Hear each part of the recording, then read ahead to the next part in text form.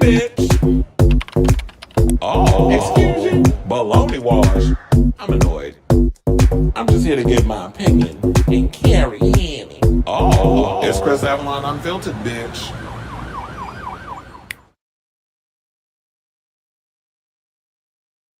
Hey, yo, welcome and happy Thursday. It's your boy, Chris Avalon, and welcome to a brand new episode of Chris Avalon Unfiltered, a show we basically talk about all things trending in pop culture and hot topics. So if that is a show for you, definitely stick around because we got a lot, and I believe a lot. When I tell you a lot, we got a lot. Tell you this real today. Including we got to talk about this Doomsday drama where Doomsday and Dune 3 and Avengers Doomsday, which have been called Doomsday, will be going head to head at the box office. And the movie theaters are saying one of y'all got to move, but it looks like that the studios are interested in kind of going head to head with each other. So we'll talk about that. Plus, we got a lot more Oscars news. We're going to talk about the ratings, and the ratings kind of dipped a bit. Plus, we got to talk about apparently Timothée Chalamet is blaming Kylie Jenner for him losing his Oscar. We also got to talk about an alleged altercation Justin Bieber had with his mentor Usher over at Beyonce's Oscars after party. We got to talk about what the latest on Buffy the Vampire Slayer. Variety, remember the other day, Deadline did an expose on what went wrong with the pilot. Variety also did their video, and also Sarah Michelle Gellar, who's been promoting Ready or Not 2 Here I Come, basically says that this is well, she has her reasons. She's saying why she hopes that the pilot episode doesn't see the light of day and doesn't want y'all reading that messy script that I actually happen to read that's been floating online from, she said don't read the script. And we also got to get into this tease surrounding Charlamagne, who is mad at y'all because y'all not going over to Netflix to go watch The Breakfast Club, whereas your bread and butter was over there at YouTube. So we gonna get into that. We got the clips and all of that. Plus, we have some news regarding Tamron Hall's talk show. Whoopi Goldberg reveals that she goes bar hopping to fulfill her sexual escapades. We got to talk about that Price is Right docu-series that came out yesterday because it was a lot. It was going on, the people using the N-word, the sexual harassment lawsuits, all of that mess. We got to talk about Miley Cyrus and her dealing with the pressures of people want her to perform at next year's Super Bowl. Brandy is going in on Shyne and distancing herself from Ray J because apparently he went over there on Big Teeth and Slow Man, the retard, what's his name? Mace, went over there on their show and was basically saying that he was intimate with Brandy, and Brandy was like, our relationship was platonic. Now, speaking of people who got their relationships confused, we also got to talk about Farrah Franklin, who was a former member of the Destiny's Children, who's going in on Terrence Howard over some stuff that he claimed that was going on with the girls of the situation, saying he was dating one of them. So we got to get into that. Plus, we got to talk about Beyonce mother, Mama Tina. We got to talk about that gumbo and the mess surrounding all that. Gumbo Gate is what we're going to call it. So there's been a lot of drama surrounding that over down at the rodeo in Texas. We're in Texas. So we're going to talk about that. Plus, we got to talk about Solange's son, Jules, who out here trying to let everybody know that he like pussy. Okay, ma'am. Dolph, we protest a little bit too much after because people still gathering him over that little situation, that little stunt that happened over there at the gay club in Atlanta. So we got to talk about that. Plus, we have to talk about a former NHL star who is hunching on Sarah Palin. He's out here blaming the fact that the New York Rangers lost the other day on the fact that we had a pride night over there at MSG. So we got to talk about that because my job is on. Well, not my job is on the line, but I got a windmill for my job, and I will be speaking for myself. I do not speak for them, but I'm gonna give my overall thoughts on the situation. Plus, we got to talk about heated rivalry season 2 casting news. We got to talk about one of the members of the Pussycat Dolls thanking Levitical Plus fans after she was snubbed for the reunion, and the fact that they lost their goddamn mind because if you see them ticket prices for how they trying to charge y'all to go see a bunch of has-been group girls in a group that nobody was really asking for, then we gonna get into that. Plus, we got to talk about Drag Race UK versus the World in that finale because Kate Butch and Fontana did an interview with Pink News, and I want to give my overall thoughts regarding that. And we got to talk about, last but certainly not least, speaking of Drag Race, we got to talk about the current American season where Kenya Pleaser is calling out all the designers who abandoned her ahead of her competing on this recent season. So we have that and a whole lot more. So before we get to this heavily loaded show, and its topics. If you could please do me a solid, hit that like button. If you are new to the channel, hit that subscribe button. And also be sure to smash the notification bell so that way you know when we go live with a brand new episode of Chris Avalon Unfiltered. Now I'm trying to like slow it down because I realize I was speed talking for the past couple of minutes, but I think it's because my brain is in overdrive. I've been running around like a chicken with his head cut off, doing so much stuff, trying to put this show together. I was literally panicking putting the show together because I'm like, wait a minute. I even had to cut some stuff down because it was too many. Like, we literally have 20 topics that we're going to be getting to. And so I had to make some executive. I said, okay, I don't think y'all going to care about the housewives and all this stuff. So we just going to have to cut some of that stuff and just stick to the more media topics. And I also know that I told you I was going to do a show yesterday, but it was dry out in these streets regarding the hot topics. But then one thing I always hate being a content creator is the fact that when one day is dry, then the next day it'd be too many topics, and then I get overwhelmed. So that's just the nature of the game. It is what it is, and we just gonna work through what we got to work through. Also, I will say this: if you guys are not getting notifications, because I've been getting complaints from people saying that I've been missing your lives and I have not been getting notifications regarding your show, you may have to unsubscribe and then resubscribe. I don't know why YouTube keeps doing that, but I've been hearing from a lot of people stating that, well, I've been missing your lives. I've been wanting to come in and chime in on the show and all this other stuff, and I haven't been getting notifications and things. I had to double check and make sure my audio was audioing. So we Gucci. All right, let me see. Let me turn the comments on because I forgot to hit that. Let's see who's in the building. My mom was going to try to get me tickets tomorrow as more seats will open up for pre-sales. Oh, I guess to my PC, the only few sections was open up, not the whole. But yeah, what are they doing? Y'all, they're a mess. Cleveland says, "Hola, Chris and company. We got a lot of tea in that dirty, rotten scandals about the child." Well, I don't know why people would be surprised that Bob Barker was a damn racist. He was a racist and he was a misogynist. I mean, it was legendary that he was going around fucking a lot of the members of them, a lot of them girls that was up there showing off them showcase showdown prices. So I don't know why everybody's surprised. I've noticed more horror influencers are participating in Ready or Not to promo, where Scream 7 had to do promo with zero help. Why is this? Oh, is it because it's radio silence? So people are trying to shade everybody, the other stuff. They're trying to shade Scream and trying to put radio silence ahead of it because of all the drama. Is that why they're doing that? Yes. Hit the like, as Devin Smith says. I watched so many paparazzi clips after your last show and found more reasons. And I'm like, oh, so now you went down a paparazzi rabbit hole. I never said that paparazzi was saints. They were some assholes. Look, I remember back in the day when they was being a little too much, especially when it came to Britney. But I don't know. It's a lot. You said Tommy Lee body slam. Oh yeah, I remember that. And child, remember the day when Bjork went and beat the shit out of that girl? Wasn't she a paparazzo too? They kept harassing her, and Bjork went and beat her ass. Oh, that was legendary. I remember that like it was yesterday. There was a clip of a black contestant trying to hug Bob Barker, and he kept moving away from them.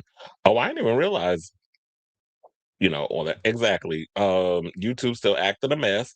Not celeb related, but the Cesar Chavez. Oh yeah, I did hear about that. But then again, I was like, that man been dead for like 100 years, and now y'all still bringing that crap up. I'm exaggerating about the 100 years, but yeah, I was hearing about the whole Cesar Chavez stuff. This is why a lot of times people cannot sit out here and idolize celebrity or people, because when you start doing deep dives and finding out who these people really are, especially like when you bring up things about Martin Luther King being a serial cheater, or things about Malcolm X and all the stuff, it just goes to show on one hand, these celebrities, yeah, y'all did great things in whatever situation, or political leaders, or whatever the case is, and then you start to notice, like, who was the other one? Was it Noam Chomsky?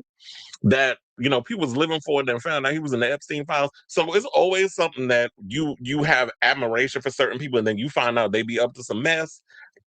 That's why I don't idolize celebrities, because it's like y'all will be left disappointed. Bjork don't play a get her. Can you imagine her back on baddies? That would be funny though. Sup, y'all? Florida is in the yes, Florida in the building. Shout out to the Floridians, all the ones that got some damn sense. But anyway, let me hit the banner and let's get into our first topic, which is let's talk about Doomsday. So I have to say I'm pretty excited over this, but I know the movie theaters aren't necessarily because now when you got Avengers Doomsday and you have Dune 3 competing for, okay, who gets IMAX, who gets Dolby, who gets this, who gets that, because everybody's going to be fighting for those $30 ticket theater situations. But I think so far, Dune is the one that's going to be getting the IMAX screenings and all other stuff, which I guess is fine. But the theaters is all upset because of this whole situation and talking about that one of y'all got to move because December 18th y'all can't have both of these movies competing at the box office, especially because they're saying this is not a Barbenheimer situation. When we watched Barbie and Oppenheimer, which I did see both of them, um, and I like them, but they're two different films and they're going for two different audiences. When you look at Dune 3 and you look at Avengers Doomsday, I'm pretty much the demographic. I mean, I'm sure there's women that want to see that as well, but for the demographic is mostly guys that they're going to be going for with this type of thing. If you love action, if you love science fiction, if you like fantasy, if you like all of those things, that's the audience that you're going for. And so I honestly think Doomsday is going to do better because, well, isn't Doom PG-13? I can't remember what the rating on that is. Because if it's rated R, it will get hurt because PG-13 you can get more people in the theater versus a rated R movie.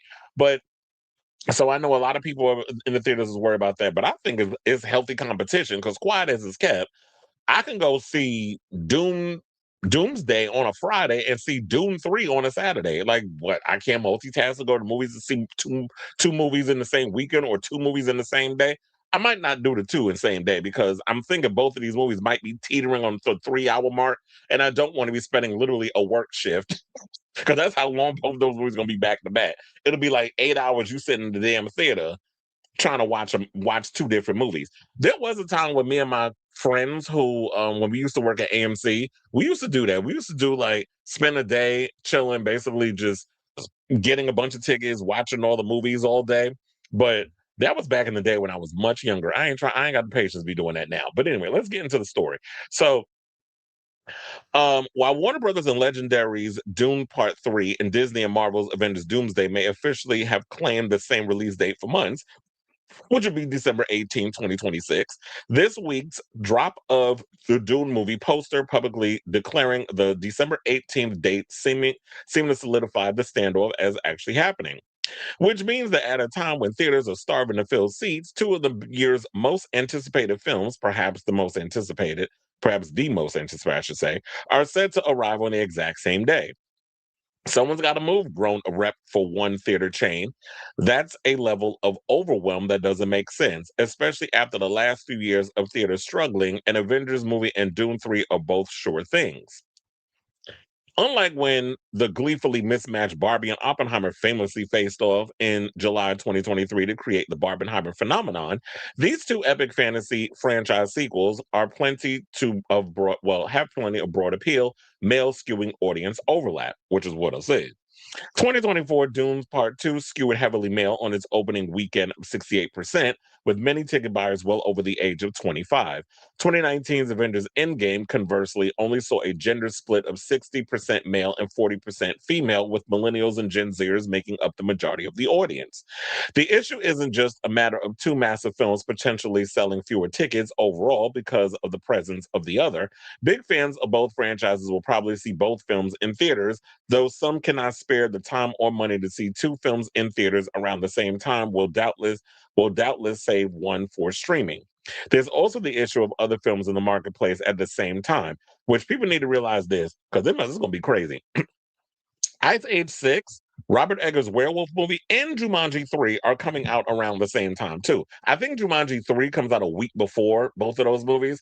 So Jumanji 3 better make its coin within that weekend because the next weekend y'all gonna be fucked, basically. So and then said it will be especially bad for specialty distributors because everybody's gonna free up every screen they have for these two movies, said the exhibitor. Now, for Dune and the Avengers, however, there is another big issue. And by big, we mean big screens. or premium large format screens, such as, like I stated earlier, IMAX. Now, Dune had secured IMAX screens for 3 weeks of exclusivity. Dune would generally be considered the bigger IMAX draw anyway, given director Denis Villeneuve's level of sci-fi spectacle and that the film was partially filmed using IMAX cameras. But still, observers worry Disney is leaving money on the table by not having IMAX screens available. Doomsday not getting the PLF is insane, notes the exhibitor. It's free money. The two films will share the spoils of the non-IMAX PLFs, however. Now, insiders say Disney and Marvel is unwavering in its decision to stick with the date. Despite Dune's IMAX exclusivity, while IMAX and premium large format screens are in high demand, there are plenty of regular screens. Barbie famously didn't get the IMAX treatment because of Christopher Nolan's Oppenheimer, yet made far more money, north of 1,400 and wait, what is it? 1,447, or is it 1 point? Apparently, I can't read. North of one, because I was like, is that a point or a comma? 1.447 billion. That's how much it made globally to Oppenheimer's tidy 975 million. IMAX accounting for more than 183 million of that. Now they said there will, I think they meant to put there will be plenty of regular auditoriums left over for both films once the rest of the premium large format screens are divided up. Or I think they meant are divvied, says another exhibit, because I'm noticing a lot of misspellings up in child. This is the Hollywood Reporter, and y'all got misspellings up in here, and y'all didn't proofread. For us, it's a win-win. We'll have see, and we'll have two huge movies. How do y'all spell two T-O? Okay, who wrote this article? Because I'm like, me reading the Hollywood Reporter is a prestigious. Well, it's not a magazine. Is it a magazine? These days, everything is online. So it's like internet, blog, whatever. I guess we can call it a blog. How y'all up in here with all these misspellings? Y'all are spelling too wrong. You spelled okay, Chris, because this is how I get when it comes to misspellings. I started to turn into the English teacher and a grammar expert. So now where was my where did I leave off? Because apparently me in here going on a damn rant over misspellings, I lost my Okay, so they basically said there will be plenty of regular auditoriums left over for both films once the rest of the premium large format screens are divvied up. For us, it's a win-win. We'll have two huge movies throughout the 2 weeks of the Christmas holiday. Now, the week before Christmas is considered a highly coveted release window, as movie going tends to be high over the holidays going into the new year. As such, it is also considered the window that can mostly easily withstand two tentpole movies going head to head. Moviegoers generally have enough free time to see more than one film. In pre-pandemic times, 6, 8, or even 10 movies in different sizes could prosper during the holidays. And here's the thing, I have a list, so I already know this is not going to bother me one way or another. I will go and see both of these movies probably that the weekend that it comes out. I'm just going to have to flip a coin and be like, okay, which movie do I want to see more than the other? So far, because I've seen the Dune trailer and I literally had an orgasm watching it because of the visuals and the spectacle and everything. Dune is at the top of my list. I have to see a Avengers Doomsday trailer. We've seen clips, we've seen little scenes or whatever the case is. That's not enough for me to want to get my butt in a seat and go see this movie the first night. So far, Dune's at the top of my list, but I need to see an official 2.5 minute trailer including Doctor Doom. Well, Robert Downey Jr. is Doctor Doom. That's the only way I'm going to be able to, oh, you know what?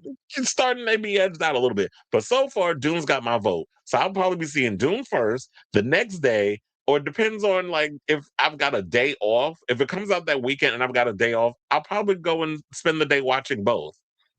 And then or what I'll do is I'll see Doom the first day. The next day I'll watch Doomsday, and then I'm good. And then if I'm at a point where, oh my God, I fell in love with the movies, I'll go and do repeat things. I don't know why movie theaters are bitching and moaning. This is what y'all wanted. Y'all been wanting to be busy for a long time.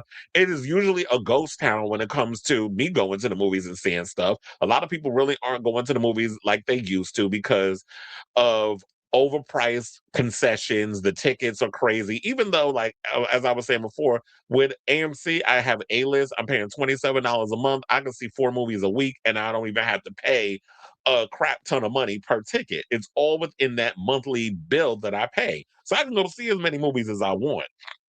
I understand it might be different for those of you who aren't like me, whereas you have a family, you got a girlfriend or a boyfriend, or you got kids, and you got all of that stuff. I know all that adds up. So I could totally see where they're coming from with that. But here's the thing: when it comes to people, one thing about people have FOMO. They don't want to miss out on a situation. If you put this out there, people will find a way to get their ass to the movie theaters to see both films. So movie theater companies, stop bitching. It is what it is. And if you're gonna complain over the fact that you guys are gonna be busy but with all these movies and stuff coming out, um, okay, we'll continue to bitch. But I don't mind what they're trying to do. Now the question remains is if they do decide to one of them decides, because right now they're playing chicken. If one of them decides to move, who moves? At first I did say that Dune should move. However, if Denis has already secured 3 weeks of IMAX, I ain't moving because how do you how do you get that back? Like if you move to a couple of weeks prior, like maybe November or something, how do you secure those IMAX screenings? What if other movies that are coming out around that time, like a Jumanji or whatever the case is, has secured IMAX screenings? You're going to screw them up. So I keep what I'm keeping. Maybe maybe Avengers moves because I understand that many more people want Avengers right now. To be honest, Disney really hasn't proven like Disney's already on thin ice. A lot of fans have been disappointed with a lot of the films and stuff that's coming out. I know that this is sort of feels like we're going in a bit of nostalgia bait, kind of like they're going in the way that they've been marketing this movie is very Scream 7-esque, which is we're pandering so much to the past fans and nostalgia and all that stuff, and hopefully the script doesn't suck. But I think since Dune has secured 3 weeks of IMAX screenings for their movie, I think Avengers needs to move because y'all don't have that. And move to maybe, I don't know, October, November, whatever little slot that y'all can put in there, y'all may have to move. But if you're not gonna move, may the best movie win. We'll see which one is able to accumulate more at the box office. I kind of think that what will probably win will be um Avengers Doomsday because Avengers Doomsday is PG-13 and like they were saying in the story before that it skewers male and female will come in and watch those movies. Whereas when you look at a Dune, I think there are some women that are relatively interested in science fiction, but men more or less dominate that genre, especially when you're looking at something like Dune, which is heavily male within its cast. The only like female characters you would see that would kind of be in that warrior situation would be Zendaya. There are women that's going to be in the film, Florence Pugh, Anna Taylor Joy, all that other stuff. But when you and Rebecca Ferguson, which I already read, she only has like one scene in the whole movie. She already spoiled that. But when you're talking about female warrior in that sense, you'll probably get a multitude of female warriors in Avengers Doomsday versus what you're getting one in Doom. So, as I said before, this is going to be interesting, and may the best big tentpole movie win that weekend. So I say all this to say, what do you guys think of this story regarding this whole Doomsday situation? They're trying to replicate a Barbenheimer situation. I do think it's a bit weird because whereas Barbenheimer were fighting for an audience of two different audiences with the type of subject matter that they were covering, Dune and Doomsday is fighting pretty much for the same audience. So let me know what you guys think of this story in the comments down below.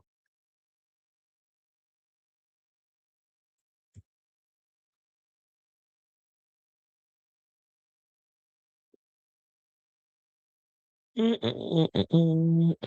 now we gotta zoom on up.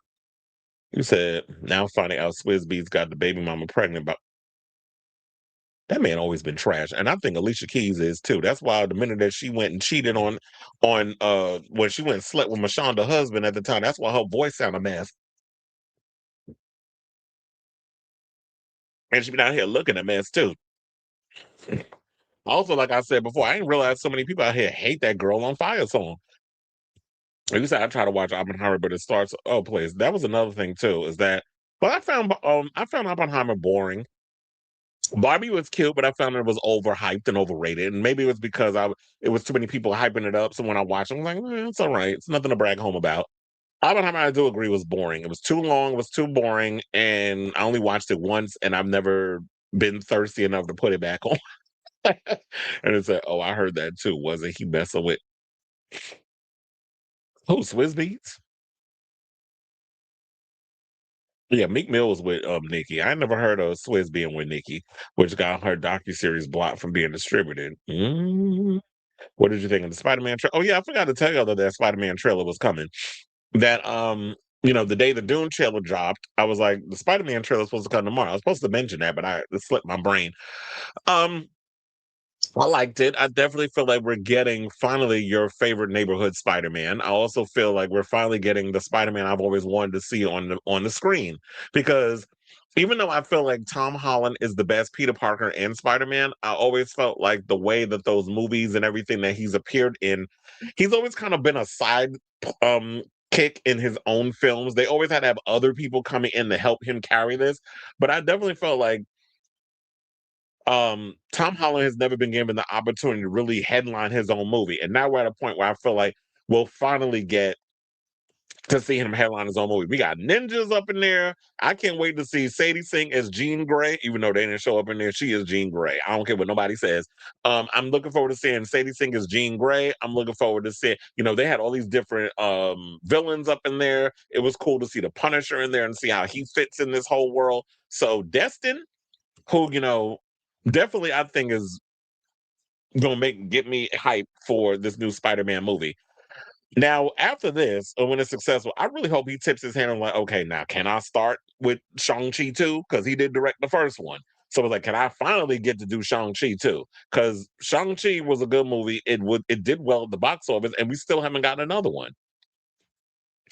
Oppenheimer was rated R when Barbie was PG-13 and an ultimate girls' night out movie. And I think it was because and Barbie was able to make over $1 billion because it was PG-13, whereas Oppenheimer did close to $1 billion.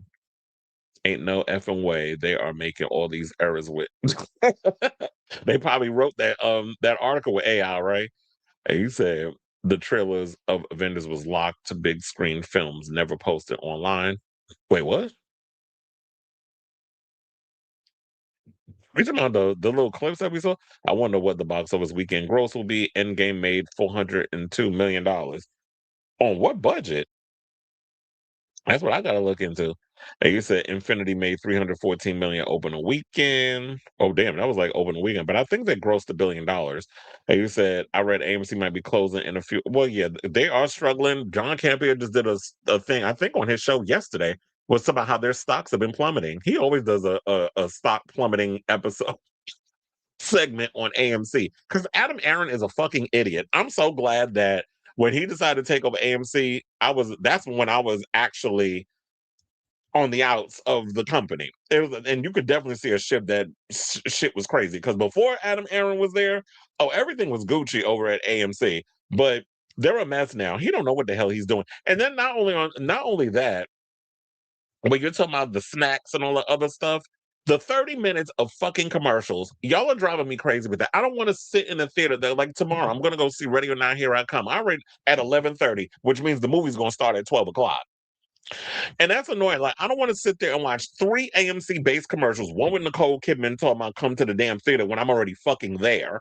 And then we got the Fast and the Furious little thing where they doing a dance-off, where it's like a cross between Fast and the Furious and what's that dance movie with um Save the Last Dance? Like it was giving that. It's like Save the Last Dance and Fast and the Furious, and then it's like these stupid AMC based like we don't want 50 million plus trailers on movies I ain't gonna remember after they done showed them.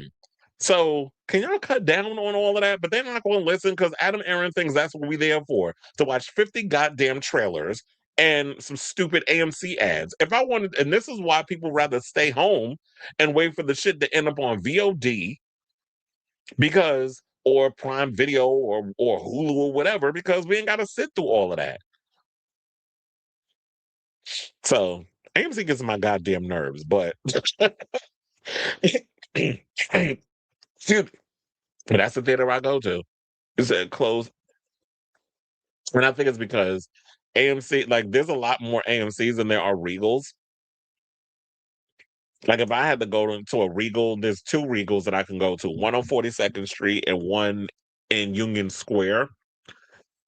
But AMC is everywhere. There's one on 40. Oh, I don't go to 42nd Street one. They could all suck the shit out my ass with a straw. I hate everybody that works there, even if well, I can't say that, but whoever's left that I used to work with that I never liked, if they still there, fuck y'all. I don't like the 42nd Street one. I go to 34th Street or I go to the no, the 42nd Street or the Lincoln Square. I'm gonna say Union Square, Lincoln Square. Lincoln Square is 60, what is it, 65th Street? Over in that area.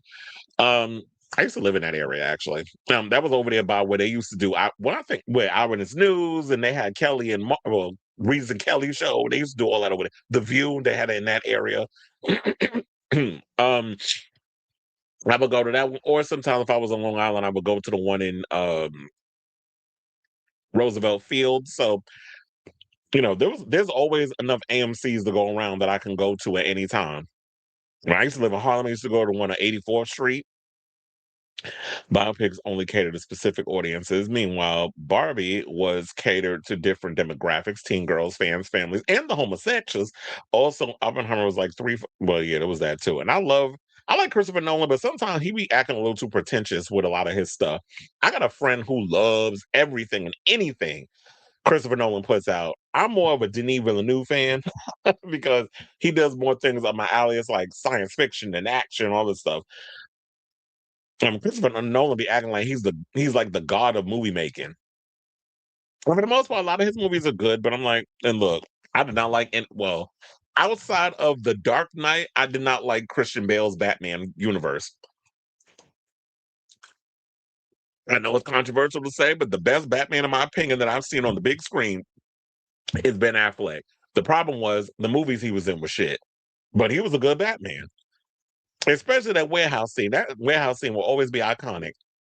I do like Robert Pattinson as Batman because the detective aspect, and that's kind of like what I've always wanted from my Batman. But if you can bring some of that Ben Affleck action that they did in Batman v Superman and bring that into this new The Batman Part 2 with the detective stuff, oh, we'd have the perfect Batman. Not fuck AMC. Well, I did kind of say fuck them too, right? Is that people don't even know a Michael Jackson biopic is happening. A lot of us said the Calcio lawsuit caused marketing to stop because it comes out April 24th. I've been hearing that they've been promoting. I mean, when I go to the movies, they show the trailer. They've been promoting it all over YouTube and this, that, and the other. But I don't know. I don't watch regular TV, so I don't even know if they're posting it there. But damn, they may need to promote it. And plus, remember, we heard that tea regarding Janet Jackson hating the biopic, but I haven't heard if she actually.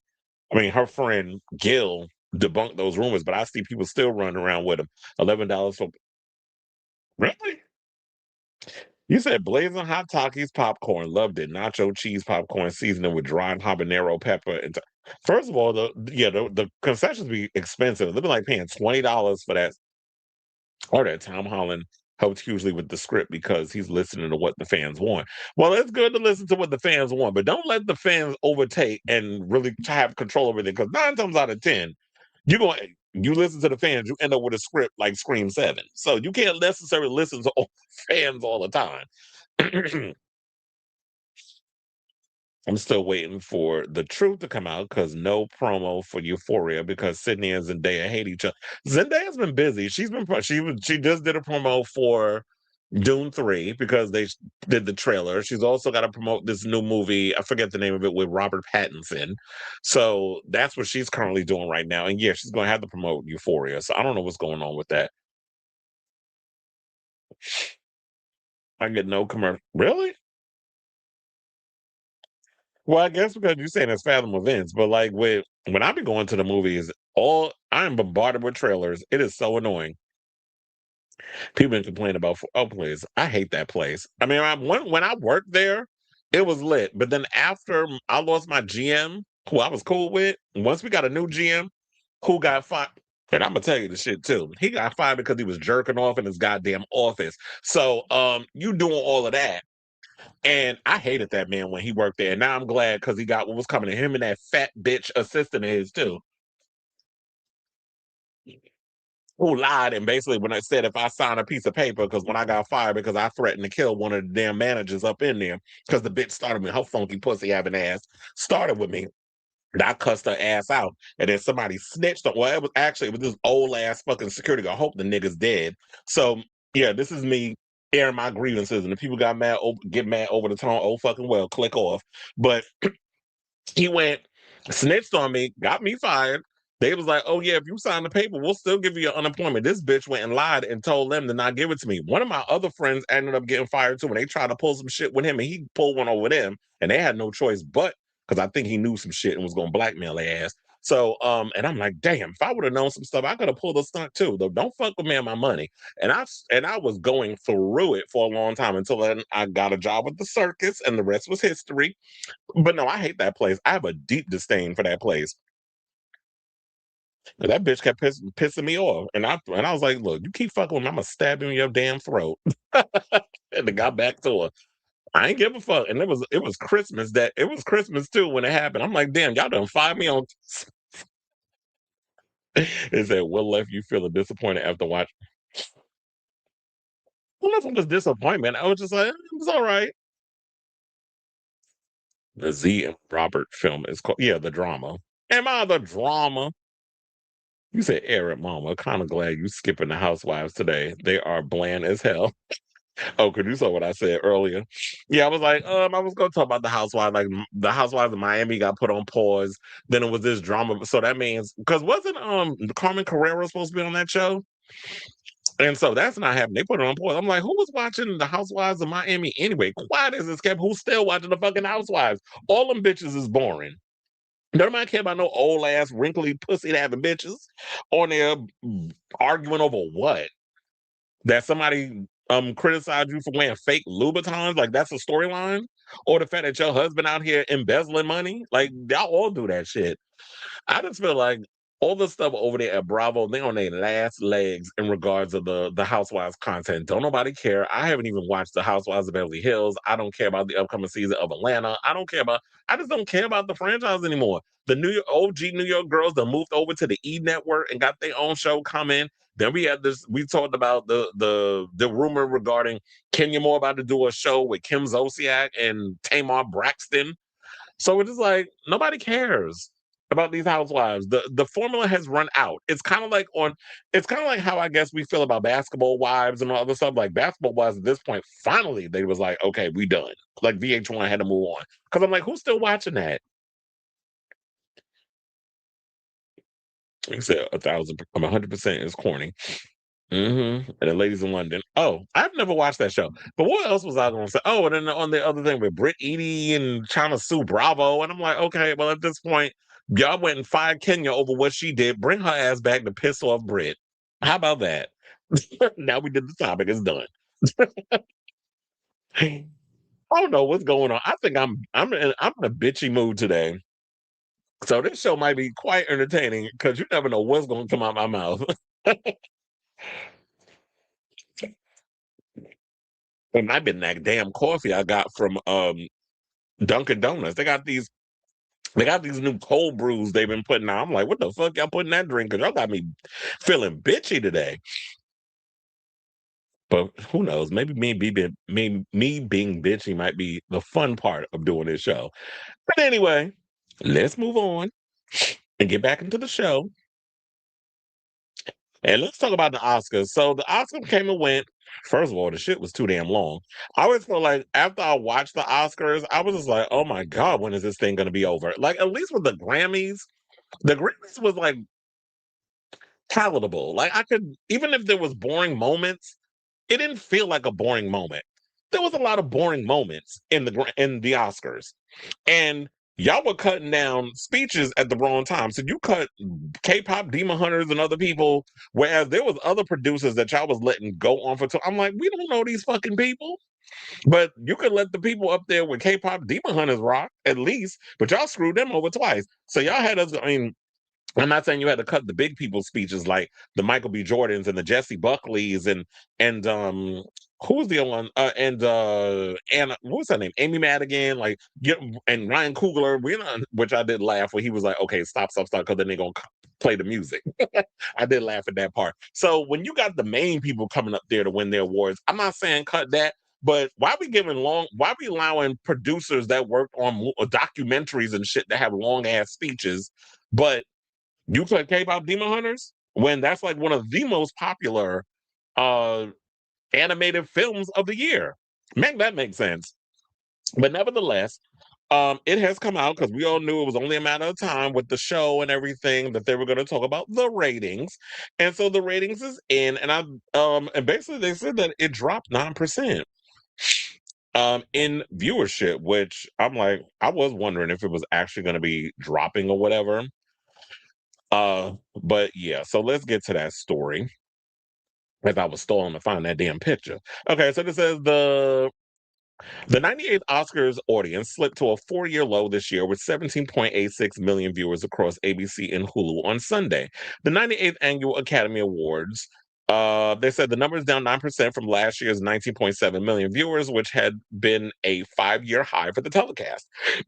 The telecast, averaged a 3.92 rating among adults 18 to 49, down from last year's 4.54, but up from 2024's 3.82 rating. Despite this year's dip, the 98th Academy Awards now rates as the number one primetime entertainment telecast of the 2025-2026 season. So it's funny that they're talking about it dipped, but it's still the number one rated thing. Because I'm like, 17.86 million, first of all, there's a lot of shows on TV that wishes they could get those damn numbers, especially in this day and age where a lot of people are watching shows on Hulu and this, that, and the other. I've also heard that people were saying that they couldn't even watch the Oscars because they don't have network television. A lot of people, such as myself, and I told y'all this, when I was literally in the middle of a live when the Oscars was airing and y'all were giving me the updates in the comments, I told y'all I was not going to be able to see it today. I was going to have to wait till the next day when it popped up on Hulu.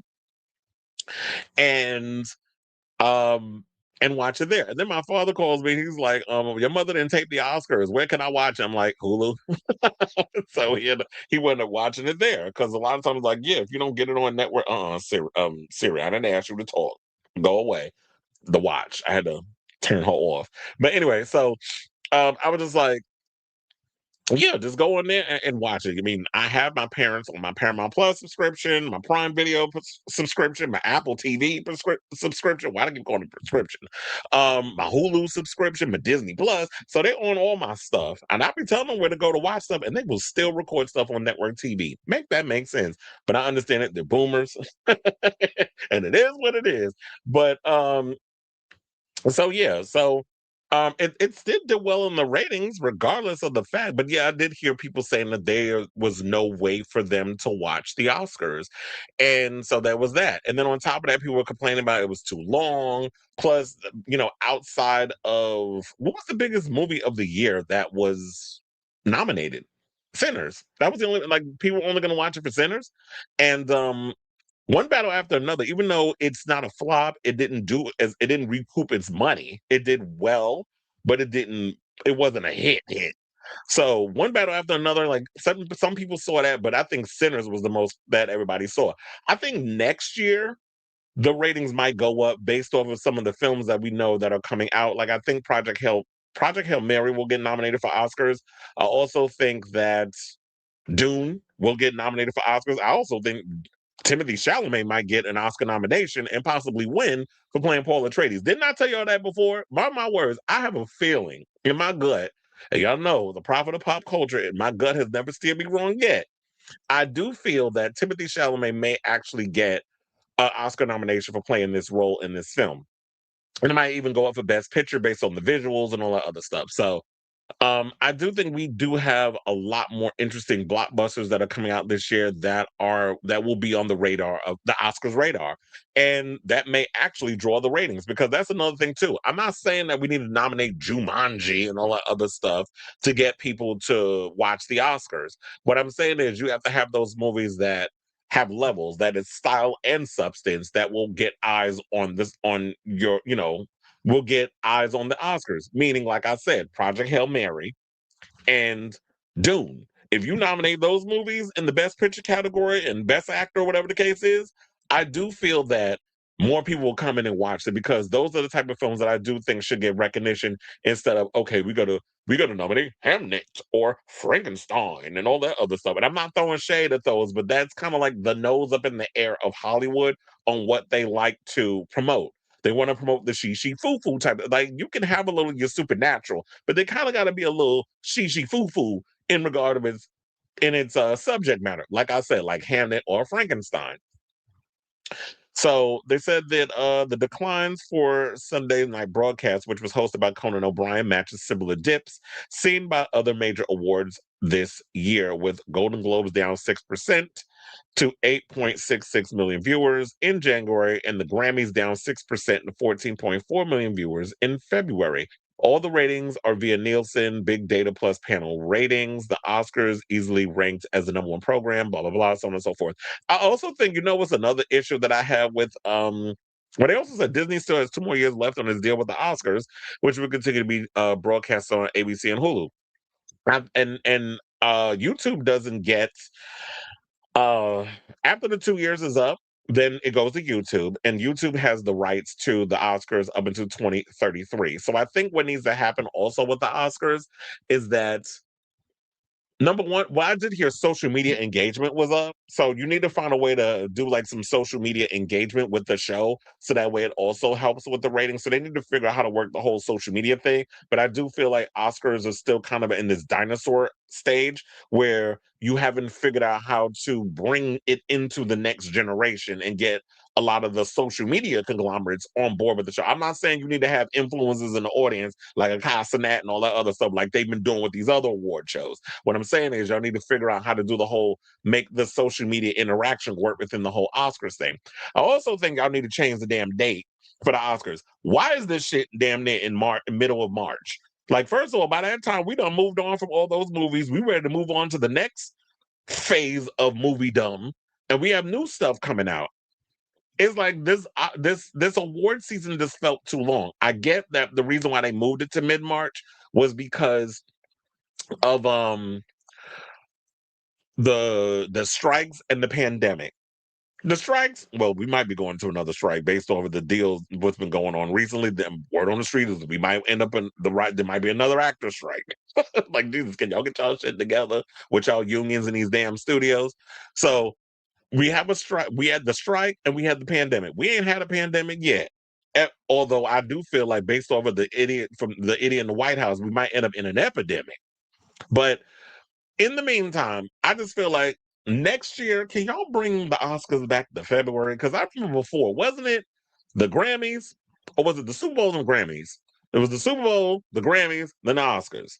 But the Oscars, I could have sworn was always in February. So if y'all could bring the Oscars back into like maybe mid to late February, that would be way better than mid March. Because by that time we tied, we moved on, we don't care about these goddamn movies no more. Like literally, I think, if I'm not mistaken, when Sinners won, it had been a year that it was out already.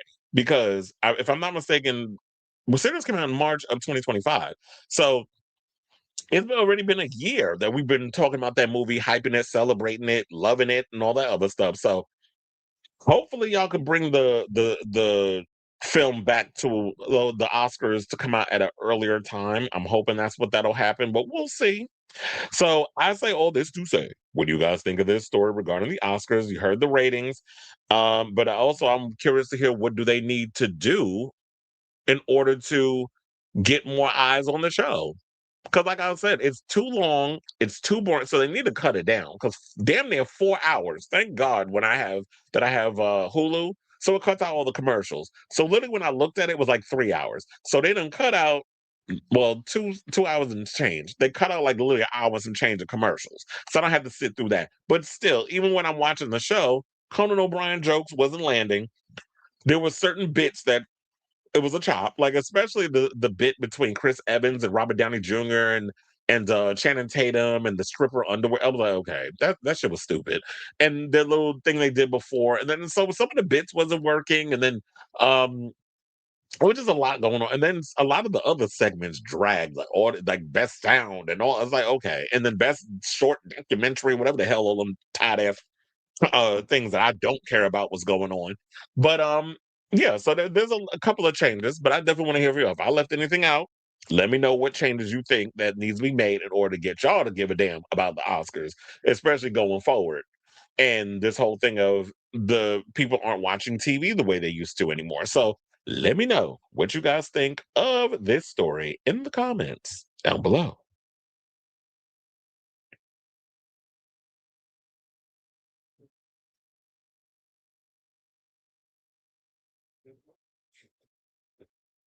Aren't you nosy? Yeah, no, I ain't got nothing to do with it. Okay, child, since you want to know, yes, yesterday. Since you want to know, but that ain't it.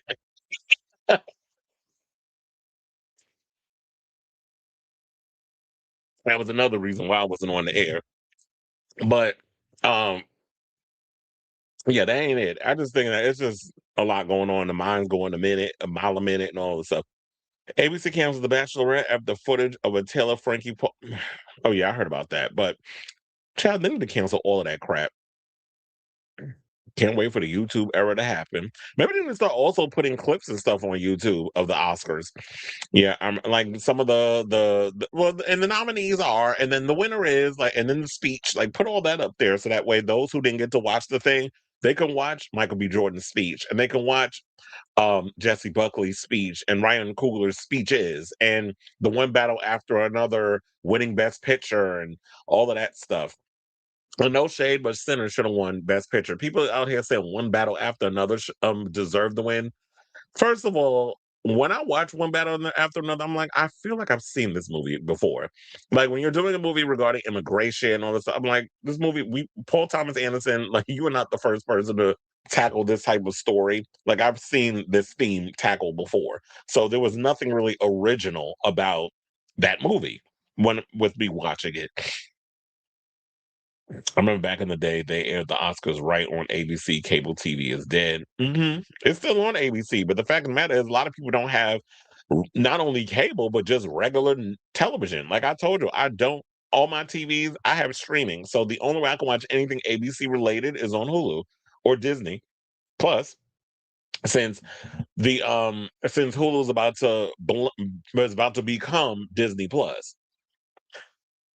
They said the jokes for the Oscars being too corny made it drag. The actors came there for a night off from work, but having to laugh at those lame jokes. Yeah, that's another thing too. And also they were playing it a little too safe up in there.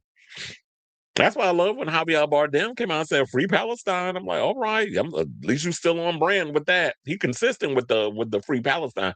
The Winter Olympics happened, and also shout out to Jennifer Welch who said "fuck ICE and Free Palestine" at the GLAAD Awards. Shout out to her. The Winter Olympics happened, and that yeah,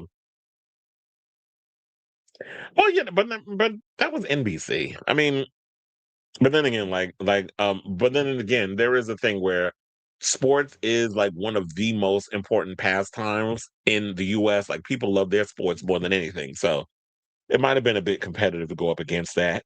Like you said, I've been meaning to ask you this. Have you listened to the new Gorillaz album? I listened to a little bit of it. I haven't listened to the whole thing. I also think I forgot the Gorillaz is actually supposed to be coming to Madison Square Garden later this year, which would be interesting. I was gonna say, oh, and Gaga's there tonight. But she starts around 8:30. So I'll find out tomorrow what time she went on. Cause I'm like, okay, now I got the nerve to talk about Madonna being late. She be late too. And you said no difference, but I do not give one toot about the Oscars. They were so rude to that one man trying to give his speech. Did they mention Epstein? No, they didn't mention any of that stuff. The Brits moved to YouTube and they shocked the Grammys didn't go to YouTube, but another TV show. They also air. Oh, you talking about the Brits, as in like their version of the Grammys. Yeah, they're on. They post on YouTube, and I try to catch it when it's on. They live stream it, but then after the live stream is gone, I'm like, I thought y'all would have left it up there for those of us who missed it. Because I remember they did the whole weekend when it came out. They aired it, they live streamed it, and then they live streamed it on a loop for like 24 hours. Actually, the Oscars were in mid-March, a good number of years back, as early as 2002. So the pandemic and strike might have caused some. It could have some fluctuation. I, I mean, quiet as it's kept, they stay giving honorary Oscars, right? So they might as well give one to, um, they might as well give one to Diane Warren. Look, not only an honorary Oscar, but a Grammy, because I think they've stiffed her on the Grammys too. My nose is itching, and I think it's because, and this is what happens when you get older. Damn nose hair start to grow and it starts to get interfering. They start to interfere. So now I'm like constantly itching. So I don't want y'all out here thinking I'm doing booger sugar. Cause I keep going out here doing one of those Marco Rubio situations. Oh, fidgety, rubbing the nose, sniffing. Cause he a fan of the white powder. A lot of them in that damn White House are a bunch of damn drug addicts, allegedly. Just watch how they act. But anyway, speaking of Oscars, let's talk about Timothée Chalamet. So y'all already know Timothée Chalamet got, browbeat all over the Oscars because of the whole ballet and opera situation. And many people have their conspiracy theories on why Timothée Chalamet didn't get the Oscar. Because I will say this, when Marty Supreme came out, he was definitely in the front running of getting the Oscar. Everybody was talking about how good he was in the role, and I've heard that he's great in the role. And one thing I will give Timothée Chalamet is he is a good actor. So Nepo baby isms aside, Timothée Chalamet puts in the work as a performer. He has worked hard to get where he is, even though he got a little help, but he's proven himself that every time he goes and takes on a part, that he is a force to be reckoned with as an actor. But with everything that was going on, I think, yeah, he was in the running in the beginning, but the issue that happened was a lot of people were kind of turned off from how he was going about promoting this whole Marty Supreme situation. Because I think what he was doing was he was trying to do sort of like the TikToky Gen Z approach to promoting this movie. So, because he knows that nobody quiet as is kept gives a good goddamn about some ping pong, but he was going to help you have y'all give a damn about ping pong because of the whole rollout and all the other stuff. So now what people are saying is that maybe the reason why he lost out on the whole situation, or he's kind of saying it allegedly, is because of who he's hunching or who he's been hunching for the past 3 years. So the Kardashian curse may not apply solely to NBA players. Now, sources say that Timothée Chalamet is pointing the finger at his famous girlfriend and their family for his latest loss. The Marty Supreme actor was nominated for a third Best Actor Oscar on Sunday. Now, according to insiders, Timothée believes that Kardashian Circus caused him the Oscar. Tensions appear to be high between him and Kylie Jenner throughout the ceremony as Timothée chased that elusive golden statuette. Timothy's girlfriend is not taking his bitterness towards her family lying down. It seems she has a different opinion from Timothy over his Oscar defeat.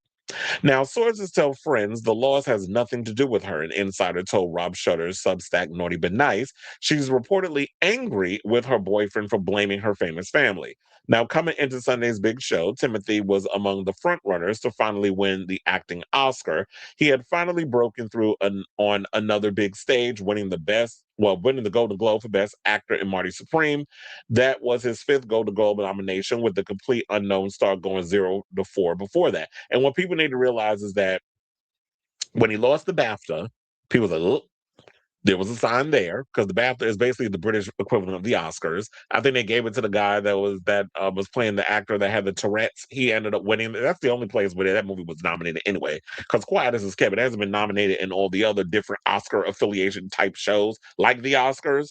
We were more American based with our films, or maybe, well, was Hamlet? Well, I think, well, Chloe Zhao directed it, but they had Irish people and stuff all up in that damn movie, like Paul Mescal and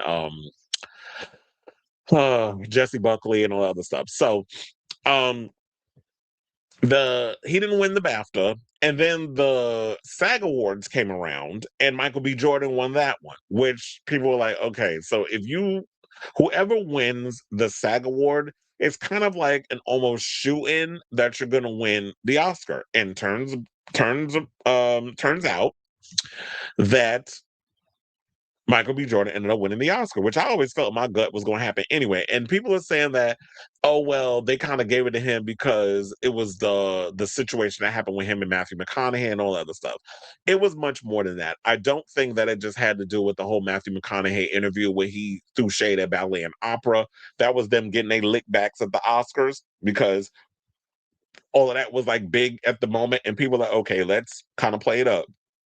This story is going around in Hollywood that Timothy is very arrogant and acts like that he is literally the LeBron James of the cinematic universe.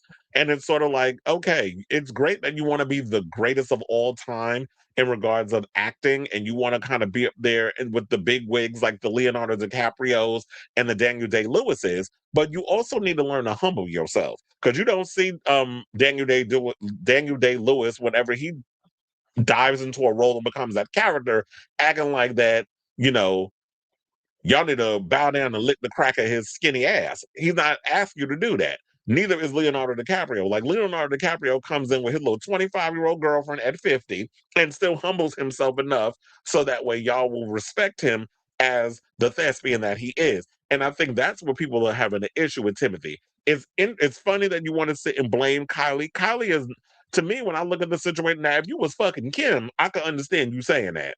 Because Kim is literally the naked chick in Life Force. Every time she comes for a man, she sucks the energy out of his body, and literally he turns to dust. So, and all these people end up mentally unstable. As Chris Humphries, Kanye, what's his name? Reggie Bush, all of them. Like they end up, we never hear from them ever again, or they need to be in an insane asylum whenever you get with them. And don't even get me started on Chloe with Lamar Odom. Can't keep herself in and out of, out of rehab, and all the other things that was going on. So the sisters have been notorious. So like every man they touch, they end up becoming crazy. But or I don't know, y'all just don't be giving a damn, or their cachet kind of goes down the toilet. So it's like we're not diminishing your talent, Timothy. I just feel like if this is true, you kind of just need to humble yourself and stop acting like that you are God's gift. I mean, you are gifted, but you're not God's gift. So now they said that for months, there have been rumors that Kylie and Timothy were on the verge of breaking up. In December, reports suggested the actor was using her name for attention. April will mark 3 years together for the couple if they make it that far. Now, sources believe Timothy was visibly upset when Michael B. Jordan won Best Actor instead of him on Sunday. Well, a lot of times y'all need to realize when they all up in there clapping, oh yeah, they all be talking shit about each other. They be mad the other person won. That's why I have to give it up to Delroy Lindo. When they announced Sean Penn was the winner, and Kieran Culkin threw that shade at Sean Penn for not showing up because he was with that damn Zionist Zelensky over in the Ukraine, I guess, in a bunker. I did cackle the fact that Delroy sat there and refused to clap. At least I'd rather be him than. But it is funny how y'all didn't go in on him, but you're winning on Tiana Taylor for jumping up and applauding the fact that Amy Madigan won for weapons. But then y'all got mad at her. So it's easy for y'all to go pick on a woman, but you had a man of a certain age in that audience that was like, oh, fuck this shit. Y'all gave it a ungrateful ass Sean Penn who hates a lot of his peers in the business, his nasty and rude, but y'all gave it to him for playing a racist who got smitten by Tiana Taylor, got her pregnant. She pretended that it was Leonardo DiCaprio's character's baby, and walking around with a goddamn erection in the beginning of the movie. That part was funny though. How she basically made him get hard in front of her and then handcuffed him. So if y'all ain't seen the movie, definitely check out one battle after another. But so yeah. So I don't know what to think of this. I just think that, or maybe I do know what to think. I pretty much said what I need to say. But for the most part, I just feel like, you know what? Timothy, you can't have it both ways. You want to be taken seriously as like this major serious actor, but then you also kind of want to play into the infamy aspect of the industry, which is like what Kylie Jenner and all of them do, which is like the internet social media fandom part where you get to play around with the paparazzi where everybody's taking your picture, but you also get to be the serious, independent thespian. So it's like you trying to play in both worlds and trying to figure out how to balance all that. And I feel like people it's backfiring. So I think at this point, what the best bet you need to do, because I don't know if you have other projects coming out that you have to go and film, but I do feel like you better lay low. for now until Dune Part 3 comes out in December. So you got like a good 6+ months where you can kind of lay low and do what you're doing and don't be in the spotlight. And people will have moved on from all of this mess and they'll forgive you and take you seriously as an actor again.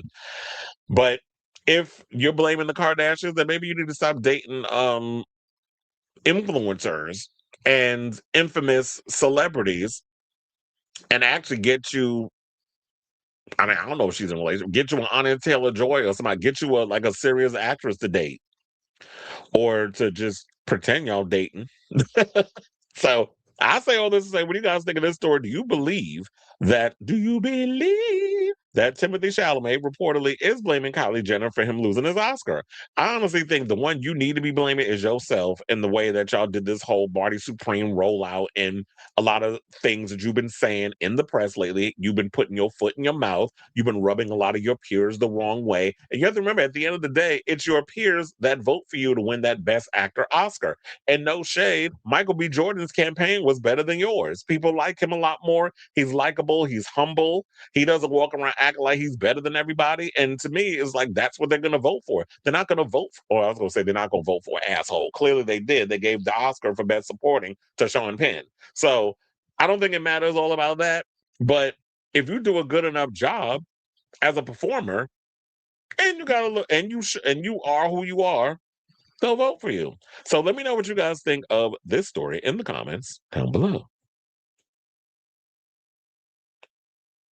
I was like, let me make sure I close all this stuff before we move on.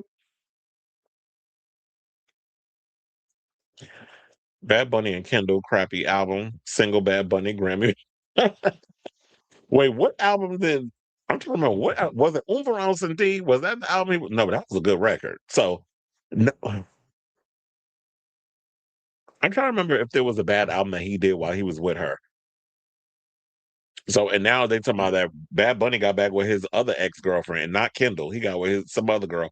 So random, but I realized the other week that my personal style and aesthetic is greatly influenced by the 2016 Instagram baddie era that King Kylie was the leader of. I was like, what style was that? Where was I? Well, I can't remember 10 years ago.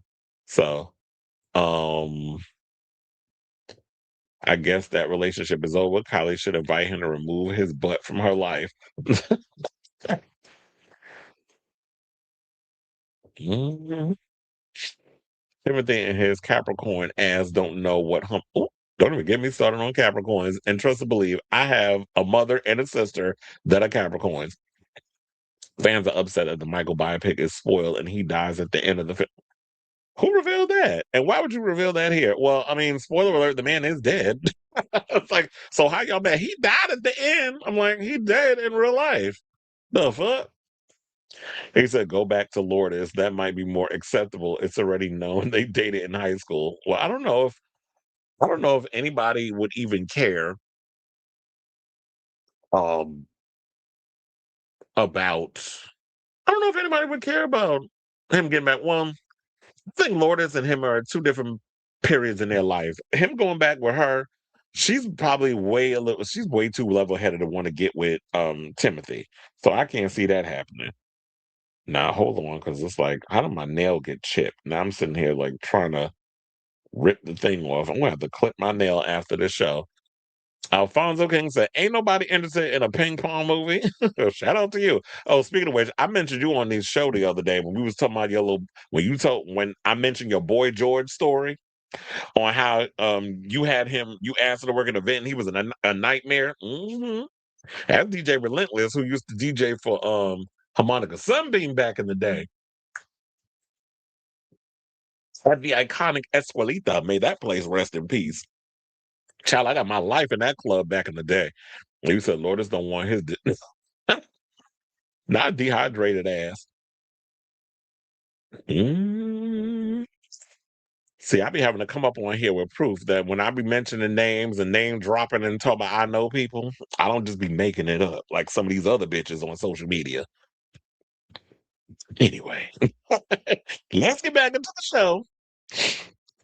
And let's talk about Usher, because apparently in the Oscars, see, this Oscar thing ain't never gonna end. Because apparently, yes, word on the street is that Usher and Justin Bieber got into it at Beyonce's post Oscars party. Now, I do find that funny because Usher, didn't you get into an altercation with Chris Brown where y'all got into a physical altercation at a party or whatever? I think it was Usher's birthday and Chris Brown was, or one of their birthdays. I can't remember. But so it says, according to the story, an evening meant to celebrate Hollywood's biggest night took an unexpected turn when Usher and Justin and the Biebs, I'll say, got into a heated confrontation at Beyonce and Jay-Z's Oscar after party on Sunday, according to sources familiar with the incident. The exchange drew attention from those present at one of the most talked about gatherings over the weekend, and accounts of what happened have been circling since. Some who witnessed or heard about the incident have described it as escalating to a physical altercation, but sources connected to Bieber have pushed back firmly on that characterization. Well, you know, when it comes down to stuff that happens, people be playing telephone, and at the end, they're gonna be like, um, Justin went and knocked all that Beijing out of Usher head, and Usher got a black eye, even though he already black, but he got a black eye. And you know, they always be making up stuff. So, child, why is my friend calling me from Thailand? Hold on a second. Bitch, I'm live. I'll call you back. No, you're not. Fine. Bye. Oh, this show was a mess. Anyway, where was I? Say, bitch, I'm live. I'll call you back. Oh, you said, okay. So, rest for Usher did not respond to a request for comment, leaving only one side of the stuff of the story publicly attributed. Well, hold on, because I missed the part. They said so. So according to the report, what had happened was, according to people close to the Biebs, Usher approached him at a party with noticeable aggression, and the two exchanged words in what was described as a tense but brief confrontation. Those same sources were clear that no physical contact took place. The encounter did not drag on, and it remains unclear precisely what the two men argued about. You think maybe they was arguing over the fact that it had to do with the diddler? Y'all think that may have anything because remember, y'all was running around in these streets claiming that Diddy diddled with Usher inappropriately. Well, not well, that too. That he diddled with Usher inappropriately back in the days when Usher was living with him when he was like what 14, and then he went and mentored Justin Bieber and may have groomed Justin Bieber. And Justin Bieber was under Diddy at one point, and Diddy may have did some things. Remember, these were the things that y'all was talking about that was going around in social media. So I do wonder because of that, that maybe they kind of there's been a estrangement in their relationship, a strain in their relationship. So it's kind of wondering that maybe that has something to do with it. I'm just speculating. I'm not saying that's what happened, but I'm trying to think back to remember when Diddy was on trial and all that stuff about the freak offs and stuff that was coming out was going down. This was what y'all was floating around in the damn blogosphere.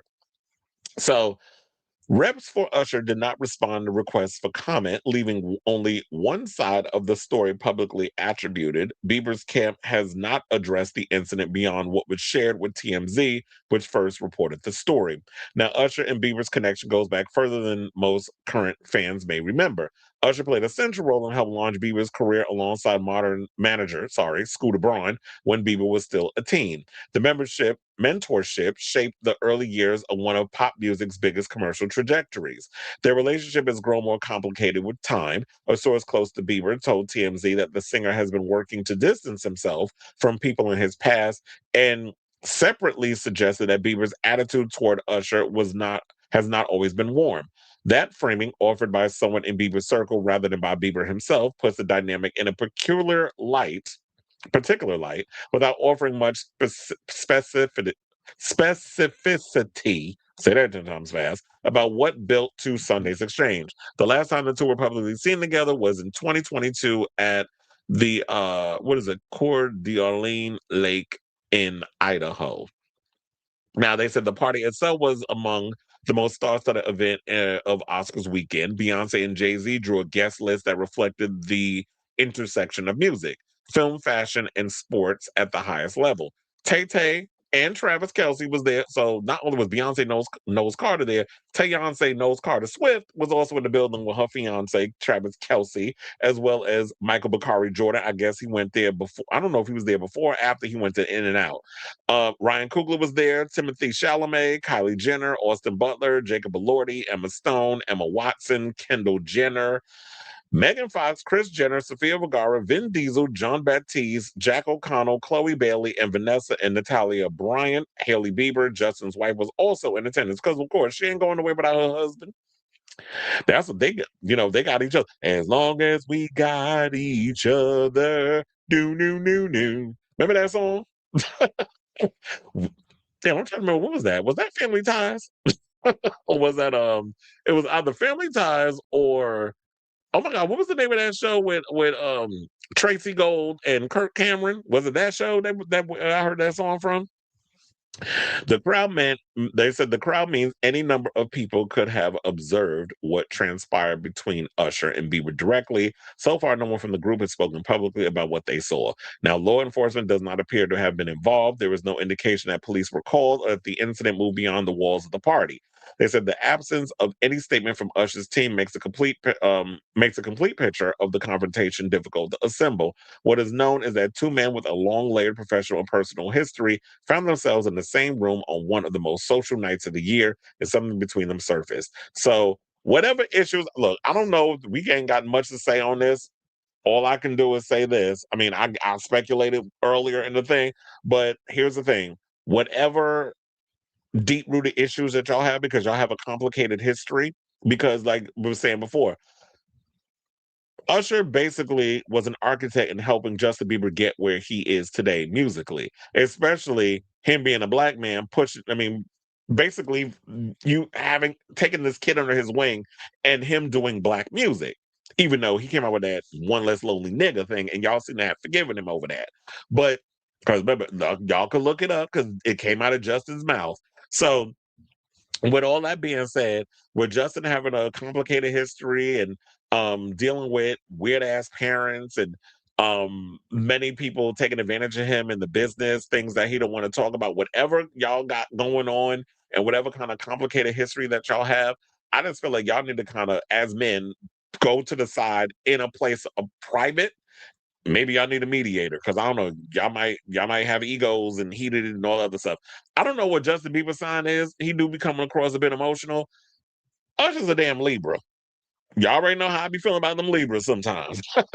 So y'all might need a mediator in the midst of whatever it is y'all got going on and trying to come to terms with y'all deep rooted history. So y'all may need to work that out. But whatever it is, I just hope as men y'all can come together, work it out, and when y'all so that way in the future, when y'all are in the room together, it's not gonna be no on-site type situation where it's like you out here trying to, I was gonna say, try to fight a little boy. But at this point, Justin grown, Usher, you grown. You like what, 40, damn near 48 at this point. You can't be getting no little boy, even though Justin Bieber is way older. He's like what, 30 something. So he ain't a little boy, even though he still look like one. But you can't be out here, getting in beefs with people and fighting at your big age. So I say all that to say, what do you guys think of this story regarding the Biebs and Er allegedly having a quarrel? I'm gonna say lovers quarrel, but a quarrel at the Oscar after party hosted by Bay and Jay. Whatever your thoughts are, let me know in the comments down below.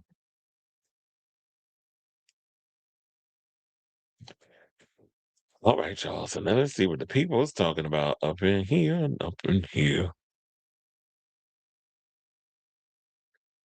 No, you not Chris Avalon. I'm a Capricorn, been December 20. Yeah, I'm throwing shade at Capricorns. I was like, my mother's a Capricorn, my sister's a Capricorn. I'm a Virgo, so y'all already know how that works.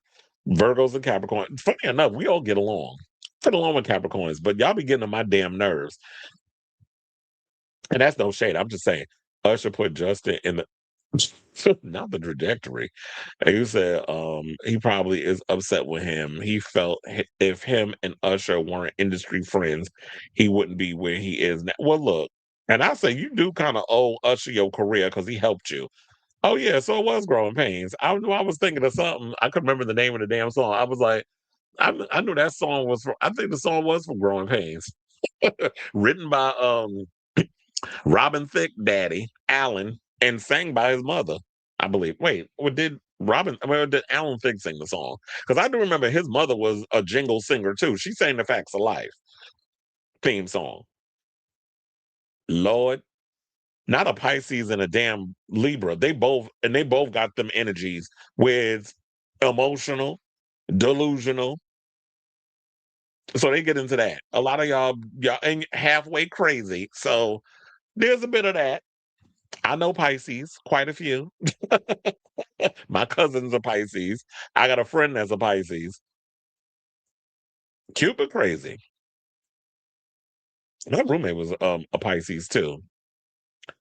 And I used to call him Norman Desmond because he was so damn dramatic. But anyway. I got a name for everybody when y'all be getting on my damn nerves. But I think actually I look at that as a term of endearment when I be saying it. But anyway, let's move on with the rest of the show. And let's talk about SMG and this whole Buffy situation. So Sarah Michelle Gellar is still on this promotional tour of yapping about, well, she's promoting Ready or Not 2, Here I Come, which I believe comes out today. It's probably out right now because it's Thursday. So they're probably showing the movie already in theaters. They usually drop around 7 o'clock or whatever on a Thursday or whatever. And um Little Miss Buffy is talking about, because the thing got pulled. We're not going to see the pilot. They're not moving forward with this version of the show. I do believe down the road we will see a Buffy resurgence in some shape or form. But she recently did an interview with Page Six, I believe Page Six Radio, and she opened up about why she hopes that this pilot doesn't see the light of day. And she says because it wasn't finished and everybody would have an opinion. But yeah, I read the script, and I think regardless of the script and everything, we all have an opinion, and that script was trash. We'll get into that in a second. So, but let me get into the story. So, the Ready or Not to Here I Come star opened up about the Cancel Project and how it took her by surprise during a chat with Page Six Radio co-hosts Evan Reel and Danny Murphy on Wednesday. She says, "I hope it doesn't. I actually hope it doesn't." Gellar 48 said of the Buffy the Vampire Slayer new Sunnydale pilot getting leaked, because then everyone would have an opinion on this and that, and pilots are not finished. It wasn't done. Now, first of all, yes, because a pilot is basically an indicator of this is the tone, this is the overall direction that we want the show to go into. But um and then the network or whatever says yay or nay. But there was a lot of stuff that was coming out where Hulu wasn't really happy. And I have the article because while Deadline did their version of finding out the tea behind the scenes and speaking with sources and all other stuff, people who worked on the show, worked behind the scenes at Hulu, whatever the case is, Variety also has their version. And so we're going, while we did the Deadline one the other day, we're going to go through the Variety story after I get through what SMG had to say about Little Miss Buffy, or the lack thereof, Buffy being in the pilot. Because that was another bitch that people had to complain about. You literally had Buffy showing up in the last page of the damn pilot, and she appears literally 30 seconds like as the show is about to end. And my thing is this: if you're gonna do a Buffy show where you're calling it Buffy New Sunnydale, you can't have Buffy as a bona fide cameo and then you trying to shove these new group of kids down our throat. Because I feel like when you're doing a show that is based around Buffy per se, we're in an era of, well, I feel like with millennials and some Gen X, we're at a point where it's about nostalgia. We're in this nostalgia vibe as of late. Why do you think like when they lean heavily on nostalgia with Scream 7, even though the script was a hot mess, the movie is like one of the highest grossing films of the franchise because they leaned heavily into the nostalgia. Yes, story took a back seat, and some interesting plot points took a back seat over the fact that y'all played at the nostalgia with Sydney and everything else. But for the most part, if you're going to do a show called Buffy New Sunnydale, you need to have a little more Buffy in the script. So, and then all of a sudden, then they also said she used the alias name Ann. I'm like, wait, first of all, her name is Buffy Ann Summers. I'm like, is it considered an alias? Because remember, they had an episode called Ann where she got kicked out of her mother's house because she was busy trying to save the world. That was in season 4, right? when the finale of the high school, or was that season 3? It was like the big finale with the school and the mayor and all the other stuff, and then Buffy had to go figure out how to live on her own, so she became a maid. Well, not a maid, a waitress. She became a waitress. Called herself Anne, which was her middle name, so she was going by that because she didn't want people to know she was Buffy. And then something drew her to come back to Sunnydale and all the other stuff, and get her life and come back to the calling of her being a Slayer. So they were kind of having her going by Anne again while she was living in New York, which I didn't like that.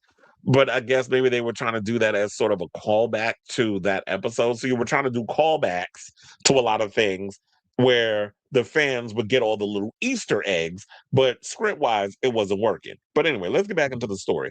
So Gellar went on to explain that she and Chloe Zhao, who were signed on as director and until the revival was scrapped, made a pilot for the Buffy reboot on purpose because there were some new characters and they wanted to see how it goes. She says there are things you learn from it and there are things you fix. Usually a pilot doesn't air in its entirety ever, so you use that information as a learning tool. What I don't understand is why didn't they just work out the script, send the script into the studio, and have them work out all of that before they started spending all this money? Because word on the street is they spent $12 million on this damn pilot. And my thing is, if y'all spending that much money on a pilot, that's crazy. Especially if y'all keep giving notes and you want them to reshoot things, rework scripts. Like and then you're not sure if you're gonna have this thing go through. You can't keep spending and wasting that money on a project if everything is not, airtight. She also said that she also revealed that the original Buffy pilot, which went on to run for 7 seasons from 97 to 2003, had nothing to do with the show. It ultimately turned into. She said it was a different Willow. Oh, I do remember that Allison Hannigan was not the original Willow because they had another girl in the pilot, and then they brought in Allison Hannigan afterwards. So, and then they said it was a very different show, but those are learning tools, and that's what a pilot is.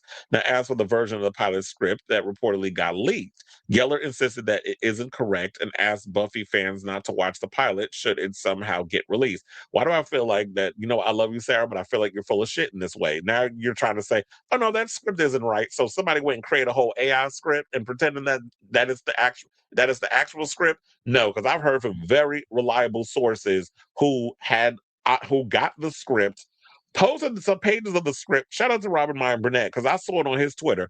And other people got a hold of the script, posted pages of the script on Twitter, and I read it.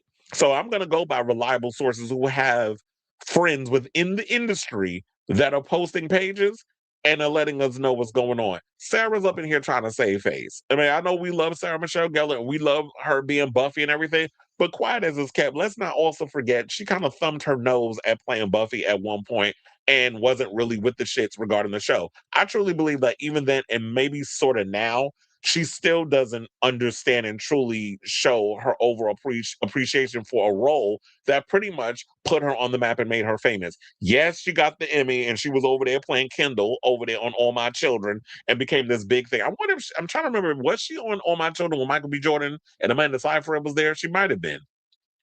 But also, I just feel like, yeah, now years later, you're living for this situation. But I feel is this: if we're gonna do Buffy or whatever, you can't come back as a cameo. You have to find a way to come back.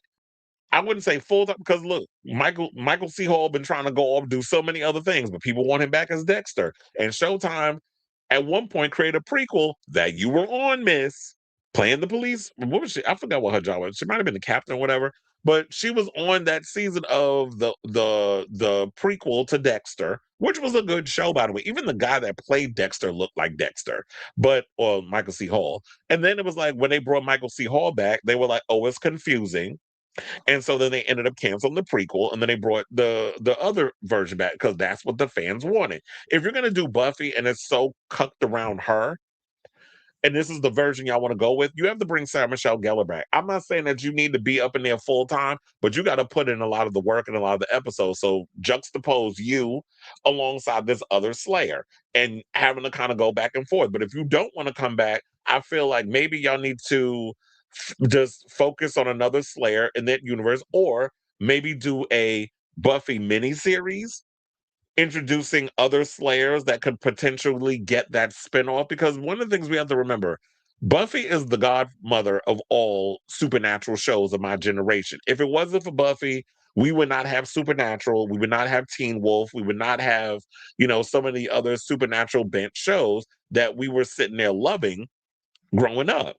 Vampire Diaries and all those shows, because Buffy was the one that kind of put a lot of those shows in the map. I mean, I think more or less Vampire Diaries came from the popularity of Twilight, but still, you know what I mean. It was big on the CW and all that other stuff.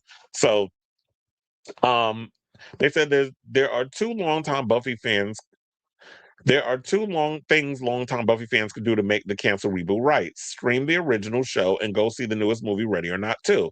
That's what you could do right now. That's all we can do right now. So she basically wants y'all to go out and show that if you make Ready or Not to a hit, because it is a going up against Project Hail Mary. I don't know how well that's going to do, because quiet as it's kept, as good of an actor Ryan Gosling is, Ryan Gosling has not been able to open up a movie on his own.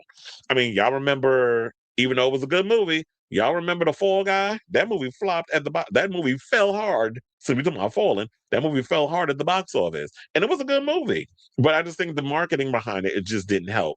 But we'll see how well Project Hail Mary does this weekend, because it's coming out around the same time as this movie. And I already got my ticket. I'm gonna go see Ready or Not 2 tomorrow before I go to work and work this Gaga concert. So I am gonna go see the movie. Um, and I do think that people need to go to Hulu and stream the original series. There was a story I was going to bring, and I totally forgot to bring it up. That Nicholas Brendan got himself into some damn trouble recently at, I think, at the airport or whatever the case was. I'd read up on that. So if y'all expecting Xander to come back, his problematic ass, because he can't keep his personal life together, that's not happening. But if we can get Willow and all these other people to come back, I think that'd be awesome. As far as like Faith, I don't see Faith coming back because Eliza Dushku retired from Hollywood because y'all done did her wrong. A lot of you nasty ass men behind the scenes. So she's not coming back because Michael Weatherly couldn't keep his hands to himself. And then remember, she got SA'd when she was filming uh True Lies from a stunt coordinator. She posted that out. She put that out there. I think I'm trying to remember if it was in a book or she mentioned it in something. But I do remember Eliza Dushku so much. She's been assaulted in Hollywood quite a few times by men. So we want this series and all that other stuff. But speaking of the series, so I don't spend too much time on it because I probably will give a little bit more of my thoughts regarding the situation. There's more to add to the story. So Variety ended up doing a story surrounding what may have transpired also behind the scenes regarding the whole Buffy drama, where Hulu's not moving forward with Buffy the Vampire Slayer New Sunnydale. So they said the show was called Buffy the Vampire Slayer is barely in it. Rather than revolving around Sarah Michelle Gellar's Buffy, the shooting draft for the show's pilot episode, written by sisters Nora and Lila Zuckerman, and obtained by Variety, introduces an entirely new set of characters and crucially a new Slayer, a 16-year-old high schooler named Nova. I've also heard like when they showed the casting that Nova's actually not Ryan Kira Armstrong's name in the show. I forget what her name was, but I think it begins with an R. And they said in the Zuckerman's original draft of the pilot, Buffy appears only at the end in a tag.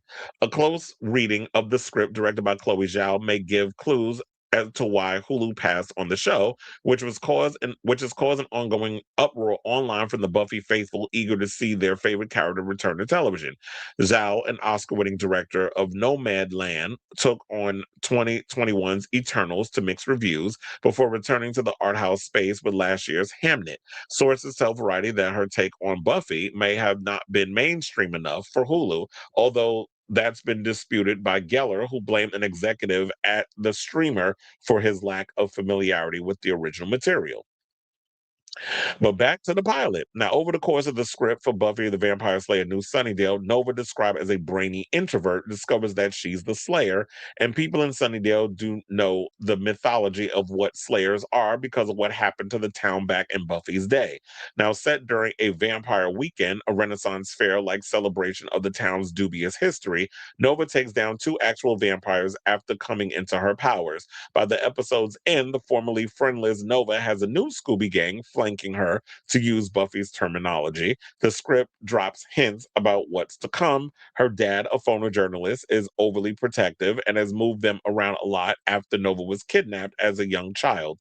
And all the vampires that Buffy buried in the show's 2003 series finale when the Hellmouth collapsed in on itself. Taking Sunnydale down with it had been awakened. Nova would have her work cut out for her. Now, here's the thing, with them explaining all of that, this actually doesn't sound half bad. I like the idea of an overprotective father moving his daughter around because it's like a flip side. Buffy did not really have her father in her life. Her father was kind of like off living somewhere else. It was just her and her mother. What was her mother's name? Joyce? It was just her and her mother living together, and she was a single mother taking care of Buffy, working as working at an art dealership and all of that other stuff. And Buffy was more or less the extrovert, whereas Nova is the introvert. So I actually like the idea they flipped it over a little bit, and this girl who's sort of like to herself and introverts or whatever the case is, well, once she comes into her powers as a teenager, then she's able to, now she's got to kind of be an introvert extrovert. So I kind of like that idea of them working that. Plus the Scooby Gang, her new set of Scooby Gang friends. But I'm hearing that the Scooby Gang wasn't written well, and there was the lack of chemistry on this stuff. But that could all be worked out. I definitely feel like they should still work on the idea of Ryan Kira Armstrong being a part of it and all this, so that they can still come back to it and work it out. But who knows? By the time they come to fruition and want to work on this show again, she might be a little too old to play the part. So um I don't know where they plan on going with this. But then they also went on to say this: Buffy has one line in the original script. After the conclusion of the Sunnydale story, the action moves to a beautiful autumn day in New York City, where a woman in a pantsuit walks into the office building for a multinational insurance company. She looks smart, professional, happy to be one of the many in a field of cubicles, reads the stage directions, and her nameplate says Ann Summers. When one of her colleagues chides her, saying she wouldn't want to be late to the morning meeting, Buffy says, "Nope, wouldn't want that." Buffy fans can imagine Gellar delivering of the delivery of that line. Buffy happily is an anonymous drone in a cubicle, but living a normal person's life, given how conflicted she was about being the chosen one on Buffy the Vampire Slayer and bearing the burdens of, as the show puts it, saving the world a lot, which was on her tombstone. Remember that? Now, this life choice makes a certain kind of sense, but Buffy's piece wouldn't have lasted for long because on her work computer, as she's in her morning meeting, her email box starts being flooded with insurance claims from Sunnydale, California. Now, on paper, there's never been more of a slam dunk than Buffy the Vampire Slayer, New Sunnydale. Hulu was reviving Buffy the Vampire Slayer, blah, blah, blah, so on and so forth. So now it's going into the whole situation, what went on behind the scenes, and her delivering the update of whatever happens. So the pilot definitely feels like there's some potential there. They could work on that. They may have to just up the action a little bit, tighten the chemistry with the characters, find some people that know how to deliver really interesting dialogue.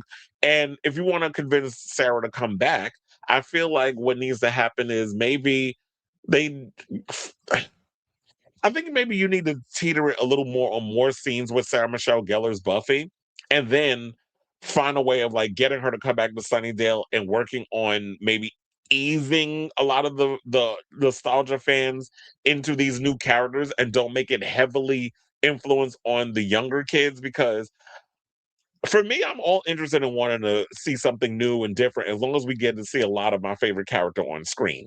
A lot of people aren't interested in opening up their hearts and their minds to something new. So you might have to ease them in there a little bit. So heavily on the Buffy, and if she don't want to do a lot of the action, girl, you have stunt doubles. Like let them do all the heavy lifting, and you just do like your punches with the close-ups and the kicks. Like if you need to do certain close-up shots, but we need your stunt doubles to match your actual physical features. Because far too long, we could always tell when your stunt double stepped in to do all the stuff because your stunt double had a big ass than you. That's how I always knew that it wasn't Sarah Michelle Gellar on screen. Her stunt double had booty, and Sarah's a little skinny. So there was no, she ain't got curves. You can't have a curvy stunt double and you basically Ozempic then, if that makes sense. So yeah, that's the latest on this whole thing. I do feel like if, yeah, moving forward, what may have to happen is that Work it out to me. I know she doesn't want to be heavily into the show, but sis, their seasons are short. They're probably doing 8 to 10 episodes with Hulu. It's not like we're asking you to do 22 episodes. Those days are over in regards of shows, unless it's on a regular network. But CW is trash now, so they're not gonna do it there. If you're gonna be on Hulu, it's 8 to 10 episodes. Maybe they'll push for 12. But they only need 2 months of your time. The action, all the stuff, you can have your stunt doubles, whatever, step in. If you're gonna come into this, you can't come in. Ain't no half stepping. You have to either be all in or just don't come back.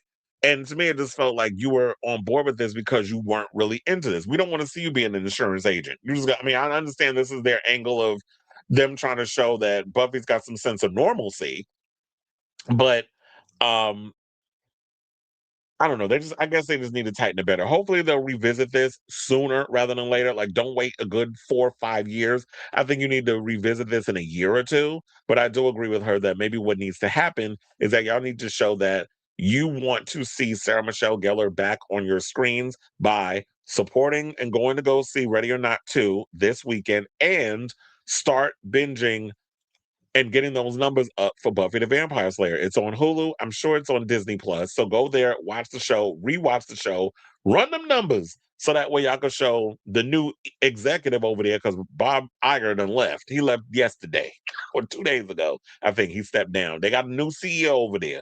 So and show them people over there at Disney and Hulu that y'all want Buffy back on y'all screens. So I say all this to say, what do you guys think of this story? The latest on what Sarah Michelle Gellar had to say, and what Variety's latest expose on what had transpired behind the scenes of Buffy the Vampire Slayer. And also, have you checked out the script that everybody out here is calling AI, which is not damn AI? Everything ain't fake out here in these streets. Sometimes, but I know it's hard though to determine what is and what isn't real out here on Beyonce and Blue Ivy's internet. So let me know what you guys think of this story in the comments down below.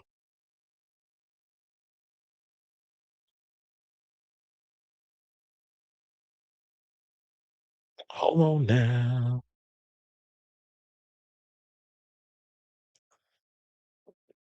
I've heard Justin Bieber and Chris Brown might do a stadium tour. Child. Well, we'll see. I mean, we know Chris Brown will commit to the tour, but Justin Bieber, he's a little flaky. I still don't even think Coachella's gonna happen with him. I got my tickets for Saturday. All right. You know how much that's gonna cost for her to fund that? It's funny how David just called me on the phone and I said, bitch, I'm live and now here you are in the comments. Well, thank you for the $2. Ew. They already ruined Charm. Oh, well, yeah, I agree with that. They done messed up Charm. But look, the difference is that we at least got one of the characters back from the original series. He said it was also her sister. He said, yeah, I hate when it's a group of friends and they're nothing and there's no chemistry. Yeah, I agree with that. It was like, yeah, that's what I was hearing. It was like the chemistry really wasn't working. Netflix, HBO Max, and Apple TV are interested in Buffy new Sunnydale, so the controversy. Where are they? Well, look, if they could, I would love to see it on Netflix or I would love to see it on HBO Max. The problem is Disney owns the rights. So if they actually go over there and try to find a way to um help get the show made and they'll throw however money. HBO Max, I actually would like to see it on there because here's the thing with HBO Max, they're all about quality with their programs, and so far they haven't steered me wrong yet with the programming over there. Um, Apple TV also, Apple TV, look, quiet as it's kept, Apple TV could use a hit over there on that channel. They got a lot of good quality shows. I mean, Monarch, Legacy of Monsters, that season's out. So check that out. It's like with King Kong and Godzilla and all that stuff. So y'all should be watching that show with Curtin Wyatt Russell's on there. And Netflix, even though it irritates me that they drop all the episodes at once, like they do with One Piece and all these other shows, I would actually like to see it on there. So if they're out here trying to get their hands on Buffy, I ain't mad. Today's network, a lot of them like controversy.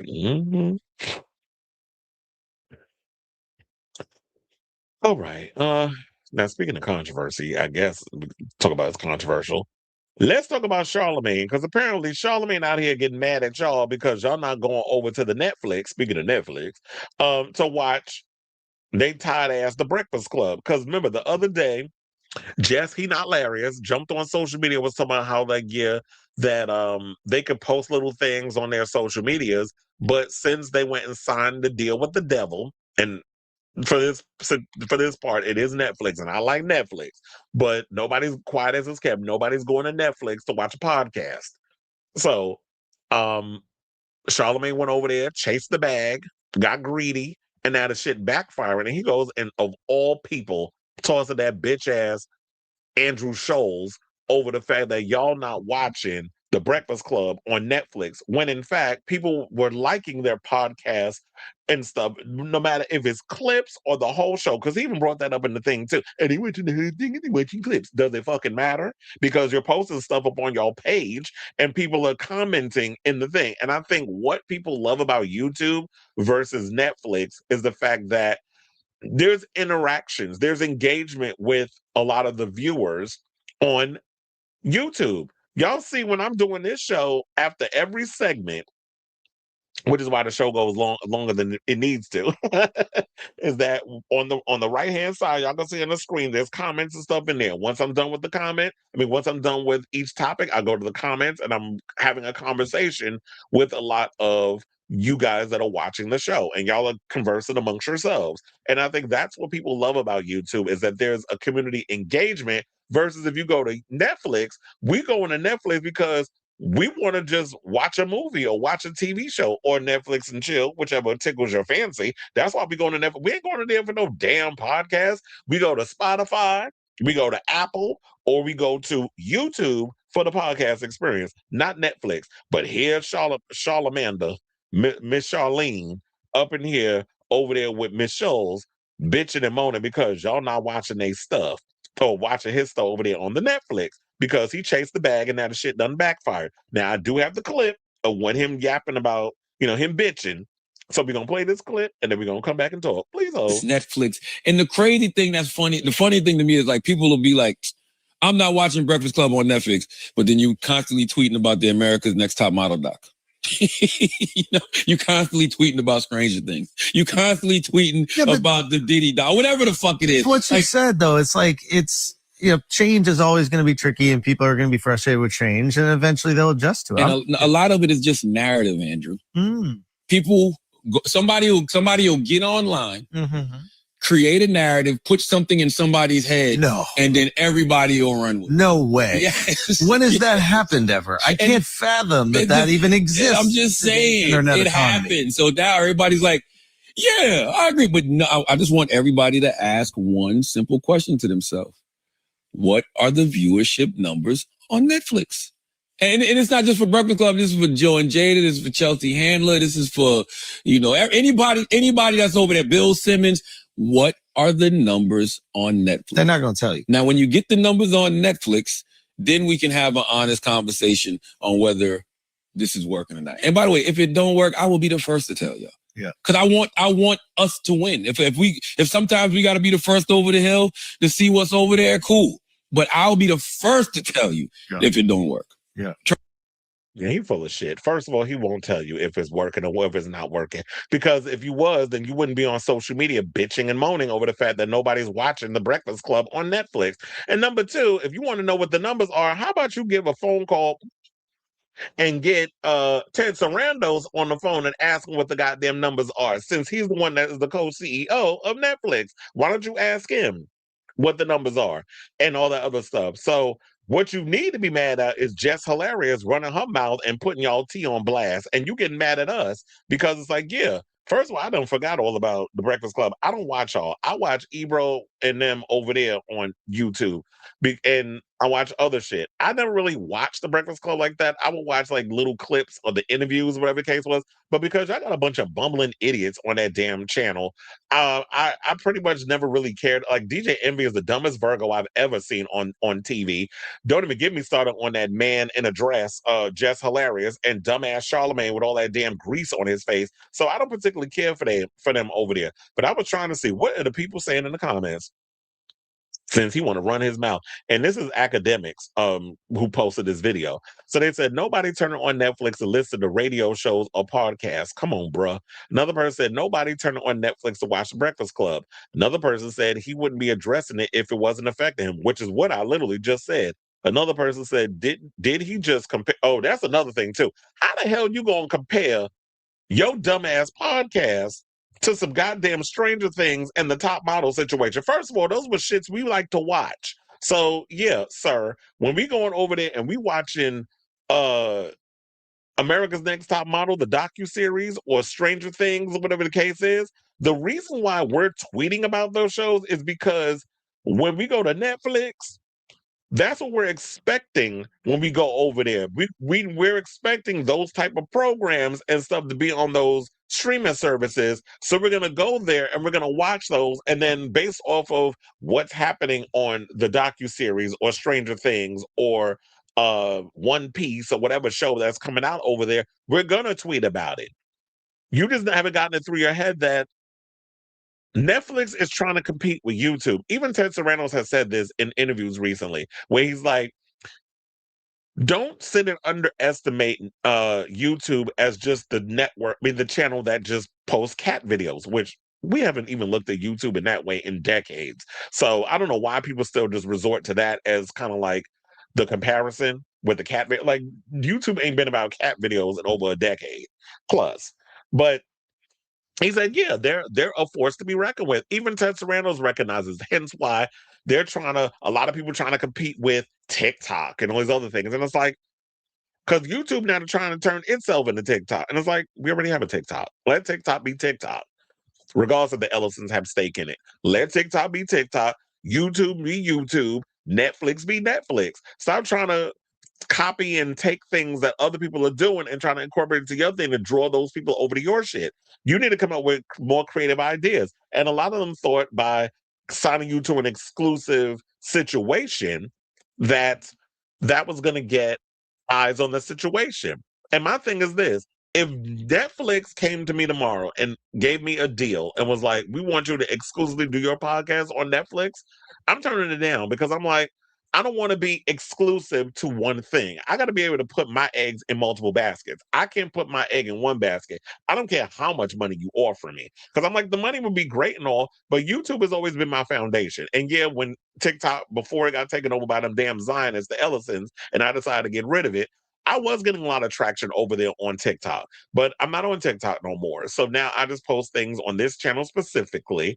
And if you want to see certain clips of certain topics that I deem that I want to get more engagement, I'll post it to my Instagram and I'll post it to my Facebook, and that's it. Those are the only 3 places you can go to get my content. But for the most part, if you want the long form videos, you have to come over here to YouTube. And my thing is this is a deal you made, and these are the repercussions of that deal. Nobody is going to Netflix to watch a goddamn Breakfast Club.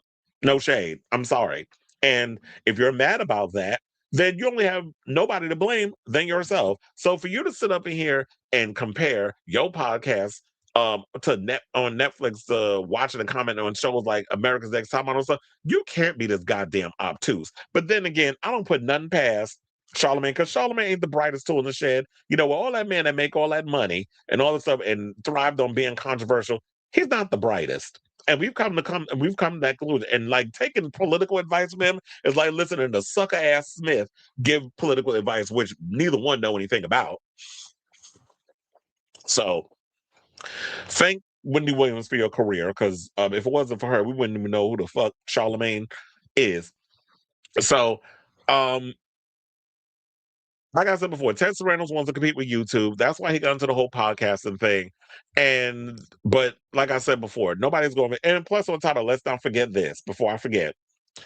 The difference between YouTube and Netflix, I mean, yeah, you have the option to pay for YouTube, but you also get the free one. Yes, it works my root canal nerve that I have to deal with the ads and stuff with YouTube, but I'm already paying for enough streaming services, which I'm not doing. Why I'm not doing the premium. Plus, on top of that, I've heard that if you're a content creator and you do get the premium, you can't really check all the numbers and everything in regards of like your, if you're a YouTuber, podcast, or whatever the case is. So that's why I keep it free. That's another reason, because it has crossed my mind of wanting to do the premium thing with YouTube. But for the most part, you have the option. You can watch you can watch my show for free and choose to donate to a via super chat or whatever the case is, or become a member. Like there's options there. Whereas Netflix, people out here are struggling. We are about to end up in a depression and a recession because we have a fucking idiot who y'all decide to vote for again in the goddamn White House that has been bankrupt 6 times. And y'all think somebody who went bankrupt 6 times knows about how to make money for a lot of people. He know how to make money for his rich friends, but the rest of us is out here struggling. So if y'all really thinking that people gonna be out here and using the little bit of money they got that they trying to survive on to go to pay for a Netflix subscription, or subscription to watch The Breakfast Club, sir, y'all really need to read the room a lot more. But like I said, rich man not so bright. So I say all of this to say, what do you guys think of this story? Do you feel like Charlamagne is literally with him bitching and moaning to Andrew Schulz of all people about the fact that people complaining that his show that The Breakfast Club is now exclusively on Netflix, is complaining because y'all not watching his show and y'all don't have exclusive access to it because it's not on a free network like YouTube?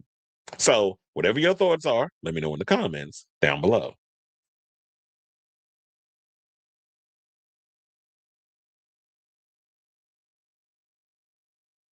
Mm-hmm. Oh yeah, I did read that one already. You said Training Things is coming to home video market in July. Well, good on y'all, whoever wants to spend that kind of money. But I don't. I saw enough Stranger Things. Stranger Things, I watched it because I was already invested, but it was never like the greatest TV show ever. I would buy a box set of Buffy the Vampire Slayer again before I go and I spend money on a Stranger Things box set. But if y'all want to go out and buy it, go ahead. And you said, what would I pay? Why would I pay for Netflix? Just okay. Why would I spend that kind of money? I was barely watching Breakfast on YouTube. That's why I said I was watching the clips. I didn't care enough to watch because listening to them talk, they all sound like y'all all dropped out of school, middle school. And so I don't want to listen to a bunch of dummies trying to talk about a bunch of nothing on a show. No one is watching podcasts on a paid platform. Where are his brains? He don't have. I told him less than smart. He's comparing about a documentary that took months in advance versus a podcast where their main selling stick is The Breakfast Club. They're selling no breakfast as for. Okay. He needs to stop calling himself the. Okay, because clearly that's what it is. You made a deal with the devil, but you call yourself a god. He said, with podcasts, we like to listen to them so we can cook, clean, do laundry. Exactly, because it's like with my show, y'all can just have it on in the background while I'm running my mouth while y'all doing stuff around the house. And if you need to come in and you hear me say, oh, that sounds good, let me type something in real quick, and then go back to doing what I'm doing, you could do that. There's the option. Whereas with Netflix, I be having like whenever it comes to anything with Netflix, I can't be in the other room with it on. I literally have to be, it has to have my undivided attention if I'm gonna watch something on Netflix. If I'm gonna watch a movie or a TV show, it has to be on and I gotta be in the on the couch or in my bed, excuse me, watching. Yeah, I'm feeling gassy today. It's probably because I just ate Chinese food before I went live and I'm drinking this damn sparkling water. And the funny thing with anything with fizz in it, it makes me gassy. I don't know if it's because I'm getting older. I've always felt that way, but yeah, it's like if I drink a little bit of soda, I start getting hiccups. He helped the Trump administration take. Oh, did he? I put on like one of those faceless channels while I clean. Why would I switch on Netflix to do my chores? Exactly. So it's like the podcast, we like to listen and hear and engage and go, yeah, okay, yeah, I agree. Yeah. Oh no, I didn't like that what you said. And those others. Sidebar. Did y'all see that recent post on Funky Dineva page that he joined the OnlyFans? Hold on a second. Let me look that up.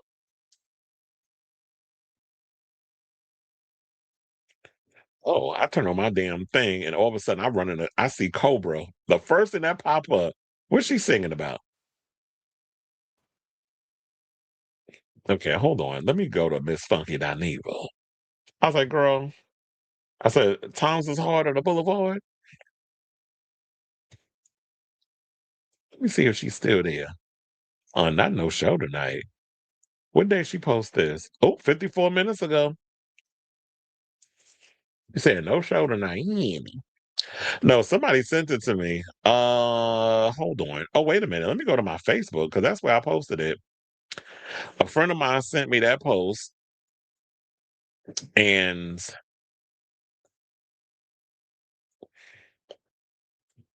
I was like, I need to get y'all opinion on this.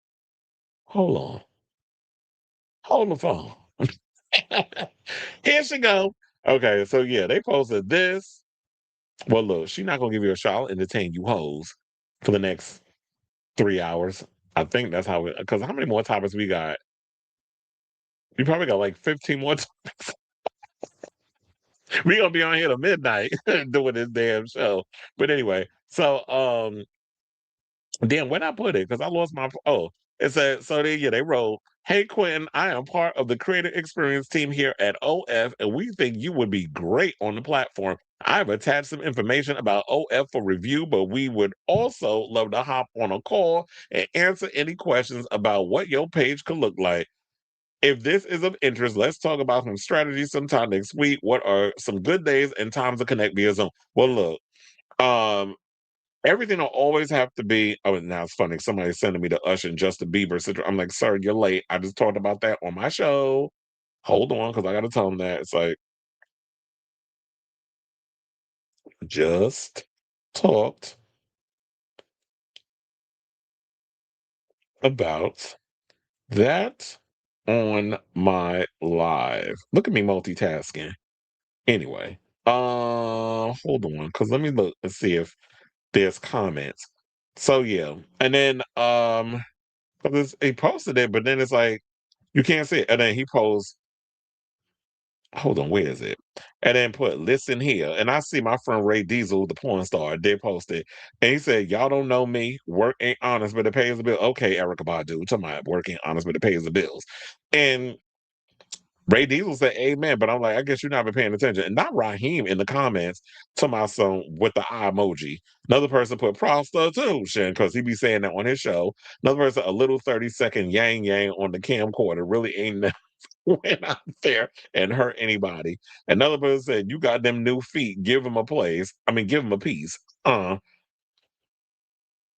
somebody also put prostitution. Drop it low and spread it wide. And look, everybody seemed to be all for it, but I'm like, wait a minute. Once upon a time, not long ago, Miss Downiva, wasn't she throwing shade at a lot of you sex workers on social media? But now you talking about jumping into prostitution, and then on top of that, you be making fun of the cubicle girls and all that other stuff, and saying like, and making fun of people who do sex work. But now you talk about that, and you want to jump into it. Is that a bit hypocritical? Just asking, you know.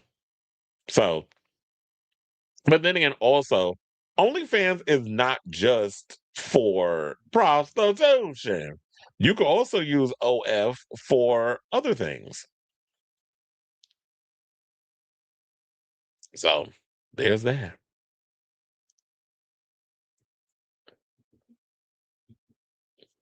A lot of people say that OF doesn't make that much money nowadays. Yeah, I heard that too.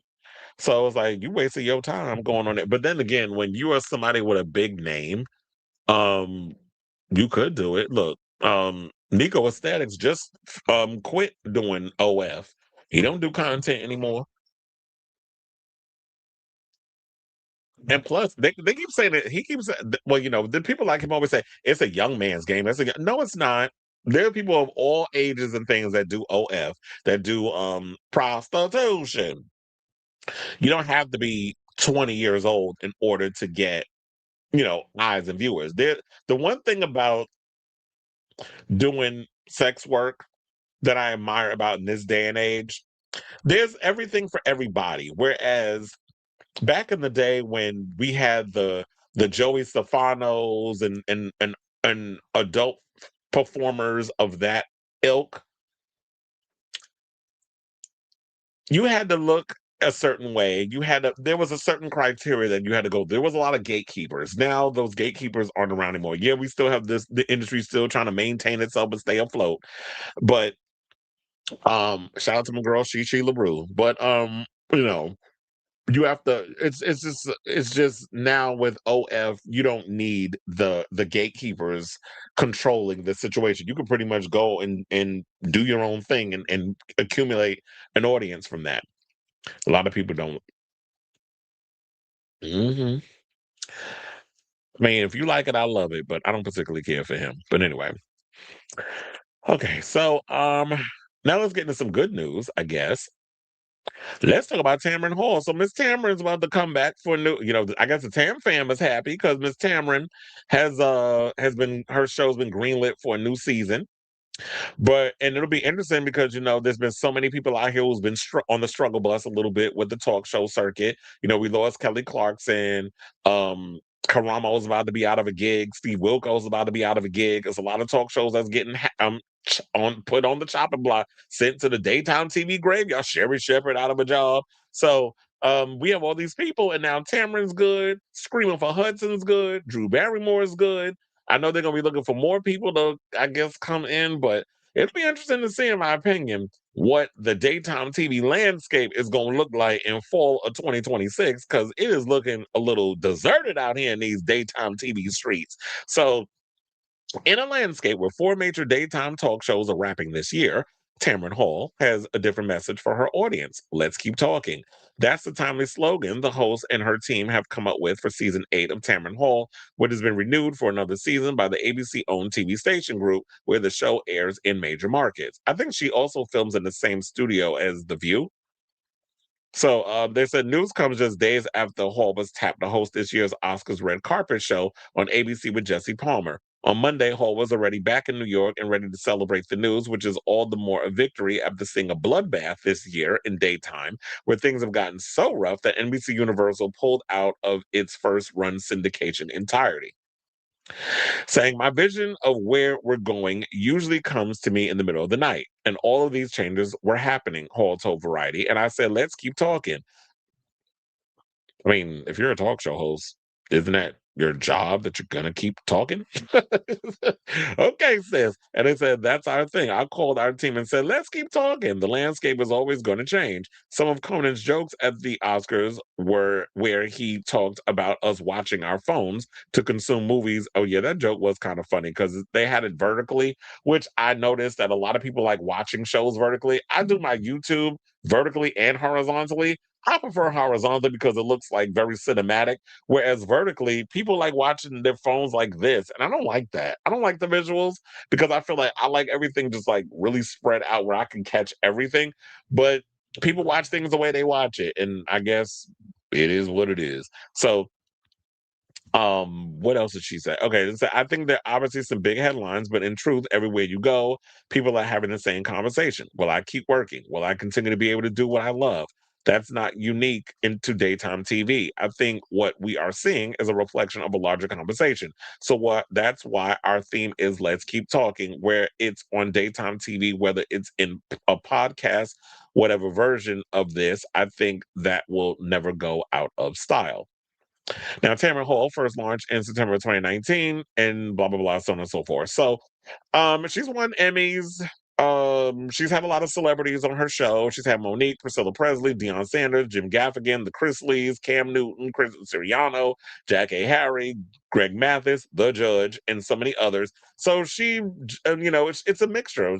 She'll have a bunch of problematic ass reality stars, and then she'll interview actual A-list celebrities and sometimes D-listers. So she mixes it up. I guess she's a jack of all trades. I mean, she is a Virgo, so we're good at. We can talk to anybody at this point. So it's cute or whatever that she got her show coming back. Quiet as it's kept. I've never really sat and watched Tamron's show. I know you can watch it on.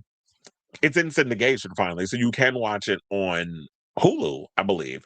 Hulu has all the episodes, so if you need to watch it, you can watch it on there. I think Disney Plus also, because it's all part of the same package. I'm not sure if you can watch the full episodes on YouTube like you could Sherry and The View, but I know it is accessible. It's in syndication, and I like Tamron, but I've never liked her enough. I don't know why Tamron. Don't she remind you of Crystal Waters, Gypsy woman Crystal Waters, 100% pure love Crystal Waters? But it's like I like Tamron, but not enough to sit and watch her show. But I'm glad you still got a gig. They ain't kick all of y'all off TV. But like I said, the way that talk shows are a dying breed on network TV versus we, as in me and many others, are the new talk show. We're the new talk show hosts. We're giving you a lot of what a lot of these networks aren't really giving y'all. We giving y'all in the now news, because by the time that the news hits these networks, it's already old. So we're giving it to you in real time. We're giving you unfiltered opinions on a lot of stuff that's happening, whether it's celebrity or just any news in general, what's going on in the world. Like we talk about everything on here. So we're the new movers and shakers. And so the gatekeepers want to still hold on to what was, and y'all just seeing it all slip through your fingers. But I'm just glad she still got her gig. But I say all this to say, what do you guys think of this story regarding Miss Tam Tam? Still got a job over there at AMC or ABC, sorry. So whatever your thoughts are, let me know in the comments down below. Ava Max just record Jesus, 85 songs, only 9 has samples. Like people said, nobody really deep dive her catalog, because if they did, they would understand only a few of her singles. And she's not I know it's like a lot of the hits happen to have samples in it, but a lot of her songs, she's definitely got a good ear for pop music. I like her. She recorded 85. That's a lot of songs. But we'll see how she whittles it down when this new album comes out. People like cussing and just be yourself. A cup of coffee and t-shirt and sweat. Yeah, because I'm sitting here right now in t-shirt and sweats. A t-shirt and sweats talking to y'all. So we don't have to. The one thing I love about doing this is that I don't have to get all dressed up. I mean, don't get me wrong. When I get to a place where I get enough money where I could build the studio inside my house, I'll get some pieces for y'all and get on camera and look halfway decent. But right now, I'm just like t-shirt, jeans, a baseball cap, and headphones, and this microphone and this mouth is enough. People don't, and that's another thing I think too. People don't care about all the bells and the whistles and all that extra shit. Y'all just like, okay, just give me, like, I keep it simple with this show. I read the comments, I come in with the little pictures and stuff, so y'all have a little something to look at along with me reading the articles. And, you know, people like Hassan wears suits to go. Does he? I know Hassan dresses. I mean, I thought Hassan wears his regular. First of all, Hassan got a big ass. I don't know what that boy got ass on him. A lot of ass. The kind of ass I like. But anyway, let me leave that straight boy alone. I think a donkey booty, as Phaedra would say. But I know Kyle Kalinske gets all dressed up on his show, but it's like, there's certain people that get dressed. I think even Funky Dineva dresses on his show, but with me, I'm just like, whatever. I just get online. I get on the live. Y'all can't see me from the waist down, so I just put a t-shirt on, some sweats, my Crocs, and call it a day. But yeah, if I had like a studio and I had to keep getting up, I would at least dress for the occasion. I wouldn't look a mess. Not saying I look a mess now, but you know what I'm saying. So let's move on. Speaking of talk shows, oh, excuse me. Let's talk about the Whoopster. So Whoopi Goldberg, the other day on The View, they were having a conversation, and she admitted that she likes going bar hopping on occasion, hanging out, and that's how she get her fill of the peen. So she's like, no, I'm not in no relationship, but if I need to get dick down, whenever I need to scratch that itch, I know you know, where to go and to get that itch scratched. To get, or as what's her name would say, get her coochie scratched. Who said that? Suki Hana? So Whoopi Goldberg, who famously doesn't want anybody in her house, is perfectly content bar hopping through single life. Thank you very much. The EGOT winning Color Purple and Ghost actress announced Wednesday from her moderator post on The View that despite freeing herself from the entanglements of matrimonial duty, she enjoys hooking up just as much as the next gal. She said, "This is so stimulating." This is what she said at the top of the Hot Topics discussion about a woman who recently wrote an article for Cosmo, which Goldberg described as seeing the woman admitting that she fantasizes about being single, even though she's in a very happy long-term relationship amid missing the days of casual flings and bar hopping. Well, I think most women who are in a committed relationship, don't y'all all think about, you know what, I kind of miss being single. But then you realize what that was. And it's like, you know what, I'm glad I'm in a committed relationship. So then Panelist Joy Behar, who's 83, then asked 70, oh, Jesus, y'all love putting people ages up and shit. Asked 70-year-old Goldberg, do you miss those days? To which Goldberg replied, I am single. Behar clarified, telling her colleagues that she didn't assume Goldberg was into bar hopping for dates. She said, no, that's not so. Yeah, I bar hop, I go hang, I do hit and runs when I need it. The View audience applauded Goldberg's use of the phrase hit and run, which is the actor's on-air way of describing quick, casual sex. Now, for me, I like a hit and run. This is what she said on air in December. I like a hit and run because I'm not interested in a committed relationship. Now, Goldberg's love life became a topic of discussion on The View a year ago when she described dating a man who was 40 years older than her. Her granddaughter, Amara Sky, confirmed while competing on AMBC's Claim to Fame series that Goldberg had dated a girl. You dated somebody in his 90s? Okay, Whoopi. Somebody asked, is he still alive? Oh, that was Behar. Is he still alive? Behar asked at the time, to which Goldberg responded with a nod and a quick. And before the program cut to an ad break, if Goldberg's facts are correct, it would have made her former lover at least 108 years old when the actress made the admission on the show. I'm like, Jesus, you was dating a fossil. You was out here being Anna Nicole Smith and with that man that was already had like both foot and a half in the grave. So what Whoopi said, I agree with her because I'm kind of in that same mindset. I love a hit and run. I love the fact that I don't want to be in a committed relationship with somebody. I like my independence. So, but if it comes down to the point where I need to get a nut off, oh, I have ways of getting some ass. So I prefer it like that because I don't like the fact that a lot of the way y'all come across with the dating, oh, you want to know what I'm going, what I'm doing. Like, first of all, you ain't my mama and you ain't my father. So I don't need to report to anybody on what I'm doing. And a lot of men come across as very needy and possessive. I'm a little too independent. I think probably because maybe I've been single for so long that I'm so used to being set in my ways. And the older I get, I don't want to have to compromise my Christianity and my independence to want to have to deal with your shit. Color me selfish, but whatever. That's just where I am right now. And I've come to terms with that. But it's like, but then I wonder because I'm like, as I get older, I don't want to be one of those people that I'm like alone. I won't say lonely, but if I'm alone because I've had way too many friends that have been like that, where they've been alone and then they end up passing away and then they're in that house by themselves and somebody doesn't check on them and days go by and I'm like in the bed rotten to the core for 3 days and nobody done checked up on me yet. So I do have those fears. Now it's funny I put that in the universe. That might actually happen because that always happens with some. I hope that's not the way I go out. But um those are the things I think about. So that's why I think like down the road I would always want to have people living with me or whatever the case is, just so that way, like God forbid anything happen to me, y'all could call it in immediately because I don't want y'all coming up in the house and I'm like funky because I'm dead for a couple of days and then y'all smelling a rotten corpse and then it's a whole situation that happens. So with your Whoopi on this whole situation of yeah, I like my independence. I like to come and go as I please. If you and even if I were to get in a situation where it just so happens that I'm dating somebody, you have your place, I have my place. Now, if you want to come and hang or whatever, we could do that. But at the end of the day, after a couple of days, I'm like, okay, you need to go back to your house. I need my me time. And we can commiserate in a couple of days.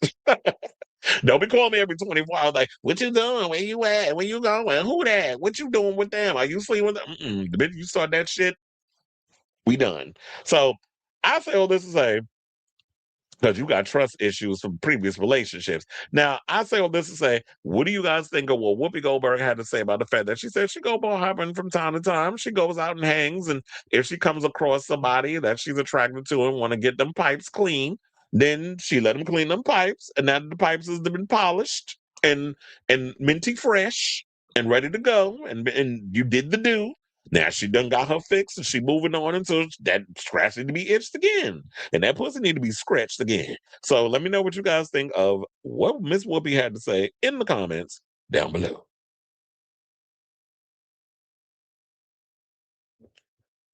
All right, now let's see what the people are saying. He says Sterling recently said in an interview he likes playing with little Sterling before bed. No come on millions of people. Wait, what? Why do these celebs always have to wait? Who's Sterling? You my Sterling K. Brown?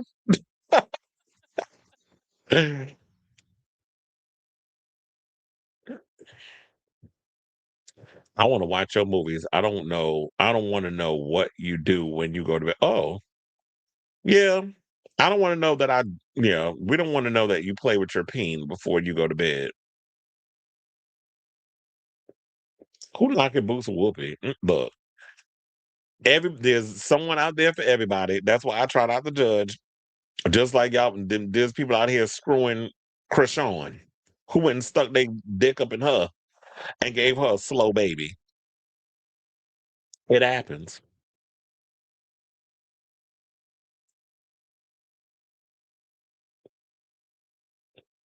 I don't find nothing wrong with paying for it. Because my thing is this. I mean, I never paid for it. But paying for it, I look at it as like no strings attached. It's like no strings. It's like you pay for them, they give you pay for their time, and then they go about their business, and you go about your business, and there's no commitment. The only commitment that they have is them doing the work you paid for. Well, they said it was some billionaire that was 90 something years old, so that's what was doing. Look, remember when she used to date Ted Danson back? Oh, was she married to him? And she was with Frank Langella, aka Skeletor from Masters of the Universe. So Whoopi been with a lot of people.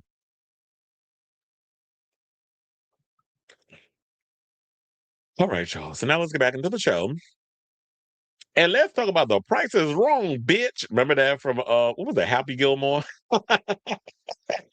Okay, so yesterday, last week they did the one on America's Next Top Model, which shout out to y'all. Who was it? Robert, who sent me both episodes. So I was able because I don't have E apparent. Well, so what E was a part of Peacock because there have been stuff that has been on there. But I was able to watch it because apparently it was on YouTube and somebody screen recorded and posted it up on the YouTube. So I managed to see both parts. I may need y'all to do that for me with the Price is Right because I haven't been able to see that one. But so yeah, the episode aired yesterday. Episodes because it was two of them, and the biggest bombshells of what had transpired from the situation has come out. Shout out to People Magazine, people.com, they're the ones that spilled the tea regarding this situation. So I was like, where is it? Okay, so let's get into the topic. So the Price is Right has long been beloved as one of America's favorite game shows. During one era of the game show's long-running history, however, there were darker things going on behind the scenes. In the third installment of E's docuseries, Dirt and Rotten Scandals, former members of the talent and production team details the environment behind the scenes and the shift that happened from the mid-'70s to the early 2000s when Bob Barker was at the helm. Now, former Barker Beauties, Holly Hallstrom. I remember Holly. Holly was like a big member over there. I remember Holly, and there was another girl that Bob was fucking.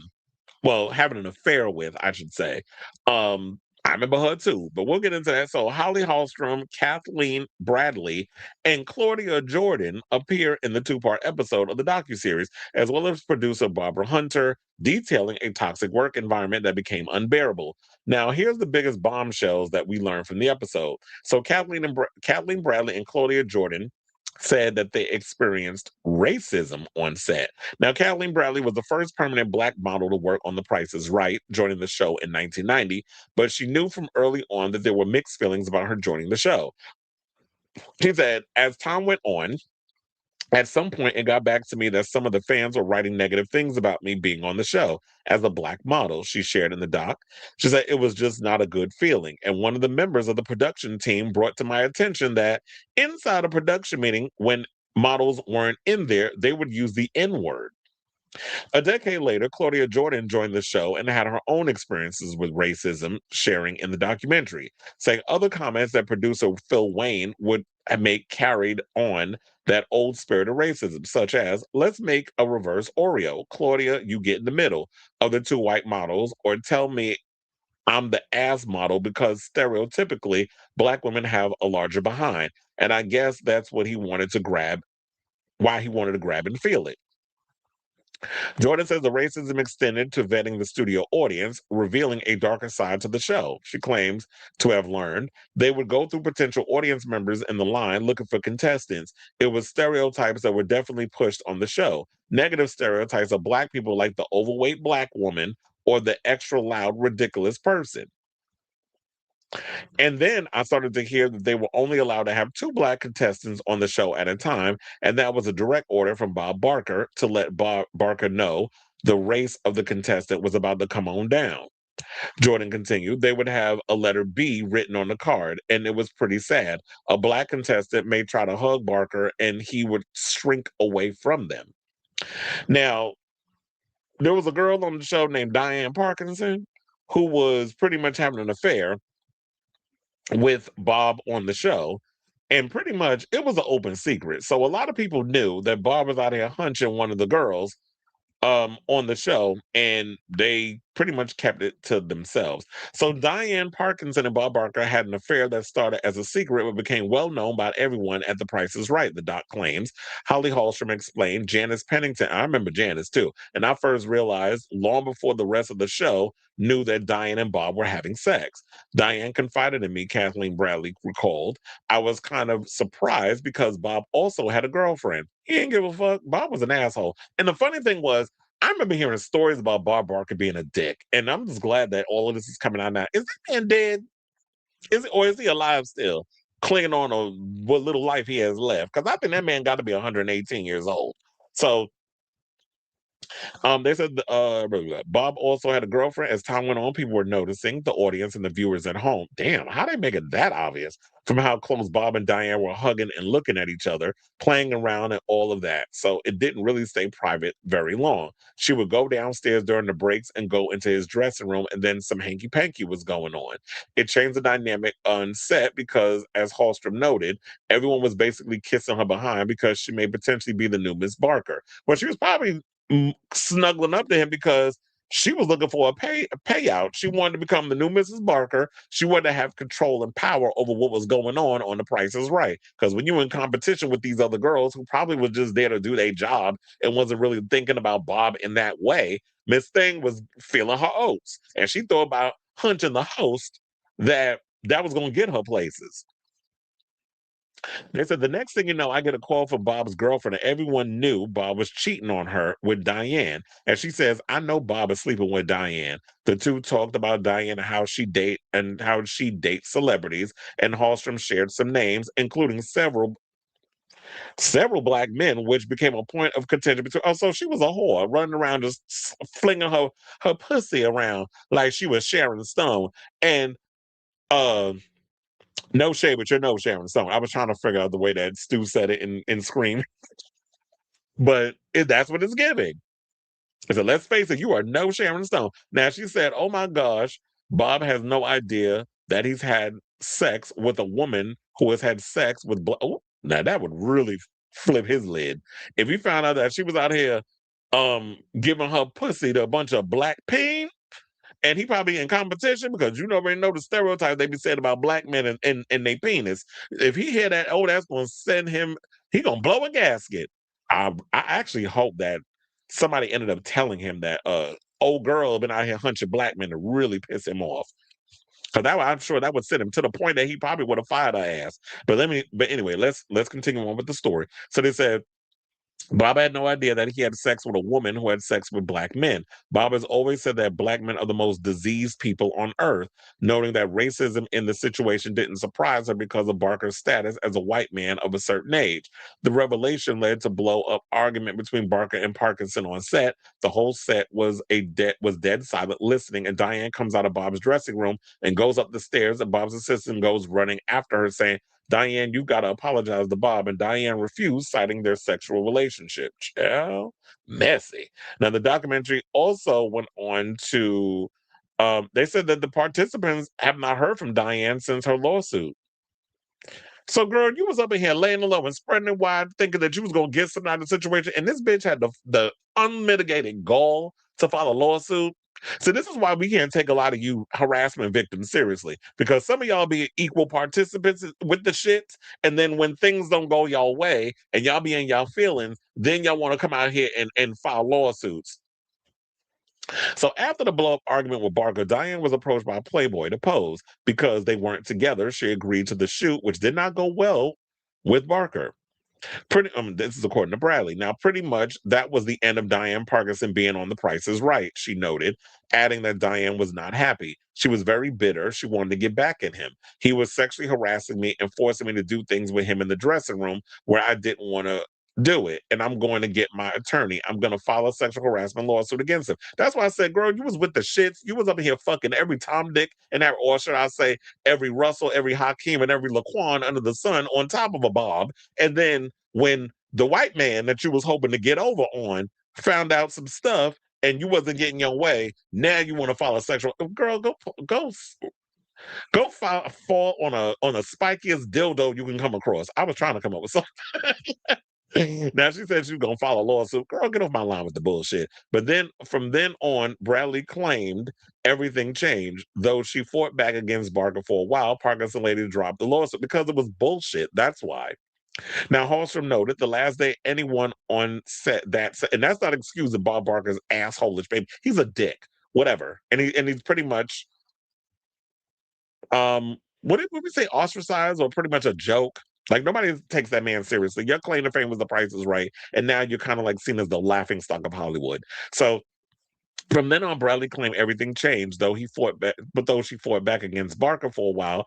Parkinson later dropped the lawsuit. Hallstrom noted the last day anyone on that set saw Diane was the last day she shot The Price is Right. After that, I've never talked to Diane again. And that's Dian. That's how they spell it. She don't even have an E at the end. That's how irrelevant she is. And then also Bradley agreed, adding, I have no idea where she is, nor do we give a fuck. Now, he noted that the written message displayed on the docuseries saying multiple attempts were made to contact Diane Parkinson for comment, but her whereabouts remain a mystery. Yeah, she ain't talking because she know how she looked, a mess. Now, let's get into Holly Hallstrom basically resorting to have to live in her car after turning down a settlement contingent on an non-disclosure agreement. So Hallstrom recalled that time on set saying every time you went to the studio, you had to sit with lawyers who only wanted to hear all the bad stuff, about Diane and how Bob could not have possibly harassed Diane. She said, I wanted nothing to do with it. I was the only one that was asked to give a deposition and did not. I didn't want to commit felony perjury, which is exactly what it would have been if I gave testimony. Now, Hallstrom has warned shortly after by Barker and a producer that her weight was becoming an issue and asked to address it. In the meantime, her camera time was limited, saying they couldn't use the she refused to lie for me excuse to get rid of me. So they said it was because of my weight. That's when I knew I was being set up. And I'm looking at pictures of her. Holly is not fat. Y'all tried it. And also, yeah, so Diane was out here lying and trying to get a situation with the thing. But then also, Bob, you ain't no angel either because you shouldn't have been fucking your coworkers. Or because you were the boss. You were the host and you pretty much had a lot of say-so on The Price is Right because you were the king daddy at the time. And you're using your position of power to get it in with these women. And not only that, but you were sexually harassing other women too. So Hallstrom was warned shortly that by Barker and a producer that her weight was becoming an issue.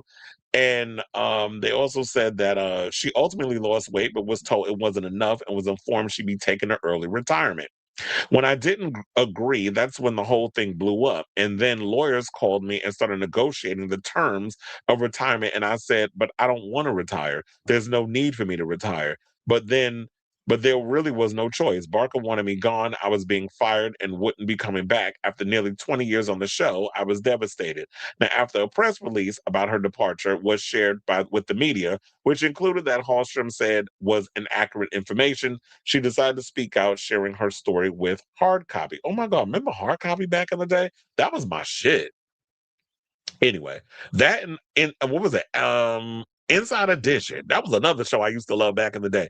Oh, then he said, next thing you know, my lawyer called and said, Bob Barker just filed a lawsuit against you for defamation. And after that, no one spoke to me. No one returned my calls. They were gone. It was all gone. And now I am so alone. God so alone and going through the court process by myself. It was the worst thing in my whole life because with Barker, it was like fighting a giant machine. It was overwhelming and it stayed that way for a couple of years.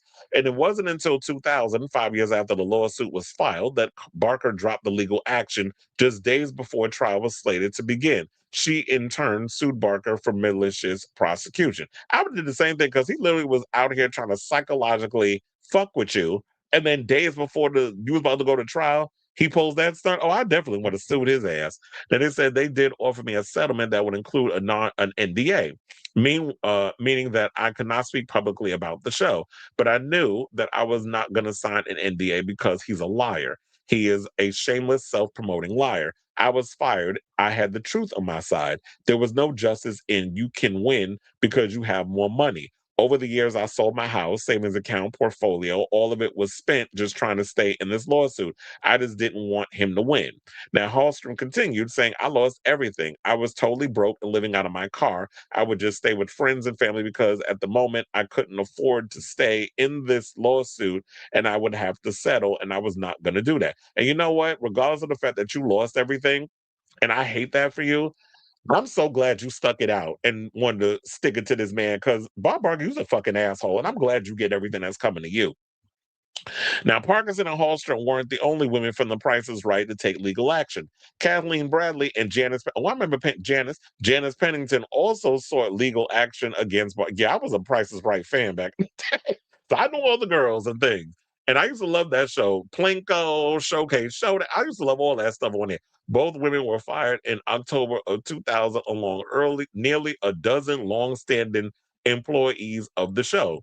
Say, I was numb. I couldn't even think. I called Janice and she said, you know, that bastard fired me as well. Janice, who she was there 29 years. I was there 18 years. It was so hurtful to let go so abruptly, without cause, without a goodbye. That was the most cowardly thing Mr. Bob Barker, I think, had ever done in his life. Bradley later revealed, eventually the truth came out. While all six of us were fired, we all refused to lie to save Barker's ass. Now, later, the women fought back against the injustice. Janice and I put in a lawsuit for wrongful termination. They did give us a nice little settlement, Bradley said. Now, if you haven't gotten around to it, definitely check this out because the juice on this was juicy. And like I said before, unfortunately, I didn't get to see it because like I don't have E or whatever. But I'm gonna have to do like I did when I saw the top model one last week. I'm just gonna have to go on to YouTube and look and see if they uploaded the episodes and watch it that way. But you know, fan out y'all and send it to me in my inbox like y'all did last week, Robert. It's a hint. Friend of the show, send it to me if you can. But yeah, did you see the episode? What did you think of the episode? And were you also a fan of The Price is Right? Who knew? I mean, I remember hearing things about Bob Barker being an ass, but I didn't know it was this damn bad. But yeah, I definitely want to hear from y'all. So regarding this story, y'all know what to do. Hit me up in the with those thoughts in the comments down below.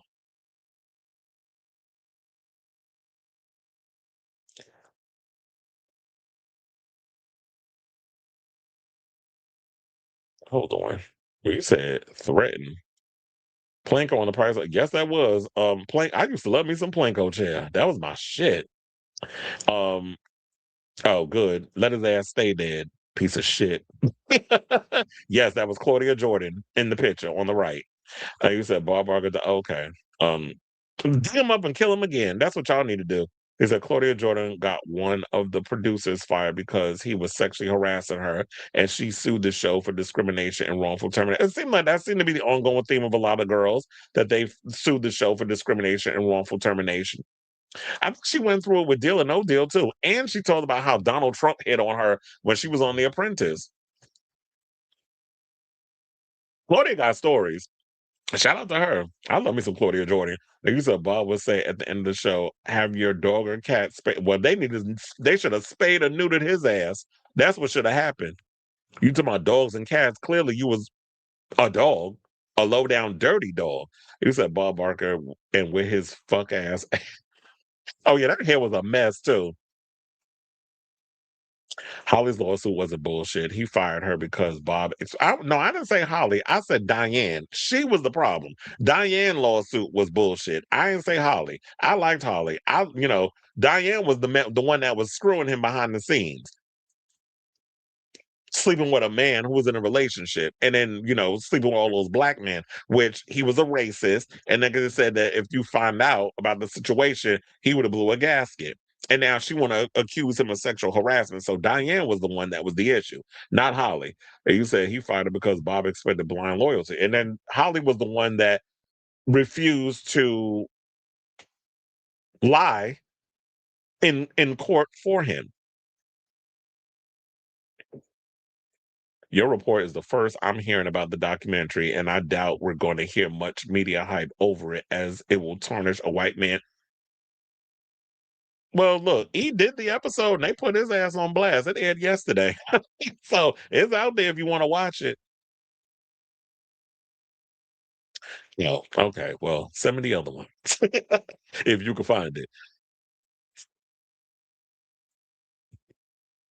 But yeah, I had to watch I watched the two top model ones. All right. So where we going? Okay. Let's get back into the show, y'all. And let's talk about Miley Cyrus. So, Miley Cyrus has decided to embrace her Hannah Montana era and is literally is she supposed to be doing like some 20th anniversary performance special thingy regarding Hannah Montana, Hannah Montana, Hannah Montana. And with that being said, she recently did an interview where I don't even know if, I guess I didn't hear about this, but has Miley always been on the tip of people's tongue when they mention that they want her to perform at the Super Bowl? Because I never really thought about Miley in that way, that she would do it. But look, she barely likes to tour. And she did talk about it in this interview that we were going to get into. But okay, so let's get into it. So Miley Cyrus is the betting favorite to headline the 2027 Super Bowl halftime show. But does she want to do it? Now, immediately after Bad Bunny's, or I'd like to call them Benito's, historic halftime performance in February, betting sites began looking ahead at which artists might take the stage for Super Bowl LXI. Child, does he not know I'm still... Hold on. Bitch, I'm still live. Hurry up. He said, hurry up. Anyway, so it's like various names were thrown around, from Tay Tay to Cardi B, or as I like to say, her government name, Belle Khalees, to Drake and Justin Bieber. No Drake, please. And that's not going to happen because of Jay-Z. Justin Bieber can't even commit to doing a tour, let alone, I guess he is doing Coachella so far. He's still sticking to that. I'm still waiting for him to cancel. But Justin Bieber, no. Taylor Swift, I don't know. It's just like, y'all been trying to get Taylor Swift to do it for years. I don't know if she'll do it because she's still with Travis and she says that's going to interfere with the Super Bowl thing. But look, if Cardi B can get her ass up there and do a little shimmy during Bad Bunny's performance when her man was playing, even though they technically was broken up when he was up there playing for the Super Bowl and they lost, then Tay Tay can get up there and perform too. So, but yeah, I've never really heard Miley's name mentioned in the whole thing. Or maybe I just haven't been paying attention. So they said, while the Grammy winner was careful to play coy about the possibility during a conversation with Variety, she did express interest in the gig, assuming she could put together the perfect set list. Saying, quote, I always think the Super Bowl feels like too much pressure, Cyrus said when the subject came up. I would have to do the mental work of making it not just the Super Bowl, because then you can't help but go. It's millions of people and the most watched in the world, or most watched thing in the world.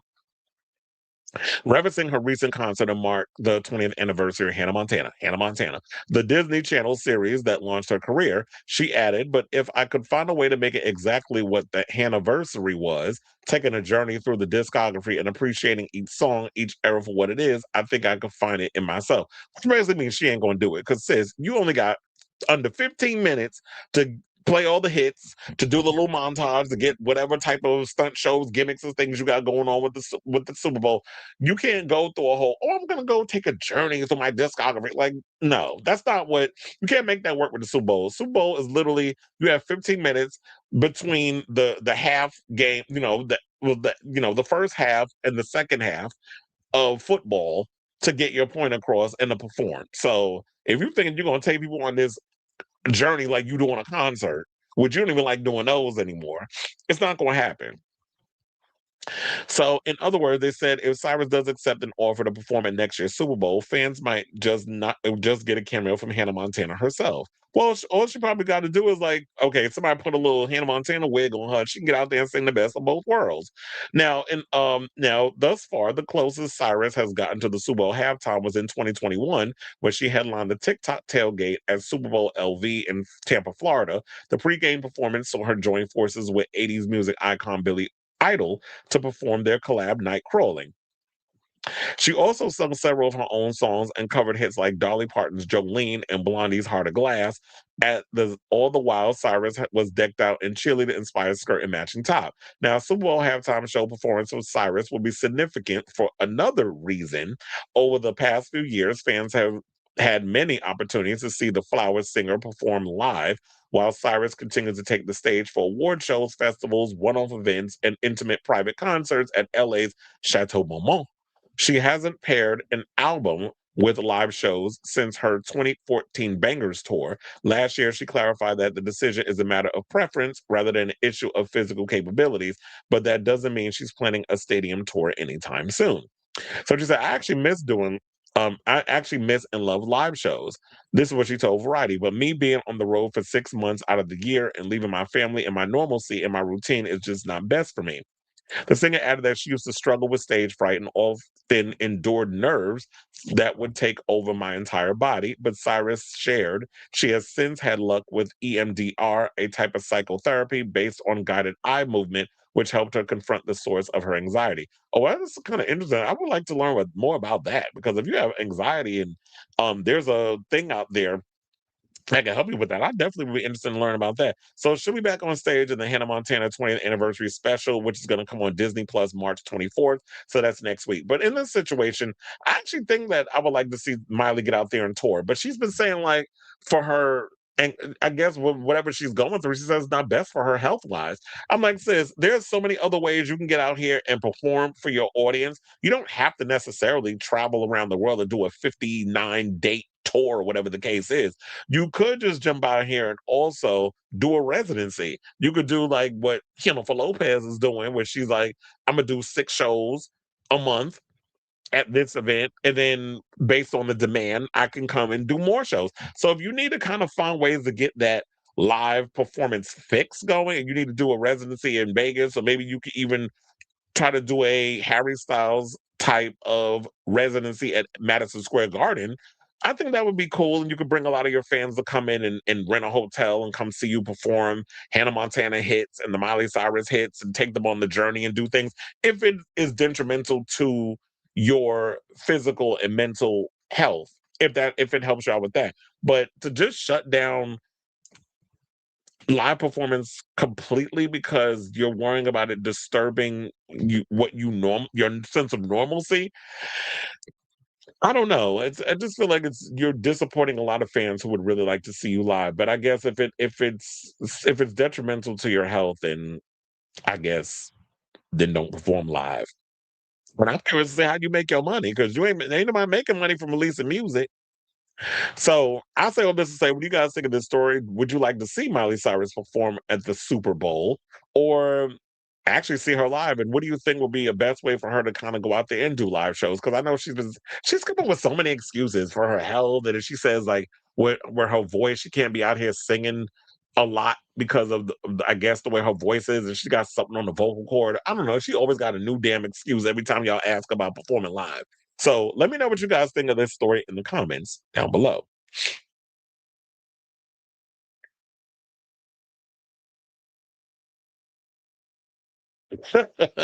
His pop fans, because people I feel like who are interested in Drake are not hip hop fans. Y'all like fast food. Drake is like the McDonald's of hip hop. And yes, he got some bops. Yes, he's got some catchy ass songs. Yes, he's got great writers that help him come up with shit. But for the most part, Drake is not somebody who I take seriously in regards of like the Mount Rushmore of real rap, with lyricism, production, all of that stuff. But if you want to talk about pop as in popular, then I guess y'all can have him. Hold on, y'all. My nose. I gotta blow my nose for a second.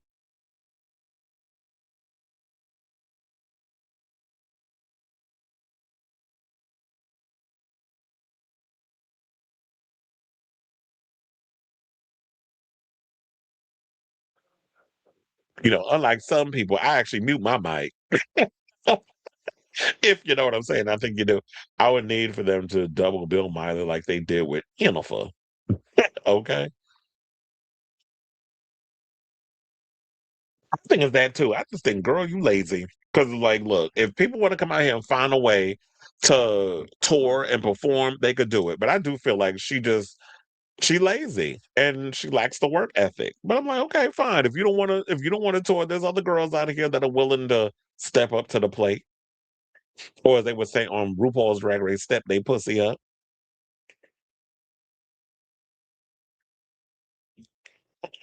All right, y'all. So now let's get back into the show. And let's talk about Miss Norwood. So it's been a lot of drama going on as of late because what had happened was Shyne took himself over there on Chiclet Teeth and the retard show, and that would be Cameron and Mace, went over on their show, I guess, to talk about a plethora of things. Apparently, Brandy's name come up in their mouth, and Shyne alluded to the fact that he and Brandy had a relationship. Brandy was like, sir, our relationship was platonic in the 90s. We was not out here doing the yum yum bouncy bouncy. We was not dating. We wasn't holding hands. We barely graced each other, arm in arm. So I don't know where you coming up with these facts. So shout out to Revolt for this. Wait, hold on, because I was like, do I have that clip? I hate when things start up again. Hold on.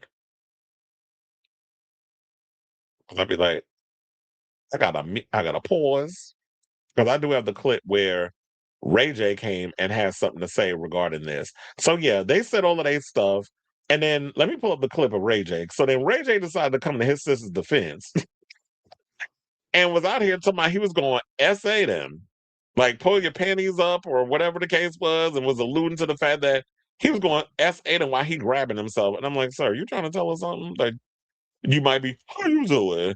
But also Ray J being Ray J, bleeding eyes and all. Let's play the clip and then we'll come back and talk. All three of y'all is like the Three Stooges, nigga.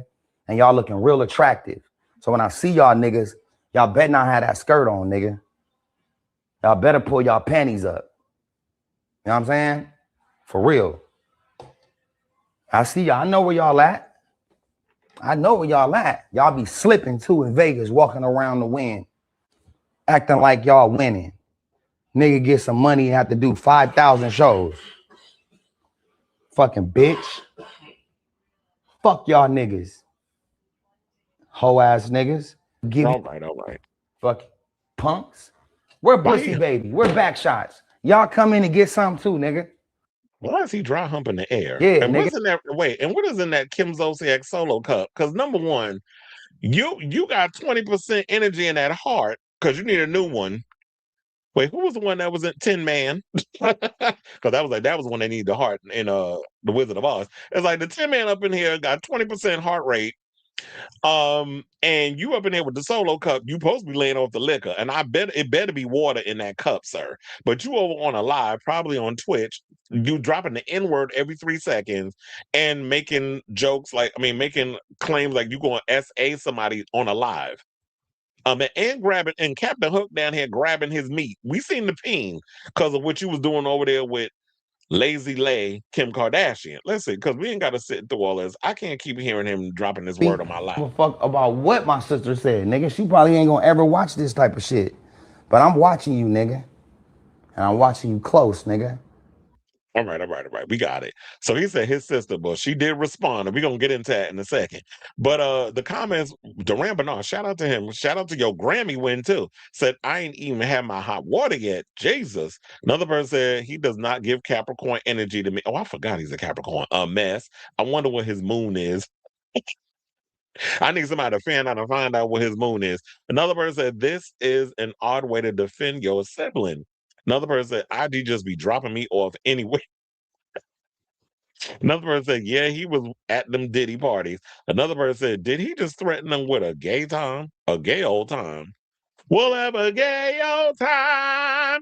And you said 1 month ago, I'm about to die. Today, dangling earring and butt sex. Okay. We got the tea. We got the full situation. But in regards to that, let's get into the actual story regarding that. I was like, wait, where did it go? Oh, there it is. Because I was looking for the picture. All right, so now let's get into the tea. So they said no, Shyne and Brandy never dated, according to the singer, despite her recent comments, because she went on social media over on Wednesday, and the Have You Ever vocalist says she only had a platonic friendship with the rapper in the 90s. In the process, she also used the moment to promote her upcoming book, Phases, a memoir. So yeah, she did go over there and promote that. I was like, hold on, let me see. Did it pop up? No. There it is. Oh, what's going on? Hold on, I might have to close this. Because I'm like, why is nothing? Thank you. Like, why is not popping up? Okay, so let me close Ray J out because he's getting on my damn nerves. So now she said 21 hours ago, let me like the post because I ain't even do that. She said, in the late 90s, I had a platonic friendship with rapper Shyne. In an unfortunate turn of events, that friendship is now being mischaracterized as we dated. Unequivocally, we did not. I'm not sure why an untrue narrative about a scope of what was a friendship more than 20 years ago is being reshaped during the current media interviews. People telling a version of my story is why I am releasing my upcoming memoir, Phases. It's time to tell my truth and debunk many of the misnomers that people think they know about my life. Additionally, I rarely release statements and typically ignore stories about me in the headlines, even when they're false. But when I do decide to stand up for myself, I handle things on my own.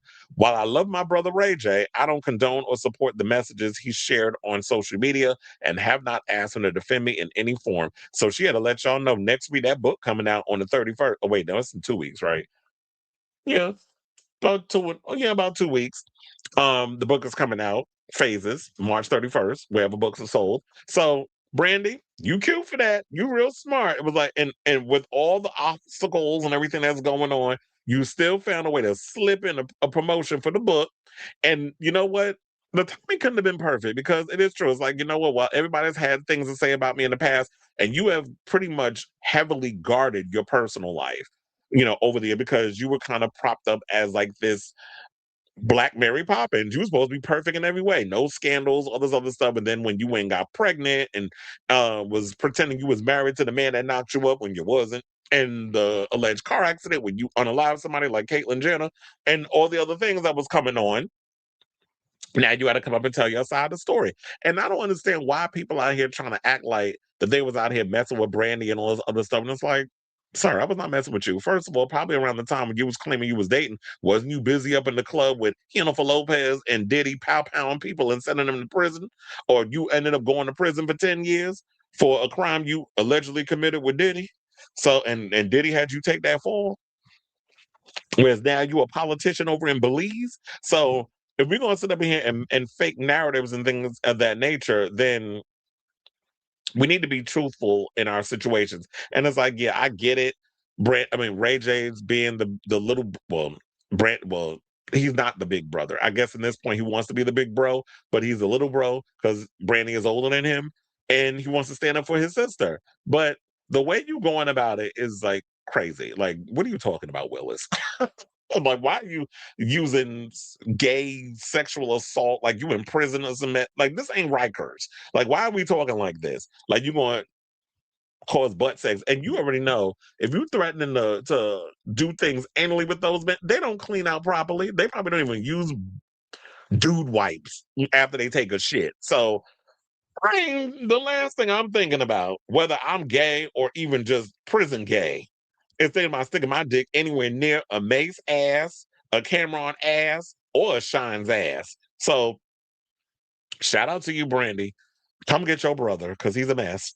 And I'm looking forward to reading that book when it come out. So I say all this to say, when you guys think of this story regarding Ray J being Ray J and Brandy getting Shyne ass together because he decided to go on some tight ass podcast with a bunch of washed up rappers and talking about allegedly he was dating one of the biggest R&B singers of my time. So let me know what you guys think of this story in the comments down below.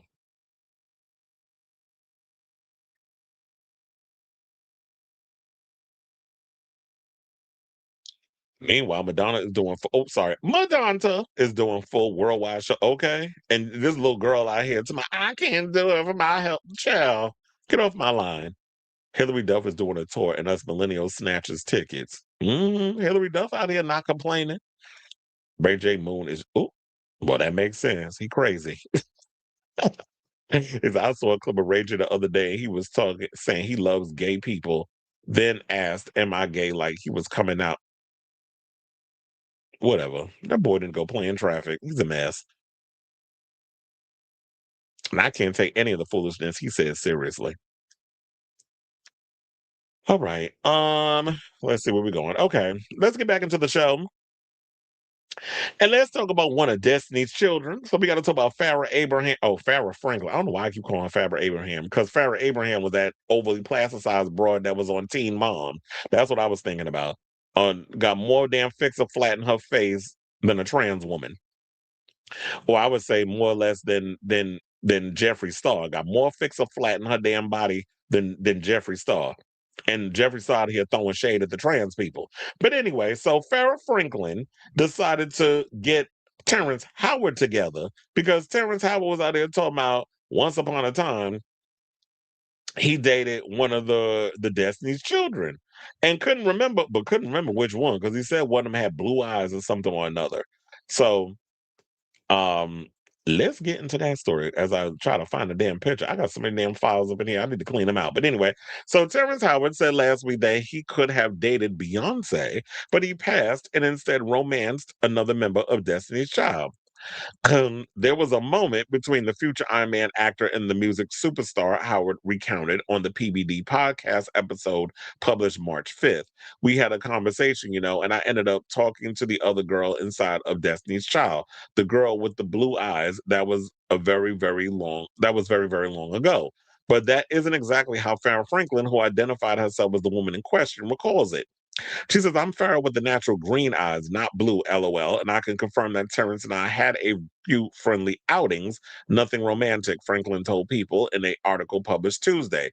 "We went to the studio a few times, and I will say that Terrence is super talented. I won't speculate on anything else that was said. And as always, I wish everyone well and remain focused on my own journey." Well, here's the thing. I don't understand. If y'all not going to tell it, then don't tell it at all. Because if he's going to sit out here and make claims and lie on your vagina, then I feel like then turnabout is a fair game. I'm spilling all the tea. And if he ended up saying some stuff or did some things inappropriate, oh, bitch, I'm putting the tea out there in the street. But I guess when you're from Texas, you got to be demure and mindful and take the high road. I keep telling you that when they go low, we go high shit. You ain't going to get far with that mess. I need y'all to get down in the gutter with the rest of these morons. And that's the only way they learn.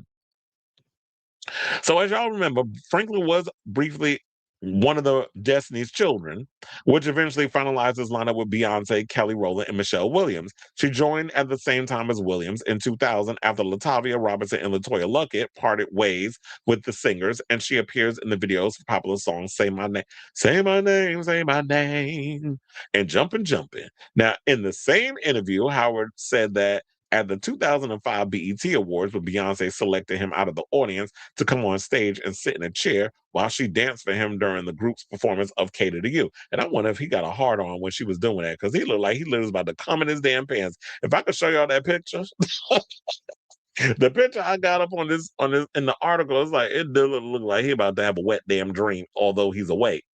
Now, he said, "I remember Beyonce looking over at me, and I think that's why she picked me to do that dance. And she did the kind of striptease dance that we did at BET or whatever," he said, "to show me that I had lost."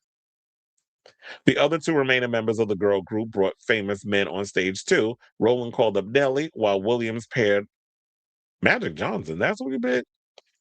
The Empire Star clarified that this was before the music star coupled up with Jay-Z, whom she married in 2008. The Carters now share 3 children, 14-year-old Blue Ivy and their 9-year-old twin or 8-year-old twins, Rumi and Sir.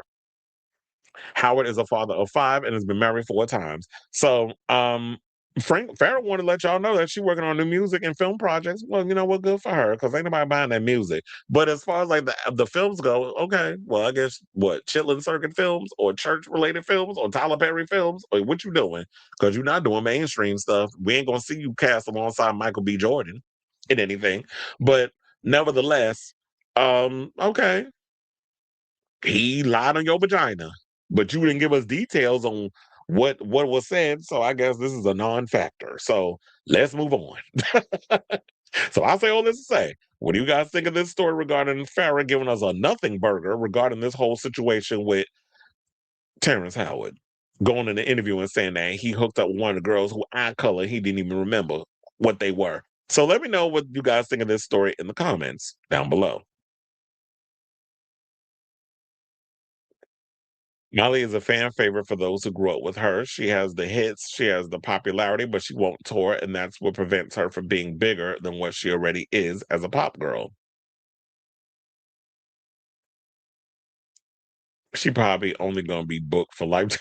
Okay. Well, I don't know why. I should have thought of that too. Yeah, Lifetime movies. That's what it's giving. Because Latoya Luck could be doing Lifetime movies. There's a check in there somewhere. All right, so now let's go from one of Destiny's children to Destiny's mama. So let's talk about Gumbo Gate and this whole thing going on with Mama Tina. So Mama Tina apparently was over there and it's called Mama Tina's Gumbo, actually. That's why I've been calling her Mama Tina. So Mama Tina apparently decided to go take someone's recipe, kind of like Beyonce does, and takes other people's songs and pretend it's hers. And changes the and and the to get a writer's credit.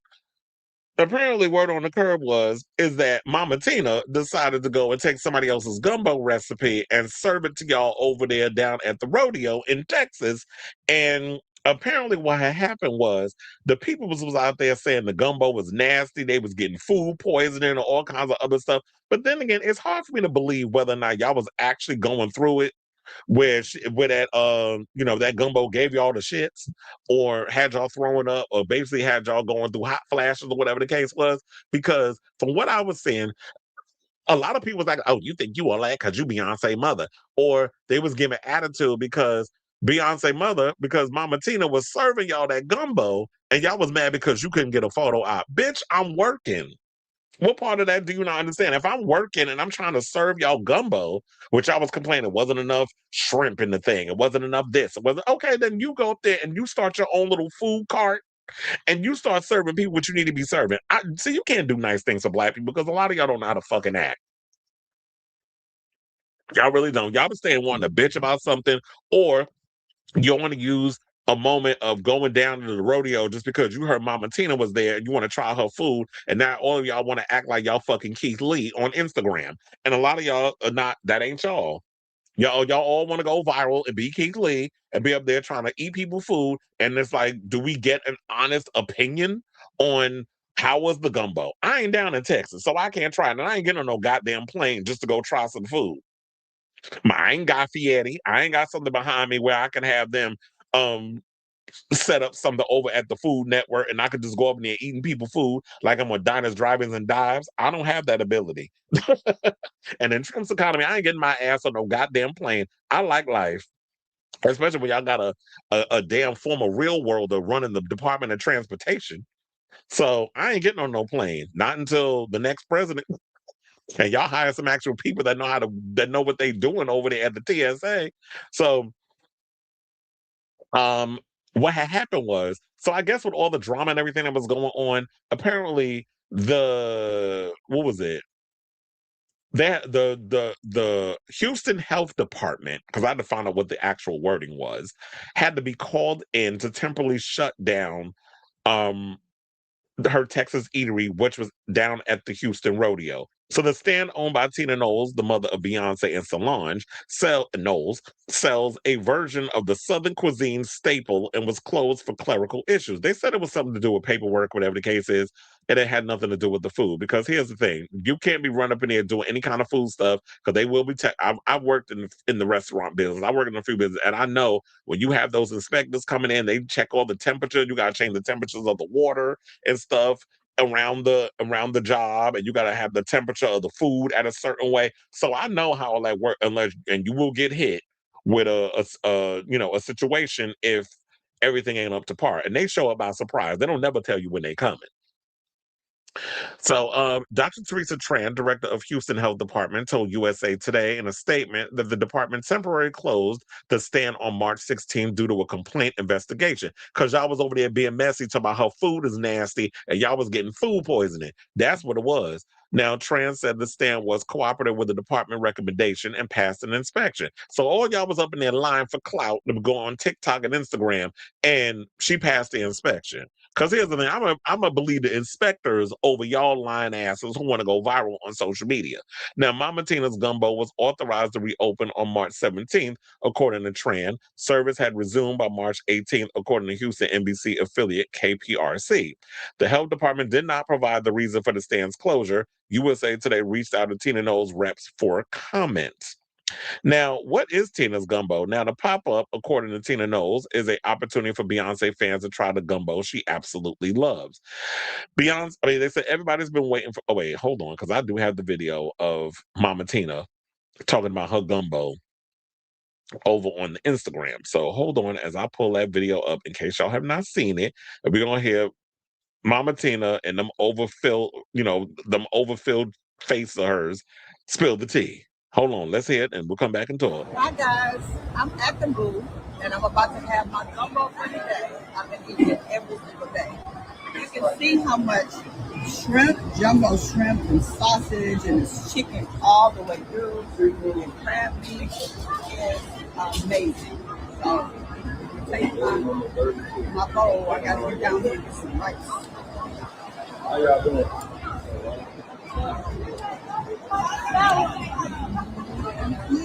I can't sit in with my pictures. I got. Now I said it now. She ain't get the shits after eating that, then y'all didn't either. But look, she said she's excited. She's out here serving up that gumbo. And they said the gumbo is available in two options: a $25 seafood version with beef, sausage, chicken, shrimp, and blue crab, and a $23 chicken and sausage only option. They said the stand is scheduled to remain open until March 22nd. And the Houston Livestock Show and Rodeo is the largest stock exhibition and rodeo in the world, according to Scott Sosby, professor of Stephen F. Austin State University and executive director of the East Texas Historical Association. Over 2.7 million people attended the event in 2025. And I know, look, this is the same shit that we was dealing with that damn Jules Smith. Y'all want to be in such close proximity, of Beyonce.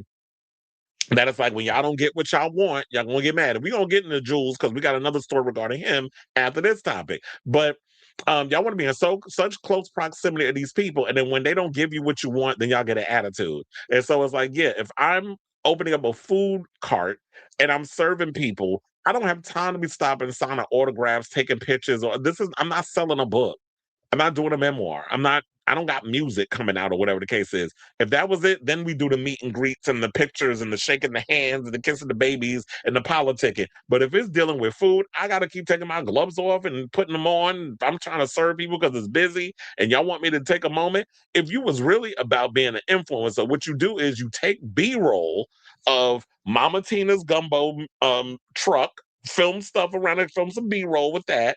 If you see her at the counter giving the people the stuff and they ringing up the orders and all the other stuff, take B-roll of her working, use that as a part of the B-roll, and then you work it up as like, oh yeah, I'm at Mama Tina's gumbo truck. I'm about to try her gumbo. I'm gonna try two different versions to see which one I like the best. I'm gonna get the $25 seafood version with the beef, the sausage, the chicken, and the shrimp and blue crab, and I'm gonna try the $23 one with the chicken and sausage. And we're gonna sit here and try both of these, and I'm gonna tell you which one I like the best. And I'm gonna give you an honest opinion. That's what you do as an influencer. You don't go up in there and start throwing shade and reading people go, oh, she thinks she all that. So now her shit is nasty. When you start coming in with that bias, I don't trust you. You already done lost me at that situation. And that's what a lot of y'all doing. See, a lot of y'all want to jump in this whole YouTube, social media influencer space, and y'all don't know how to do the shit right.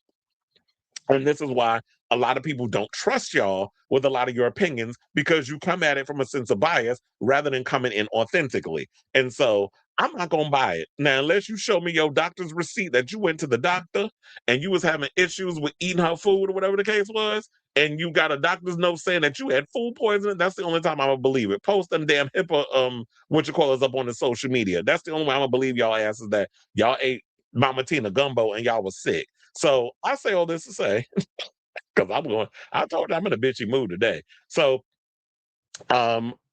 I would definitely want to hear from y'all regarding this whole situation. Did you try the gumbo? What is your honest opinion of the gumbo? Biases aside and all that other stuff. You were there. I want to hear what had happened, what had transpired. Was she giving y'all attitude? Was she being shady? If that was the case, then I may change my tune. I just want to know the real deal instead of y'all just coming up in here with a sense of bias because y'all want a moment in the spotlight and on social media. So let me know what you guys think of this story in the comments down below.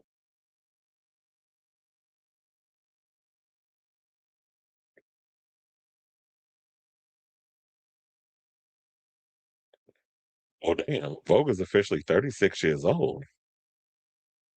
Beyonce said in an old interview that she doesn't cook. I doubt her mother. Yeah, her mama was doing hair. She wasn't cooking. Maga, Nelly, and the Sean. God, who was watching that shit? Now she would have came out better doing a meet and greet. He said she needed staff of servers and she could host. Well, she could have did that too.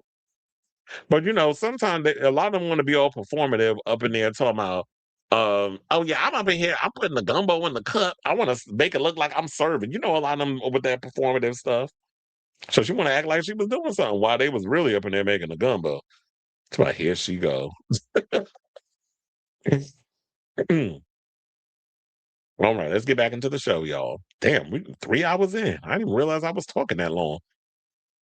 And let's talk about Solange's son, that messy ass little skinny child over there, that light bright Jules Smith. So apparently, Jules Smith, because y'all still reading him over there on social media over the fact that y'all went and hired him to go host a gay event when there ain't nothing about that man that showed that he was an ally for the community. But we got a bunch of black sissies and punks that hate themselves and want to be in such close proximity to Beyonce because she said Uncle Johnny made my dress. That cheap ass mess is still a mess, whatever the fuck she said in that damn song, because she brought a couple of you ballroom girls up in the situation, and she talked about put your freaking dress on and had Jonte dancing in the background, and she also had Jonte on the Renaissance tour. Did she also have him on the Cabo Carter tour? I don't know if she had him there, but I do remember she had Jonte, whomever used to be working with her in her choreo, the dancing and stuff back in the day. She had him in the Freakum Dress video and a bunch of other stuff. So because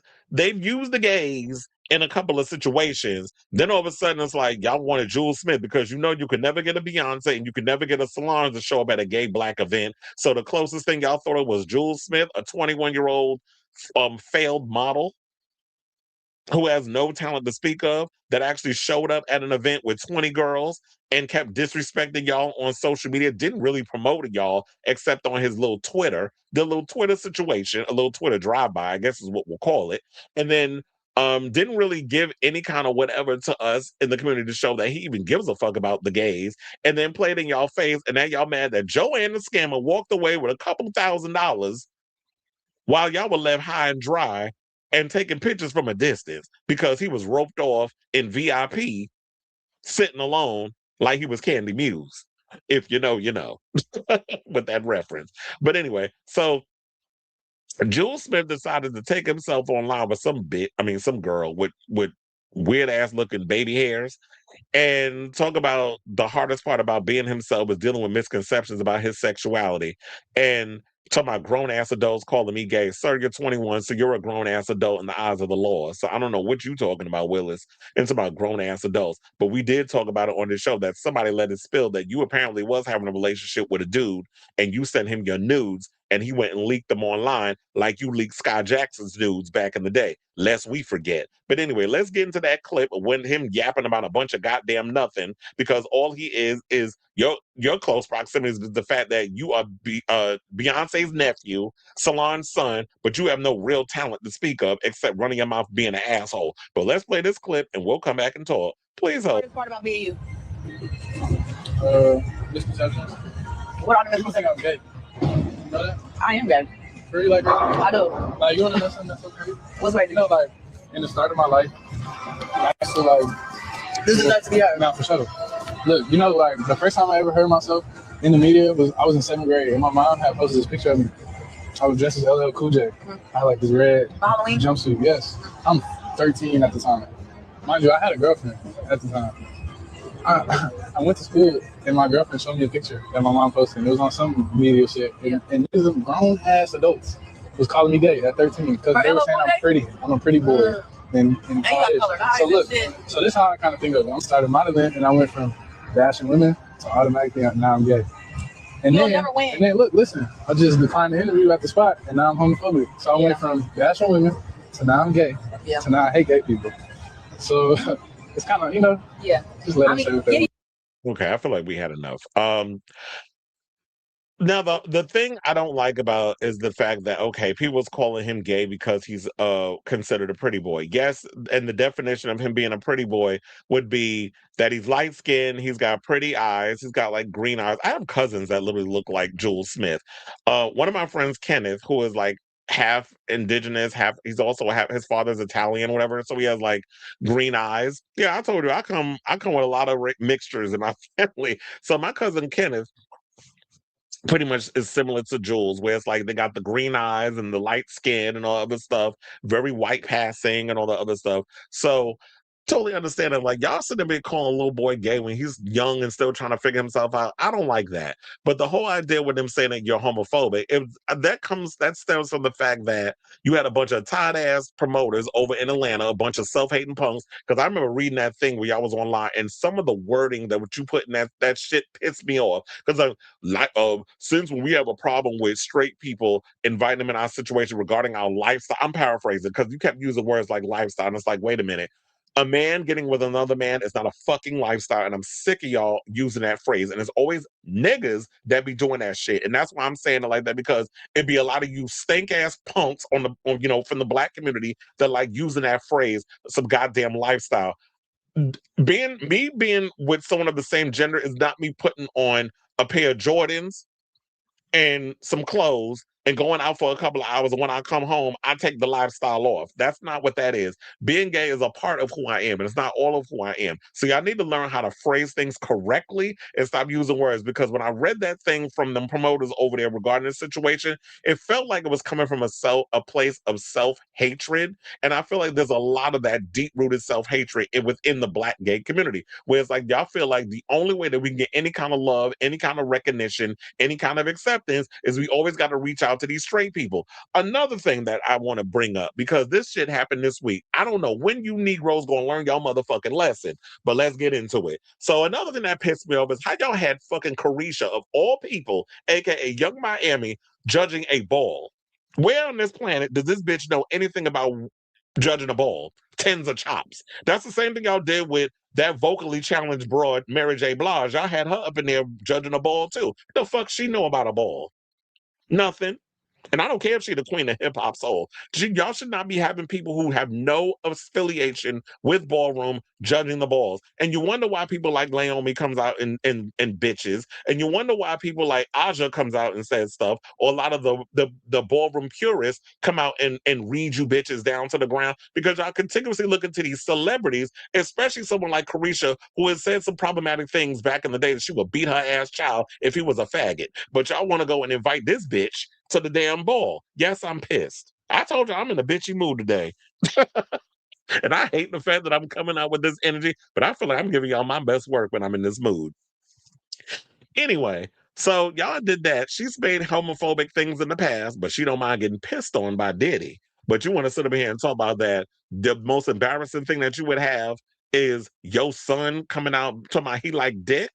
Really, bitch? And that's a problem with a lot of you women, when y'all be wanting to say that. And I'll be like, I'll be ready to cuss y'all fucking asses out too. I got time. So there was that. And then don't even get me started the fact that y'all invited that homophobic, transphobic cunt, Kaya, who only has one goddamn song. I don't know how you gonna perform at a pride event with one song, My Neck, My Back. What you doing there? The 10-minute Thunderpuss extended version?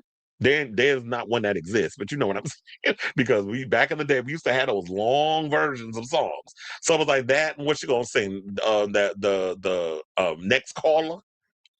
So yeah, that was a problem too. It's always the black community that does this, because here's the thing: white LGBT establishments would not be doing this. They would not hire someone like a Kaya or a Young Miami to perform at their their establishment, or Jules Smith. It's always black people that do this dumb shit. So are we going to continue to scrape the bottom of the barrel, or are we actually going to give opportunities to people within our community who actually love us, care for us, and want to big us up? Y'all don't be doing that. Y'all want to always look to these people who literally wouldn't spit on your ass if you was on fire.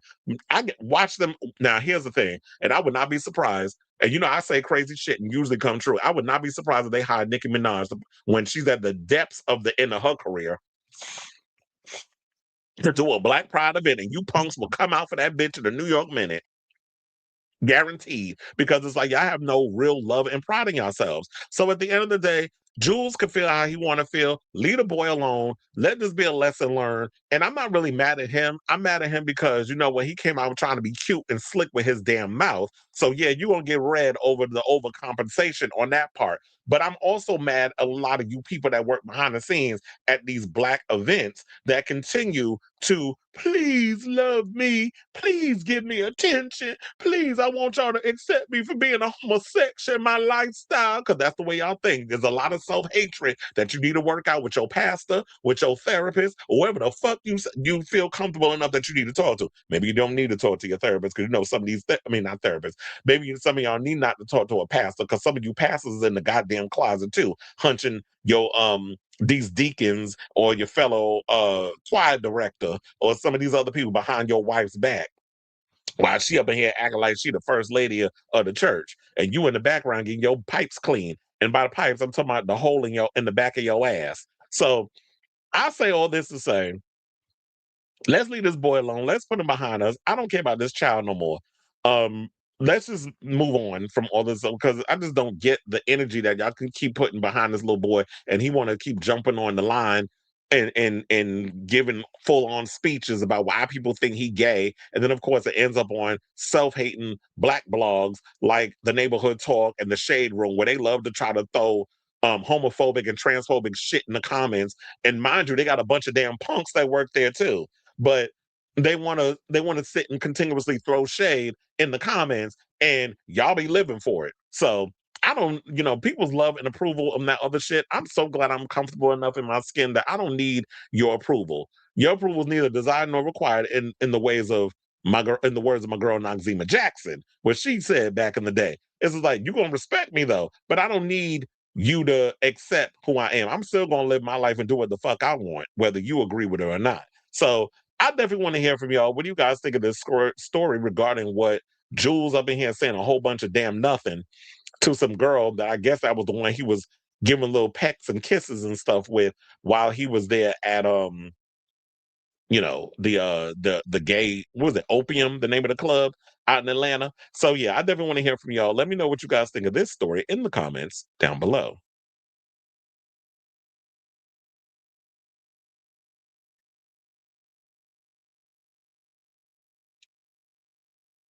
I hope T.S. Madison buy Tasha K house and says you could stay. Was you watching Armand Wiggins? Because he said something like that.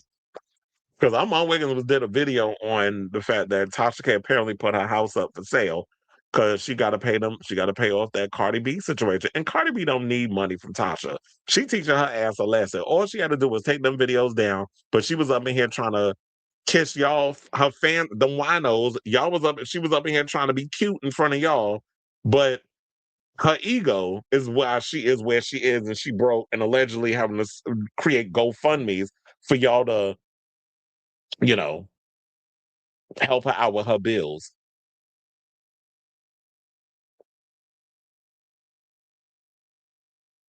Well, I have an issue with that too, but legendary. Look, there was issues with Legendary. People had problems with that with the but at the end of the day, I think with the difference, I guess Legendary gets a pass because Legendary was TV, and when you're trying to do something regarding catering to a specific community, but you also have to kind of mainstream it for TV. You have to bring in the Megan Thee Stallions and all other stuff just so that way you can get people to watch the show. Hence why you had that little altercation between Laura Roach and Dominique Jackson. And I can tell you firsthand because I knew Dominique Jackson back in the day. I used to kiki and see Dominique back when she was doing drag at Chi Chi's and Two Potato back in the day. So I knew Dominique when she was Tyra Allure, and she was a ballroom girl. So all that statuesque beauty coming up in there, and I used to live for her. So, and Chi Chi's and Two Potato was like a black gay establishment that was in the West Village. So I used to go to those places, and the men was fine up in there too. Like literally, if you ever read the book B-Boy Blues, there was a lot of what's his name, Raheem. There was a lot of them up in there. A lot of the boys that you would see that literally looked like something like something out of Apprende, something out of a Enrique Cruz porno. Not necessarily Latino fan club. It was very much Enrique Cruz, because Enrique Cruz was my type of adult cinematography. Ooh, child, I don't know where he found them boys, but honey. But yeah. I can totally see why they did what they did with Legendary. Legendary, they were trying to mainstream it, so they had to bring in the Megan Thee Stallions and all the other stuff. Hmm. My bad, extended mix. Dub, 15 minutes. That's literally what we gonna get. Oh yeah, because you like being swallowed. I tried looking for the Jules screenshots, but I couldn't find them. They might be on my old Bigo account. Yeah, because I remember seeing his penis, and when y'all was talking about describing it, didn't we describe it the same way at the same time? I told you I seen them pictures. I said, if you think that just sharing it with one person, somebody gonna screen grab it and spread the love. It's now spreading the top Chicago houses on sale. Because yeah, and I told you, Mom Wiggins did a whole video on it. And somebody sent him information. I think she's trying to sell it for, what was it, 300K or something or another? I can't remember. You know what? I just remembered Love Story is on right now, and I forgot because I was watching your show. My loyalty to you remains intact, even when it's the Princess Di. Look, can't you catch it?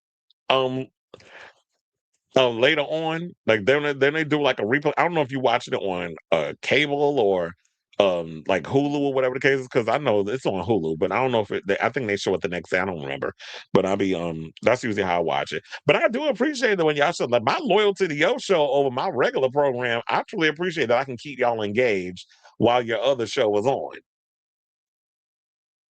So I do appreciate y'all sticking around. All right, y'all. So now let's get into some hockey news. And I'm gonna tread lightly with this because I want to keep my job. So let's talk about this whole situation. So apparently, Sarah Palin is dating an ex-NHL star who used to play for the New York Rangers. So the other day, I think I told y'all this, that the other day we had a Pride Night over at, and we have this every year, by the way. We had Pride Night at Madison Square Garden. So we gave money to certain charities because we always do that in between, like when we have little what do you call it? Like we have timeouts and stuff. I don't know if it airs on TV because usually when it's like I'm working the events, I don't know what airs on TV and what doesn't air. But apparently, I guess y'all knew that it was Pride Night over there at the thing, unless you saw it on social media, because we were giving out fanny packs that were like Pride, themed. And so I know a lot of people think that hockey is homophobic, and I guess in some ways it is. But for the most part, I will say is that when we were giving money to certain charities, I think we gave money to GMHC and all this other stuff. People were up in there clapping. So it's not as homophobic as y'all think. Now, am I going to say it's very much like lollipops and rainbows, like heated rivalry? No. We still have people up in there who could be a little aggressive. We do know that hockey still has its issues in regards of like, will there ever be a player that comes out? Because I'm sure there are gay players.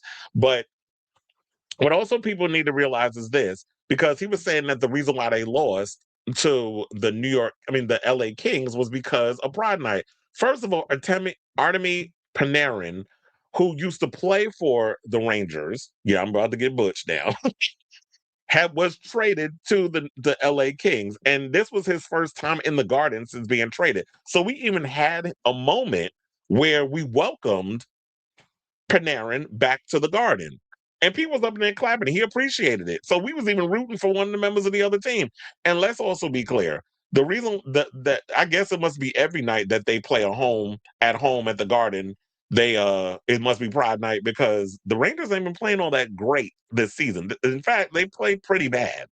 So And that's no shade. I love the Rangers. I love that, they're our home team or whatever the case is. But yeah, they haven't had a great year. And me speaking to the hardcore season ticket holders and the fans of the game, they'll tell you that they've been kind of disappointed in this season and how they've said the Rangers, like I have the conversations with people. So don't listen to this moron who's going on Twitter to spew his homophobia and transphobia. Me, who was actually in the building with the people, I'm going to tell you the real shit. So, Sarah Palin's boyfriend, Ron Duguay, got the nerve talking about the gays, and you got gay in your name, has blamed the team's latest loss to the Los Angeles Kings on their Pride Night celebration at Madison Square Garden in an extraordinary social media outburst. Now, Duguay, the longtime boyfriend of Sarah Palin, melted down on Twitter Monday as the Rangers fell to the LA Kings 4-1 at Madison Square Garden, saying, "I didn't want to say it before the game, but I saw this coming tonight. Down 4-1 after the singing national anthem to Rainbow Flag to a small group, bad idea, bad mojo." First of all, I don't know what the hell he was talking about because there was no rainbow flag flaring as this was going on. Because literally, whenever the national anthem was going on, I stopped people at the top of the vom and we wait. And I was looking. There was no there was no flags. I don't know what the hell this heifer talking about. And plus, on top of that, there was one of the players had, on their hockey stick, on the bottom part, it was like rainbow colors. So people was in there showing they love. So I don't know what the hell this idiot talking about. So he says, "I don't blame all of the Rangers organization. It's only a select few college brain, washed up, woke kids pushing their agenda on others in the organization. I believe at least 70% of the fans tonight wanted no part of it at all at a Rangers game. Just wanted a family night out, husband, wife, and kids. That's what New York." Okay, first, I'm not reading any of this, and this is bullshit because as somebody who was in the room, people could care fucking less about rainbow, gay, this, that, and the other. We've even had a night where we celebrate Black history at the Rangers. How many Black people actually watch the Rangers or hockey in general? We have a handful that plays hockey, but where's that energy? Because if he would have said that racist shit, the black people would have ate his ass up online. But because it's in trend now, or it's on trend, I should say, to go after LGBTQIA plus people on social media, this is what he's going to do because, this is what Trump is doing with this war that he done sucked us in, where he's now blaming Israel when you were okay, when you were down with the shits from the beginning. And because we're losing, now you want to point the finger at everybody but yourself because you're a warmongering dumbass, because you literally have George W. Bush looking like Einstein compared to some of the dumb decisions you've been making since you started your second term. So, his first term was bad, but this is even worse. He's going down the history as the worst fucking president on the planet. But of course, we have somebody who was dating someone who tried to be vice president and fucking lost, because that was where John McCain screwed up by picking this dumb bitch to be his VP. And people wasn't here for the shits. So that's how they lost. And now she dating a dumb bigot who wants to, of course, throw the LGBTQ plus community under the bus, because instead of you just saying, look, the Rangers have had a bad season and that's what it is. But no, it's the gays' fault. So, and then talk about the people just want to have a regular family night. People were coming up in there with their kids. They weren't being like, "Oh, cover your eyes because we have rainbow flags," or kids like, "Mommy, what's LGBTQ night?" or "What's Pride night?" Like, I wasn't hearing none of that. The kids was busy up in there eating their damn cotton candy. They were eating their hot dogs. They were busy having to go back and forth to the bathroom because, there's a lot of that. A lot of kids got to go to the bathroom. Parents is taking their kids up and down. The teenagers were up in there just watching the game. They don't care about all that shit. So when he's going to sit up in here and say all of that, maybe there were some people that were uncomfortable. I don't know. I didn't see it. Nobody said nothing to me. But for the most part, they know what Pride Night is. We've been having Pride Night at New York and the Garden for years, and we celebrate everybody at the Garden. So if that's a problem you have, oh well, sir, deal with it. Because you know what? The world is diverse and the gays ain't going no damn where. Now, what you need to be worrying about is the fact that if you're going to live long enough to see any gay people in your lifetime, because your ass got stage 4 cancer. So maybe that's what you need to be focusing on, trying to live long enough for your girlfriend to still suck your dick rather than you worrying about what the gays sucking dick. Now, they said that his words carry weight for some fans. After his 1977-89 playing career concluded, he later served as a TV analyst for the Rangers on MSG for 12 years until 2018. Now, before Monday's game, he slammed the team for giving away a Pride Night pouch to the first 10,000 spectators. And it was like over about 16,000 that showed up. And I know a lot of people was like, well, how come you only do 10,000? Because it's like, it's first come, first serve. And if people know that you are going to have 15,000 to 16,000 pouches, then they're not going to make their way to try to show up on time. And that's the way that it is. And who's going to pay to have all that amount of pouches? So it's a first come, first serve situation. Now, Duguay griped at the promotion as was encouraging transgender lifestyle. So there's only transgender people that exist in the LGBT. It's funny, y'all always want to focus on the T in LGBT. And we have trans people that work at the Garden. So we don't discriminate. And by the way, I will say that this is me speaking for me. I'm not speaking for the company. So New York Rangers supporting encouraging trans lifestyle. Have you not been reading and watching the news? Oh, you mean Fox News? You mean faux news? Where they're with their anti-trans rhetoric? Please. There's like 2% of people that actually that are trans that are playing sports, but they're the boogeyman that's going to come and ruin your kids and steal your jobs when it's the oligarchs. That's what we need to be focusing on. So shut the fuck up. And they said basically with the Rangers, they posted, and this is what he's responding to, because on the Rangers page, they said the first 10K fans at the Garden tomorrow night will receive a Delta Pride pouch. See you here. Now, they said the NFL's efforts to recognize the gay community has faced pushback before. Perhaps Duguay should take a cue from U.S. Olympic hockey hero Jack Hughes, who scored the winning overtime goal in Team USA's gold medal game last month. Hughes, who plays for the New Jersey Devils, said in a 2024 interview, "The team I play for, we really support that. We're a really welcoming organization. Obviously, that's how we grew up. My family really supports that too." And it's always in the way you're raised. So, there's about a bit of that. Now, Bleacher Report hockey writer Adam Herman, I should point this out, pointed out that the Rangers, who rank last in points in the Eastern Conference, because they're not making it to the playoffs. I think the Knicks might be making it to because they've been playing relatively well, but the Rangers, after their next, I think 5 final games, I think they're pretty much done at the beginning of April. We just got to worry about the possibility of like if the Knicks go to the playoffs, then we'll have to figure out that schedule. But anyway, so they said they rank last in points in Eastern Conference, have consistently been victorious on Pride Night.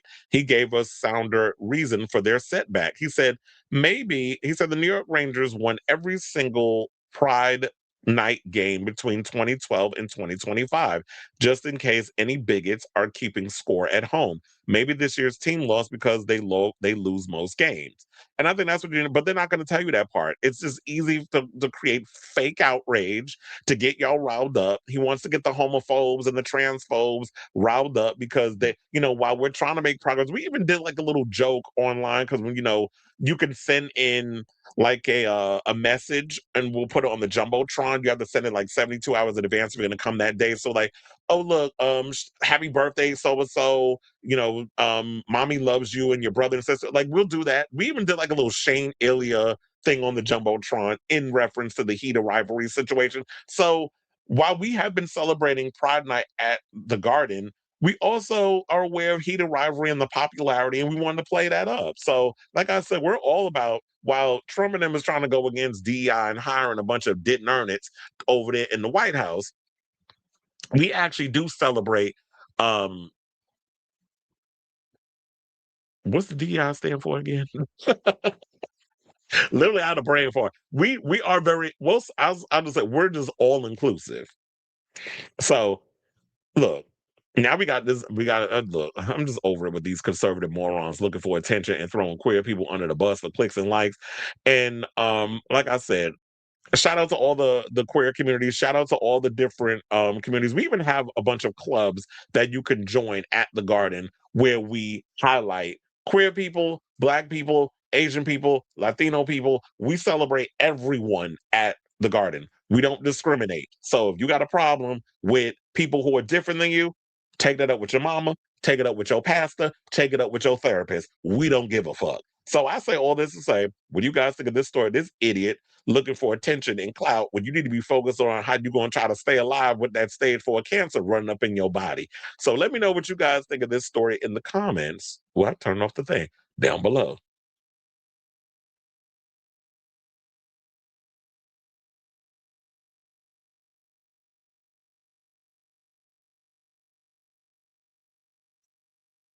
Oh, child of ghetto. Okay, let's see where we going. Hold on, because I'm trying to scroll on up.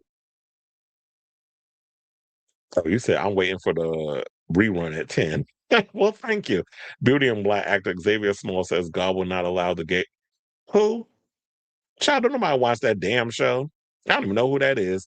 The only Smalls I know is Naomi Smalls and Biggie Smalls. And you said I've seen the comments. Or you said the moderates, independents, and wait, what is? Well, you said what is the ODRA?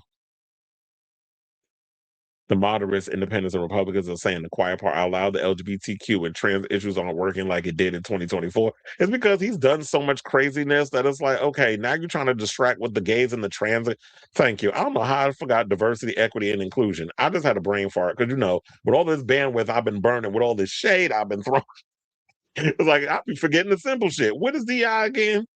Diversity, equity, and inclusion. Or as I like to say, with some of these people that use the DEI and try to reframe it like y'all did woke, in the way that I say that the version of the DEI in the White House didn't earn it. That's what DEI stand for to me. But anyway, let's get back into the show. Before we get into the rest of the show, we are down to our final 4 topics. So before we get to our final 4 topics, if you could please do me a solid and hit that like button. If you are new to the channel, hit that subscribe button. And also be sure to smash that notification bell so that way you know when we go live with a brand new episode of Chris Avalon Unfiltered. If you are having trouble getting those notifications, you may have to unsubscribe and resubscribe because I've heard some people telling me that they haven't been getting the notifications that I'm live. Also, if you can, if you want to send super chats, definitely do that. If you want to send a super sticker, you can do that. If you want to, if you want to do all the things, you can do all the things. I'm not holding a gun to your head, asking you to do it, but if you want to, show some love to the show in any way possible. If you don't want to send no coinsadas, you can definitely do that by hitting the like and subscribe and the notification and all that good stuff.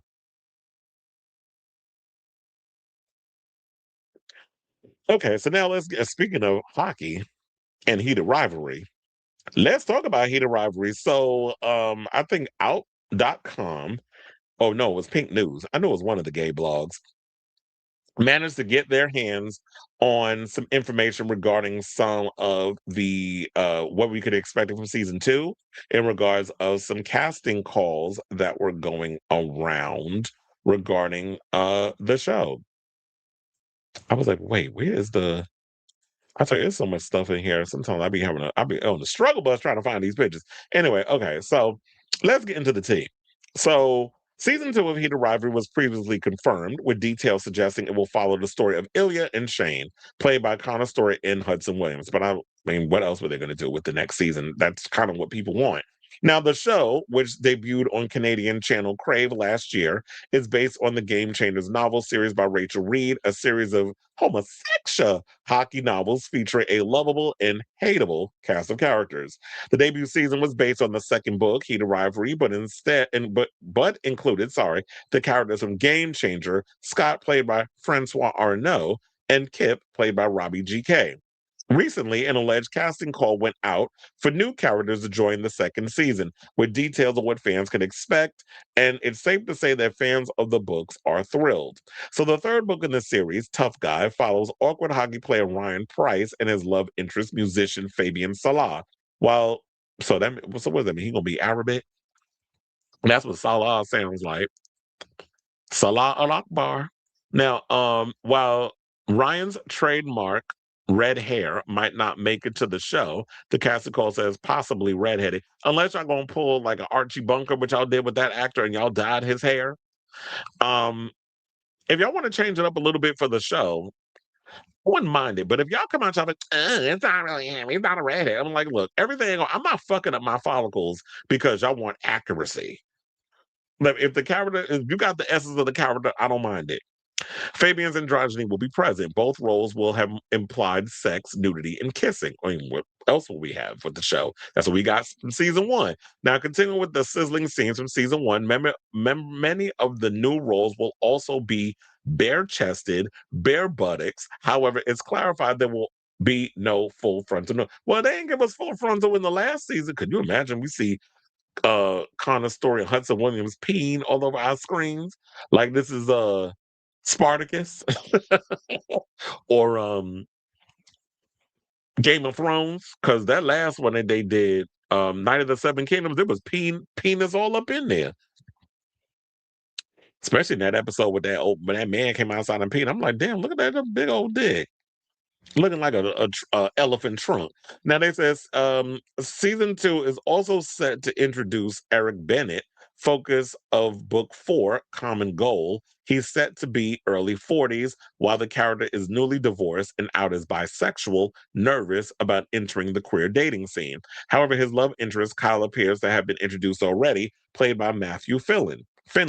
And I think that was the guy that played the bartender in the first season.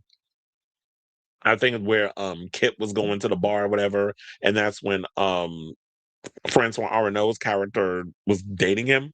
So then they said the casticle also includes very funny Harris Drover from book 5, role model. Interestingly, there was reportedly not a call for his love interest, hockey player Troy Barrett, though rumors suggest adult stars Jack Innanen has already bagged that role.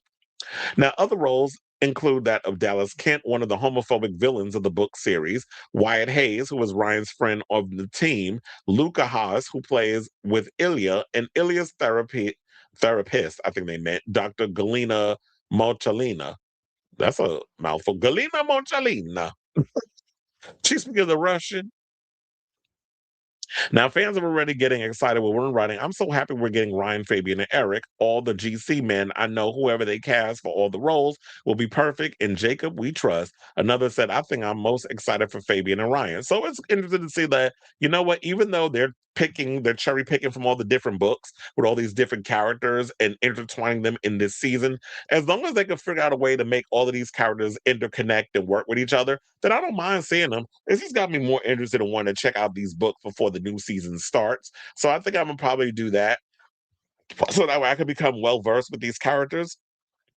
And maybe sometimes I'm just more interested in trying to get into characters without having the books to think about, because if I compare the books to the show, then I tend to nitpick and pick things apart, and I don't want that to be the sole ruination of the situation. So yeah, that's the latest I have on that story, and I'll keep more about it. I'll keep you guys abreast of it as it develops. But in the meantime, I definitely want to hear from y'all. What do you guys think of this story surrounding the fact that, you know what, this is the people that are talking about casting for the upcoming second season of Heated Rivalry. Are y'all here for these characters? Are you interested to see where the show will take these characters versus how we see them play out in the book? Whatever your thoughts are on this matter, let me know in the comments down below.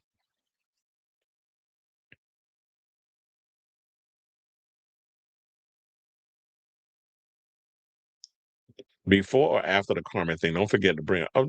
No, I haven't forgotten. Do you think Hudson and Connor are destined to become one-role wonders, along with Cooper Koch, Joe Locke, and the Queer as Folk cast, and seemingly almost every homosexual actor on TV? I don't know, because Hudson and Connor have been nabbing roles since Heated Rivalry. We'll see how all that works out. Like, if we see them in something and like, okay, I literally just see Shane and Ilya on the screen. Well, they'll be doing their actual, Connor will be doing his natural, American voice. He won't be doing the Russian thing like he did on the show. So it'll be interesting to see him take on different roles and see if he can kind of disappear in those characters. Or is it that, like when you look at certain people, it's like, every time I watch TV, kind of like with Tom Holland, it's like every time I see you in something, all I see is Spider-Man. You try coming in as Nathan Drake, I just see Spider-Man trying to act like he's Indiana Jones. So it's like when there's some people who can't kind of separate them from the character they're most famous for, it becomes a little difficult at times. But we'll see. but we haven't seen him in anything different yet. I mean, SNL doesn't count. That's fucking skits. Ariana Grande Frappuccino permanently damaged her hair, dyeing it red constantly during Victoria's. And that's why I said, like, I don't want to, like, a man putting on a wig, they always look like wigs. They don't look like your natural hair. Unless you're trying to do a long hairdo or whatever. And sometimes it does work, but you start to look like that bad wig Jamie Lee Curtis had in Halloween too. And it's just like, no. If we got to change it up for the sake of the show, then I'm not screwing up my hair. Because KJ Appa went and was dyeing his hair red when he was doing Riverdale. Most do, even if they're straight. Some get lucky, like Doug Savant or Desperate Housewives. Yeah, he was lucky enough to kind of jump from Melrose Place to playing a heterosexual married husband and father on Desperate Housewives. Hal Sparks went to political YouTube as a progressive Gen X. So they all find different things to jump into. And Gail Harrell is doing parts here and there. Peter Page went behind the scenes and started producing. Because remember, he produced The Fosters, that show that Jennifer Lopez was also producing.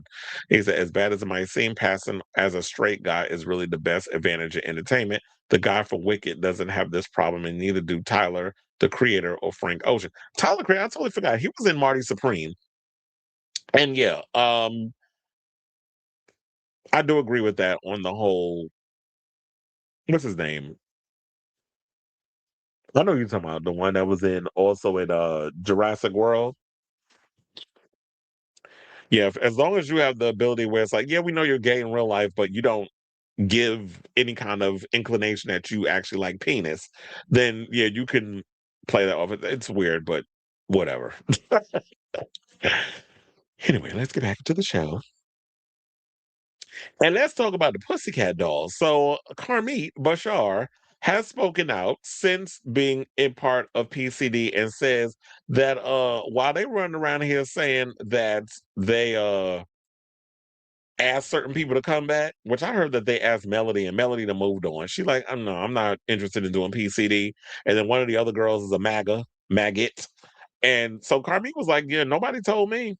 Although one of my friends said they don't think that's true because she did kind of allude that she was aware, but she said many a times that she wasn't interested in coming back. And then when they didn't ask her back, now she's saying they didn't ask her back. So she's speaking out about why she's not participating in the PCD return after Nicole Scherzinger, Kimberly Wyatt, and Ashley Roberts announced they were relaunching the group as a trio with new music and a global tour. Former Pussycat Doll member Carmit has thanked the Libidical Plus community amid news that she was not invited back for the group's reunion, saying that performing at Pride was one of the most meaningful and joyful moments of her career.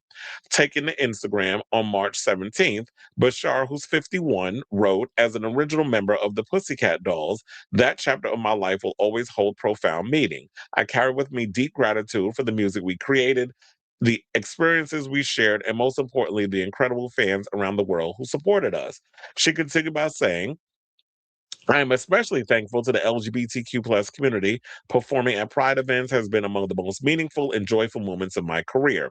Bashar went on to explain that she was not contacted regarding the Pussycat Dolls' upcoming reunion, and that she learned about it the same time as the rest of the public. So, hold on, because I was like, let me actually pull up her Instagram where we could see her up here with her luxurious red hair. So, oh yeah, she wrote a lot up in here. She was like, in light of recent developments, I feel it is important to speak honestly and respectfully. I was not contacted regarding the group's decision to move forward, and I learned of these plans at the same time as the public. Given my history with the band has been part of, with the brand, sorry, having been part of its foundation long before its commercial debut and instrumental in the connections that led to the record deal, I would have appreciated direct communication. While this is disappointing on a personal level, I remain proud of the role I played in helping shape what the Pussycat Dolls became. I believe the legacy of any group is built not only by those seen on stage, but also by the collective contributions and shared vision that brought it to life. My intention is sharing my intention in sharing this is not to create division, but to honor the truth and the fans who have supported us throughout the years. Transparency and respect are values I hold deeply. At this time, I am choosing to focus on my well-being and to move forward with positivity and purpose. I remain open-hearted about the future and grateful for the continued love and encouragement I receive. Looking ahead, I'll be sharing new creative projects, including upcoming music, visual work, and an exciting collaboration with a television and music industry icon soon. XOXO, Gossip Girl. No, she said Carmit. But it's unfortunate that we're not getting all of the original cast, original girls and stuff. But I understand also that Carmit has been instrumental in what the PCD was and had become once the whole record deal situation came around. But it's gotten to the point where people are only aware of Nicole being the biggest star out of all of the girls. And that's kind of like what they focus on. I don't know how this whole deal even transpired of all of a sudden Nicole Scherzinger woke up one morning, you know what? Feel like I'm at a place where I want to do a reuniting tour and music and everything with Pussycat Dolls. 16 years later, after we kind of parted ways, and we tried to start and restart and have moments of putting this group together. And I don't know where it all transpired from, but apparently it's just like Carmit feels like she should have been in the situation. I don't know who could have called her. I mean, I don't know what her relationship with Nicole was. Maybe Robin Antin should have called and let her know what the tea was. But because she's supposed to be the founder of the group. I mean, of putting these girls together, right? I mean, y'all was doing this back in y'all's on Burlesque Act. But let me read what the comments said to see if anybody's saying that. Okay, Brian Freeman, who's a choreographer, said, and dancer. I think the last time I seen Brian Freeman or something, he danced in Lady Gaga's Abracadabra video. But he said, I love you so much. I will never forget seeing the original PCD at the Viper Room. Oh, yeah, we all remember that. With you leading the way. You are and will always be iconic. Peppermint said, always my favorite PCD, a real one from the start. You are an icon, and that precedes and outlasts that group. Thank you so much for recognizing your connection to the community publicly, especially in a time when it matters to many of us the most. It's heartbreaking it's heartbreaking when entities like business decisions that don't seem to respect or give reverence to the human beings that created it, but just know that many people are waiting with bated breath to support whatever new project you decide to put out. And in the meantime, you have my 100% support. Jay Fuzz, who is also a dancer, said, love you, heart emoji. Willem is in the comments with a heart emoji. Another person said, I love you. Anyone who knows you and the legend that is the Carmit, the one and only, knows how genuinely amazing you are as a human, let alone performer. You are so many people's reason why, including me. So for that, I thank you. Keep shining on. Jessica Sutter jumped in the comments and was like, you're the reason the PCD got the deal with Interscope to begin with.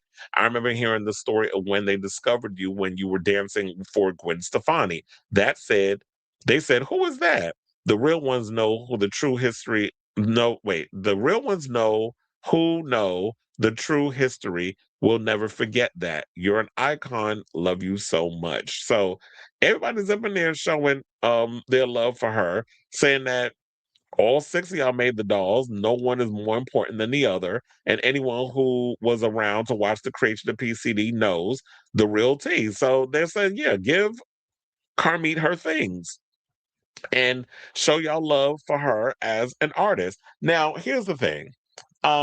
Yeah, they pretty much, maybe it was the industry that did that whole thing where they centered everything around Nicole, because Nicole is an exotic beauty. She has Polynesian features. There's no one out here that looks like her, and they wanted to center her, because I remember hearing stories. They were talking about that. Yeah, they were trying to make Nicole the big thing, and they were being racist towards Melody, who I know a lot of people were saying, no Carmit, no Melody. I'm not supporting this group. And I'm sorry, but PCD, y'all might be in danger, because let's get in them ticket prices. There are tickets that are going for $600. I'm like, on what planet is, and this is the same thing I said about, for Lopez, in what multiverse is PCD that interesting enough where y'all got the unmitigated gall to charge anybody $600 for a ticket at a PCD concert? I don't give a good goddamn if you got little Kim, old Kim, baby Kim, midget Kim. I don't care what Kim you got or Maya. That ain't enough to get me to spend $700 on no damn PCD. Now here's the thing: I work at the Garden, so if I get put on for it, I'm getting paid to work the show. So, but I feel for the people that might want to see them, and y'all thinking that y'all are hot enough that you can ask that money. Quiet as I don't like any artist out here asking people $600 for a goddamn ticket. Don't even get me started on Gaga and them damn in the 200s. Y'all charging people $700-800 for a ticket. But if y'all gonna pay the money, because especially when we got dealing with this whole Live Nation Ticketmaster drama and how there was somebody that worked at Live Nation that was throwing shade at y'all because y'all was up in here being suckers and paying that money. That they over here, while they taking financial advantage of y'all with these overpriced tickets and these fees or these crazy fees and things of that nature. So y'all need to humble yourselves over there because I'm like, while visually it looks good with y'all as a trio, because clearly what it's going to be is Nicole's going to be doing all the heavy lifting with the singing, and y'all going to have backing tracks and all this other stuff playing around, while Kimberly and the other girl going to have to remember to keep the mic to their mouth to pretend they singing, which they wasn't doing in them past concerts that I was saying. I was like, did y'all figure y'all supposed to be pretending to hold the microphone to your mouth, acting like y'all singing? Because clearly the only ones that was up there singing was Nicole and Melody. Off key, but they was up there singing. Cause it was like, yeah, y'all need to work on y'all breath control back in the day. Cause I remember watching them videos. I'm like, Melody pitchy, Nicole out of breath, trying to keep up with the singing.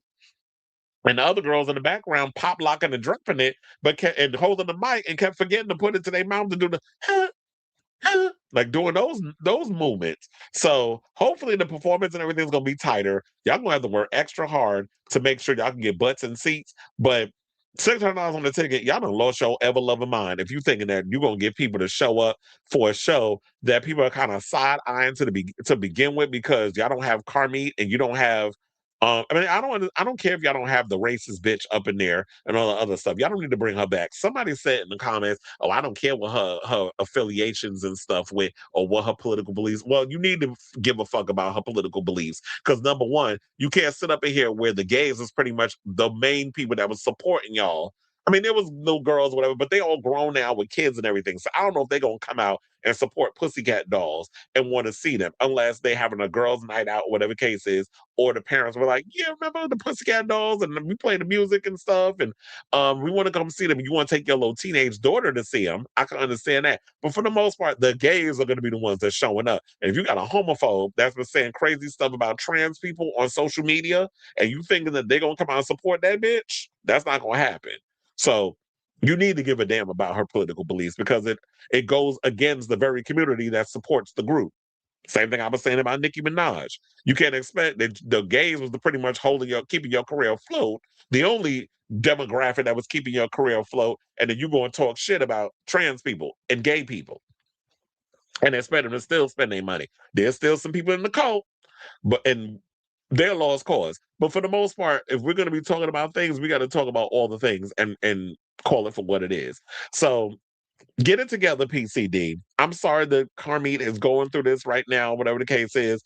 And yeah, there's I don't know. I feel like I don't know if this show is cooked. They'll still keep it going. But what's probably gonna happen is the last day they probably gonna drop them tickets to $20 to make sure we can fill them damn seats.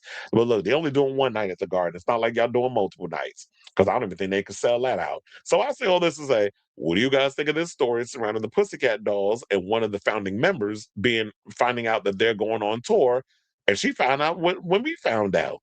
So she wasn't even included. So whatever your thoughts, and you think it was shady, or like if you thought it was maybe Nicole that pulled this little stunt because she feels like I am the Pussycat Dolls.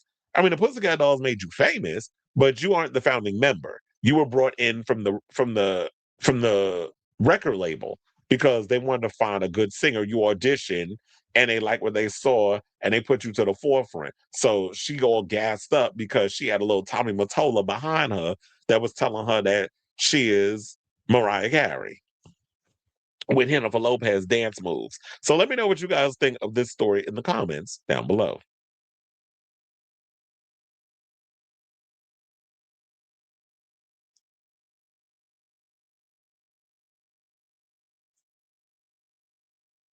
Oh yeah, I read that one already. A lot of people want her included because she's an OG before the girl group, but burlesque era. That was like before when they started having, um, sing like when they started going to the singers thing. Because I remember like we talked about it before when it was at the Viper Room, they were a burlesque group, but they would have girls come in and guest sing. So they would have Fergie come in.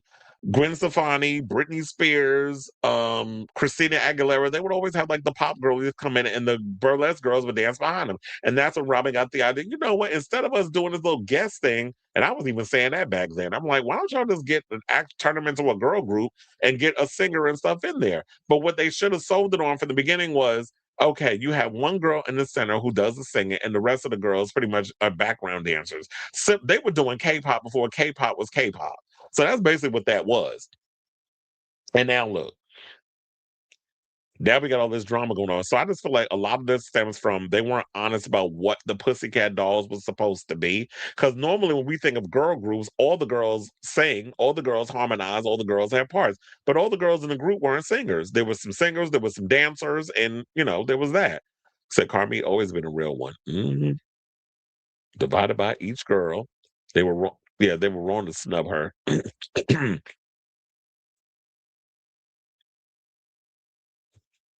All right, y'all. So now let's get into some Drag Race news. And let's talk about Drag Race UK. So the Drag Race UK episode came and went. Congratulations, I guess, to Miss Yes God Land, who was over there at Drag Race Thailand, who ended up winning UK versus the world. Now I ain't gonna hold you. To be honest, I was expecting either Mariah or Kate Butch to win. I don't think Godland knew the words to a lot of the songs. She, I feel like, was rewarded for being silly and messy and just making Rue laugh. And I don't know if it's just me, but I've been saying this for a long time. I truly and relatively feel that Rue has checked out of the show. I don't feel like she's engaged like she used to be. I feel like she's just going through emotions and just there for the check and is there because um she's getting and the Emmys. But if you keep showing like you don't give a damn about the show, they're gonna keep giving that shit to the traders. So first things first, before I get into my overall of the interview between Kate Butch and who was the other girl that we have up in here? Fontana, who came out as trans. Let's get into the tea what I want to say about the reunion. Now, here's the thing. What I will say about this, I like the fact that they did half reunion, half finale. I feel like y'all need to do that with every episode. You don't got to do it with season 18. Nothing happened on this season. This season was dry as hell. It was boring. These girls gave us a bunch of damn nothing. So we literally gonna have 10 minutes of a reunion? It don't need to happen. But in the future, if any drama or whatever transpires, I do feel like maybe y'all just need to combine both in one episode where we have the reunion first half, and then in the end, y'all could do like a lip sync for the crown type of situation and maybe do it that way. And whoever gets picked is picked. I think that's probably the way y'all need to go with the finales from now on instead of having to do some crazy spectacle. So I will say one of the things that they got into, Marlene de Verga was coming out and saying that she was quitting drag, and that was what was alluded to. And she said, no, I want to actually take time to get to know the boy me and those other stuff and take time and get to know that part of myself and kind of put the drag on the back burner for now. Since then, Melinda went on social media and said, cool your heels. I'm not quitting drag. I filmed that a long time ago. I don't remember what the hell I said when I was there. So I have a couple of bookings coming up for Pride. I'm not abandoning the drag persona. So y'all can rest on your laurels, cool your heels, let them prevail, whatever how you phrase it or want to call it. She ain't leaving drag. And I'm glad she's back. Because I was saying, you've done the Canadian version of The Traders. You've done a bunch of other shows. You are entertaining. I hated the fact that you were the pork chop of this season, but I definitely feel like you need to stick around. Now, also, Minty Fresh getting mad at Kate Butch for pretty much giving the chippy tea to Mariah over her because they apparently had an alliance, which Kate started in the first episode. Kate, your reasoning behind why you did what you did was bullshit. Just be open and admit the fact that maybe you saw more potential in Mariah than you did in Minty, and that way, after a while, you didn't want to abide by this alliance that you had wanted to start from the beginning. It'd be nice if you did that. The problem is a lot of y'all want to play congenial when you're on these reality shows, and y'all don't want to be honest because you're worrying about what them fucking people over there on Twitter is going to say about y'all instead of just standing on business. So now y'all want to come across and try to act like you're demure and mindful when you was doing some shady shit because you wanted to make good TV or for whatever, or maybe you wanted to get rid of your competition. And then at the end of the day, you were the only British queen that made it to the finale. So I wish she would have been more honest with that, but she didn't. Then also, and speaking of honest, it would have been nice if then only Naomi was honest in regards of what was going on regarding her talking about that I don't care if I don't make it to the finale or what the case it was. I feel like that the reason why Fontana brought it up because she was at her wits' end. People really was she was out here feeling alone. People kept giving the chippy tea to all the other girls, and she had to fend for herself when she was up there. I did find it kind of shady when she did that dramatic bullshit when she started doing the samba and she dropped to the floor like she had a fainting spell, like she was on Top Model, when she decided to go in and gloat, because that's what it felt like at the extent of Minty Fresh getting chopped. And I'm glad that she called that out. It would have been nice if Mariah would have been like, yeah, and that's why after the fact that when Minty went home and I brought it up in the workroom, I had to present it to her that, yeah, it did kind of come across like you were being shady and that you were gloating at the fact that you sent another girl home over the performance. I understand that that's how y'all celebrating shit in Brazil. Y'all lack humility, apparently, according to Fontana. So, with you doing all of that, it just seemed like to me that it just felt a little shady, and somebody had to call it out because I guess you don't see how we were gonna perceive it if we're watching that at home or you on the other side of watching that performance. And I'm glad that Minty brought it up in the reunion. And shout out to Michelle Visage, because it seems like Michelle Visage is more locked in and ready to and clock in and come to work than Rue is. I guess it's hard being a worth $60 million and one of the richest drag queens on the planet. So, and a fracking queen. And then we had the whole thing with Zahira and whatever it was that she had to say about it. And the fact that Zahira was bringing it up in regards of and only Naomi, and Naomi wasn't being truthful in the whole situation. Just own it. Just say that you were frustrated, you were going through whatever it was, and you just didn't care that you wanted to make it on you didn't make it all the way to the end. And here's the thing, sis, you didn't. You made it almost to the end, but you didn't make the top 4. So it'd have been nice if she would have been honest as well. And she was getting mad because Fontana kept bringing it up. Why are you making this a whole situation? But look, I guess because she was frustrated, she was annoyed. And it is what it is. So that was pretty much all that we got from the reunion, which, like I said, it was literally like 20 minutes long, and then we moved on to the rest of the thing. Oh, and shout out to who was it? Serena Morena, who won Miss Congeniality. So shout out to her. But let's get into the Q&A. So shout out to Pink News, who actually interviewed Kate Bush and Fontana, where they asked her what incredible finale, how are you both feeling before it aired? Fontana said, I was so excited. This journey has been amazing. I'm living my biggest dream. So I'm in a playground experiencing things I've never experienced before. So many things happened to me through this journey. I got to tell the world that I'm a transgender woman. Shout out to, because you know what that reminded me of? Monica Beverly Hills. I'm a transgendered woman. I got to be featured on Vogue twice. It just made everything more beautiful. And I got to inspire and connect with so many bucket people out there, apart from the Swedish, the Brazilians, the immigrants, the trans. I was repping so many people that needed this spotlight. So it was an absolute amazing to connect with these people. And Kate said, I was really excited for it to come out. It was kind of just ending of an 18-month process. I can't believe y'all had that shit on ice for this long, this season. They said, but it just felt like a lot of work and a long time coming to an end. It was a bittersweet kind of moment, but what I love about the finale is you get all the queens back for better or worse, and we get to see our faves again in the amazing outfits. Like, can we talk about Malinda Verga? Both of her outfits this time, I was livid that we didn't get to see any more of her. And yeah, Fontana agreed they wanted to see more of her. I hope we get to see more of her because I'm gagged. She was gone way too soon. Well, if they decide to do another Canada versus the world or Canada All Stars, which I do believe they have a Canada All Stars, Canada Drag Race All Stars coming up. She's not on it, but if they decide to do another one, I would definitely love to see Melinda pop up in another situation. They also asked Kate, did she feel the pressure as the last remaining UK queen? She says, I don't think I put any pressure on myself. I think there were a lot of expectations and assumptions that people made that there's some kind of contract with the BBC that they have a UK queen, that it's been rigged and its production interfering. I spent a lot of time just thinking I'd love to win, but at the same time, I don't think I'd survive winning because, and then that's when they also had to point this out. So apparently Kate watched a video or videoed herself watching the finale with Naomi and basically mouthed thank God when she lost to Godland. Because they film it in different versions so that way none of them know who won. And then you don't find out who won until the actual episode airs.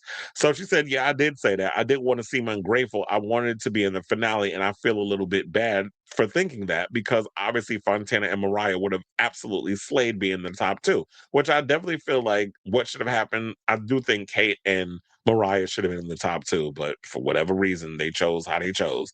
But I said, I feel like a lot of the response would have been unbearable for me, and I just don't want to go. I didn't want to go through. I would have loved the 50,000 pounds, let me say that. And I think it alludes to a lot of what Kate said earlier, is because she didn't want to have to deal with, oh, yeah, and this season was rigged. Of course, because it's UK versus the world, they picked the UK queen to win. Excuse me. They picked the UK queen to win the show. So it's like, you can't win for losing. So it's like, even if I won fair and square and I worked my ass off to get where I am, if they pick the UK queen, they're all going to say, oh, of course they pick a UK girl out of everybody. So it's like, we can't even have like a real show because you don't know what's real and what's not genuine. And then they also talked about Fontana coming out as trans. We could move down from that because she said a whole lot. And then they said, you both had one of the best lip sync songs in the finale with Right on Time. How do you take on a song with no lyrics? And it said, I wanted Broken Heels. I was gutted. It's hard. Well, didn't they recently do another song where they had no lyrics and it was just stupid? I was like, how are they performing a lip sync to this? It's hard when the songs don't have a rise and a fall or a journey or lyrics, and I mean that mean anything. It's difficult. I think we both handle it really well. Like we're gonna do faces. That's what we got to do. It's a song about screaming. We're gonna look like we're screaming, but this has a season of quite interesting lip sync songs. Fontana got to do the most iconic, probably in Drag Race ever, and so oh yeah, that crazy frog song. That's what it was because I was like, they're lip syncing to this for real. Okay. And then they talked about Serena Morena being crowned Miss Congeniality. They said, did you both vote for her? And they said, yeah, we could pick our top three. And everyone was like Serena number one. No, Fontana said number one, number two, number three. I think that's what I did. I'm so happy for her. She's such a sweetheart. She's the one I got the closest with. And so they're showing all their love. And then what's next for the both of them is Game of Wool season 2 in the cards after your knitted runway. And Kate Bush said, maybe if they need a co-host, I don't think I'm going to do any more competitive things for a while. Let me have a break, especially knitting that quickly in a day. No, thank you. I'm going on tour with a show called Choose Your Own Cabaret. Since we saw the Chippy T decision, it wasn't received impeccably. I've decided that I'm going to abscond myself of all decisions and let the audience decide what happens. So that's happening around the UK and Dublin. Then after that, the world's my oyster. I'm going to do as much as I can with the time I've got. And Fontana also revealed that she's going on tour, but I don't have a visa to leave the country, so that's the thing that's putting me back. I was supposed to get out there and do a massive tour right now. It's very frustrating to be facing this right now because we worked so hard. So hopefully I get to do it, and hopefully I get to do DragCon Brazil. They still got drag cons going on because they seem like they canceled the American one, and we don't have those anymore. We didn't have one in the US last year, and haven't heard anything about this year. And it said, and hopefully I get to do Drag Race the DragCon Brazil. Those are the two big things that I have on the calendar right now, but we shall see. I hope that things will get sorted out soon. Well, I'm wondering what is going on with the visa. Is it because she's transgender? Because I know like we have issues with trans and visas and things like, especially with dealing with America. Like if you're trying to come over here, they want you to have your passports need to be the assigned gender that you were born with, not how you feel that you are. So there's a lot of that going on. And the one thing that's what I love about TS man. She's like, okay, well, look, if y'all want to sit up here and deny me being because I identify as a woman, if you want me to have male on my thing, okay, I'm a man according to you. But I'm still gonna live my life as I live my life. But so if that makes you feel comfortable that you need to continue to misgender me, I know who the fuck I am at the end of the day. And it's the same thing like with, oh, you don't want me going into a woman's bathroom because I have a dick between my legs, allegedly, or may not. I may have gotten a bottom surgery, but on my thing it says male. So you want me to go to the men's bathroom? Okay, so you sure you want me to go in that men's bathroom? I won't hear shit when I walk up in there. Because if I go up in there and I hike up my skirt and I be at the urinal next to them dudes, I won't hear nothing. And don't get mad because that's what you wanted. So that's why I say a lot of y'all be short-sighted with y'all transphobia and y'all bigotry. So I hope that's not the case, and she's able to work it out with her visa, because a lot of the queens out here, they got to work while the iron is hot, because then we move on to the next ones, and they're easily forgotten. So I'll say all this to say, what do you guys think of this story? Did you watch the finale of UK versus the World? What did you think of the overall results? Were you happy that Miss Yes God Land ended up winning the crown and the 50,000 pounds? And who did you actually have on your radar as the one who should have won, if not Miss Yes God Land? So let me know, and with your overall thoughts of the season, the finale, and the reunion. So let me know what you guys think of this story in the comments down below.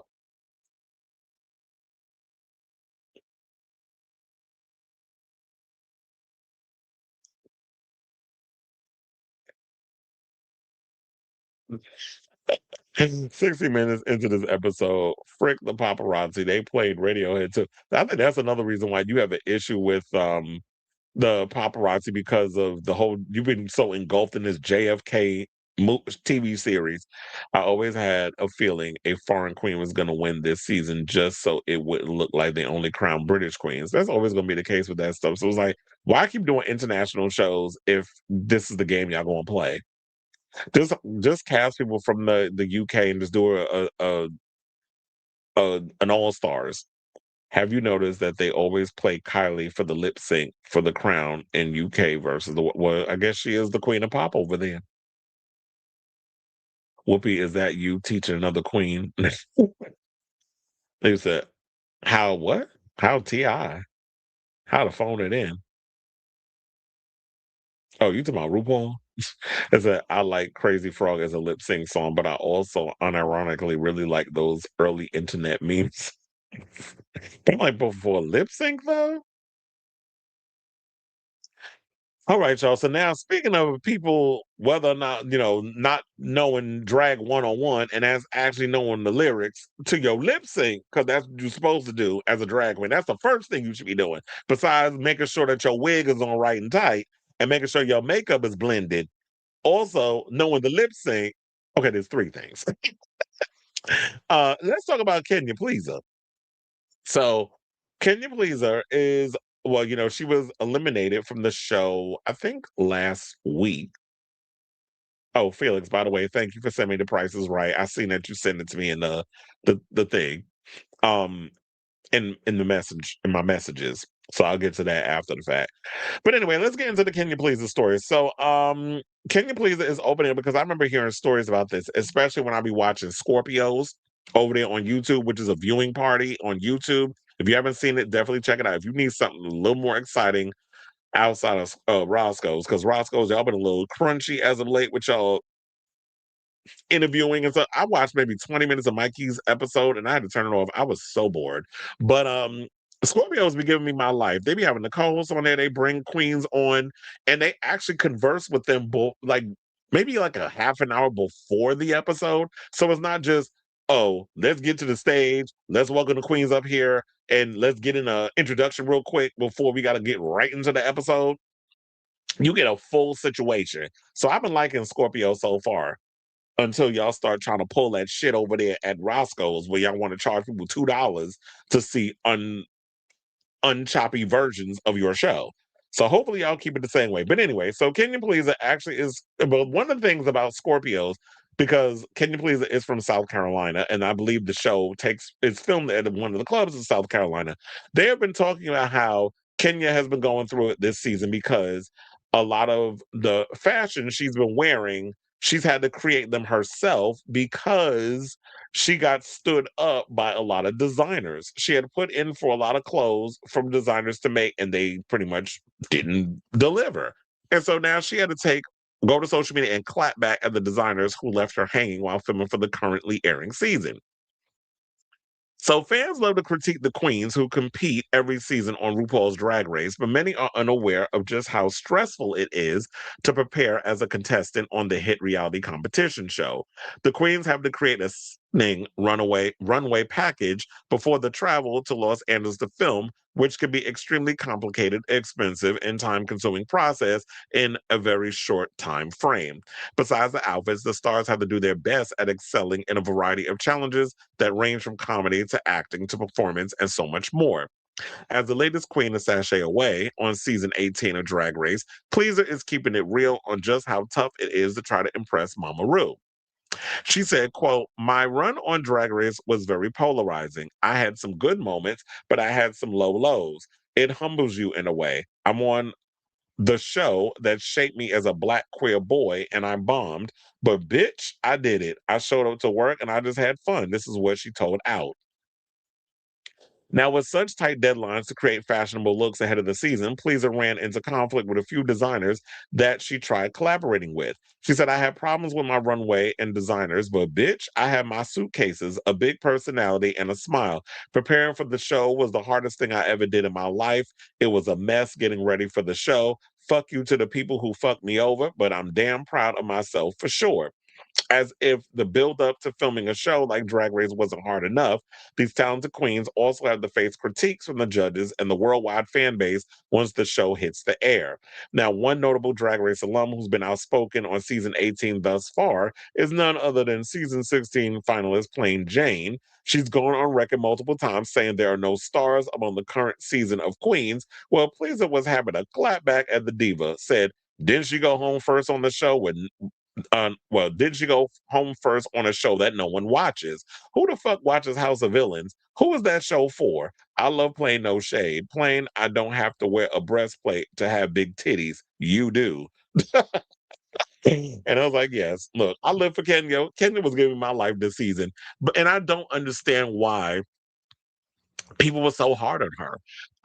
People were being real shady and real nasty and real mean in the comments about Kenya. I mean, I don't read the comments, but I was hearing stuff about that Kenya was going through with. And a lot of y'all don't know what these girls have to endure and what they go through in regards of putting a show like Drag Race together. I kind of wish they would get rid of these designer packages where it's like you got to damn near take out a mortgage on your house in order to pay for a designer to come design your shit. I think they just need to change the format of you girls really have to go in and learn how to sew. Now, for those of y'all that can go in there and get a bunch of outfits together and get a bunch of help and people that can help you put together a package of fashions and looks and things, hooray for you. But those who be out here struggling, that's why I feel like y'all got to really get in y'all drag queen bag, which was drag on a dime. Like back in the day when drag queens didn't have the financial wherewithal to put together an outfit, they found a way. A lot of New York girls, they learned how to sew,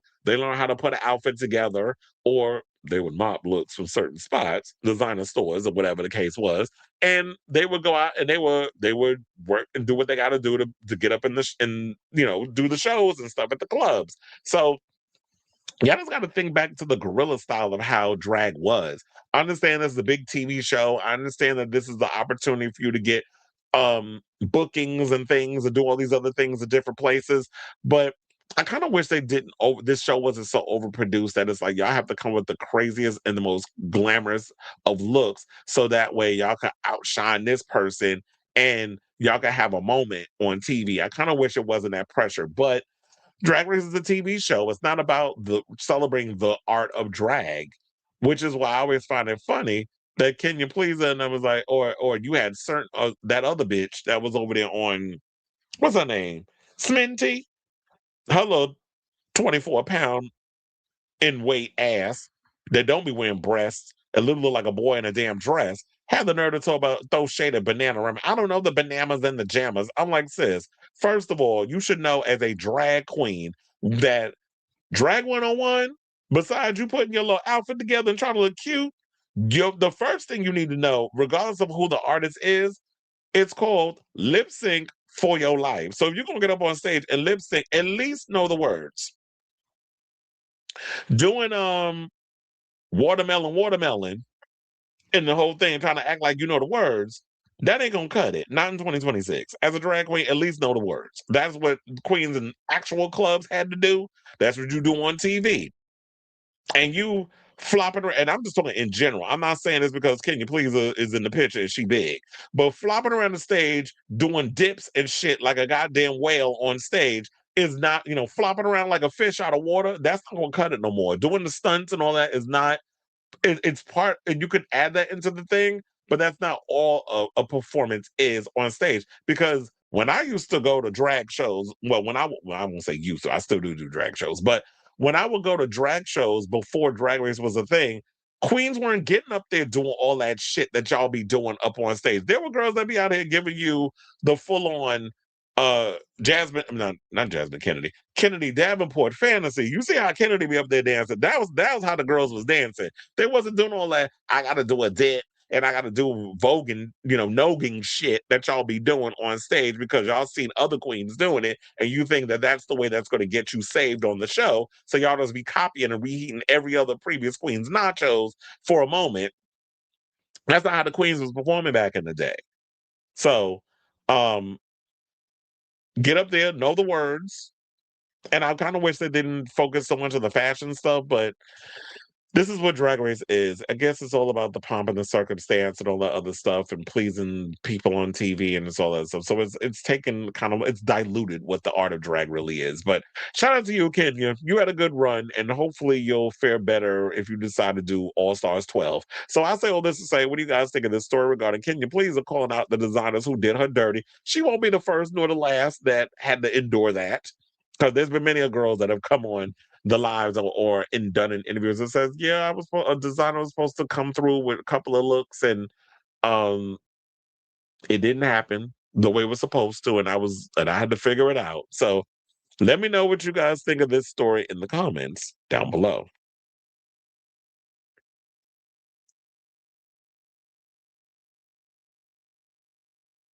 That's old internet meme song was definitely Shoes by Oh, I do love that song though. I won't hold you on that. He says she has to know Cruel Summer as Ace of Base made a cover of the Bananarama if it wasn't top 10. She just chose to be dumb and ignorant, and Michelle wasn't having it, and she seemed like she didn't like that Michelle got her ass together. Well, sis, that British cuntiness is not gonna work, not over here, and not with Michelle. Because if you want old Michelle to come out, then keep playing with her.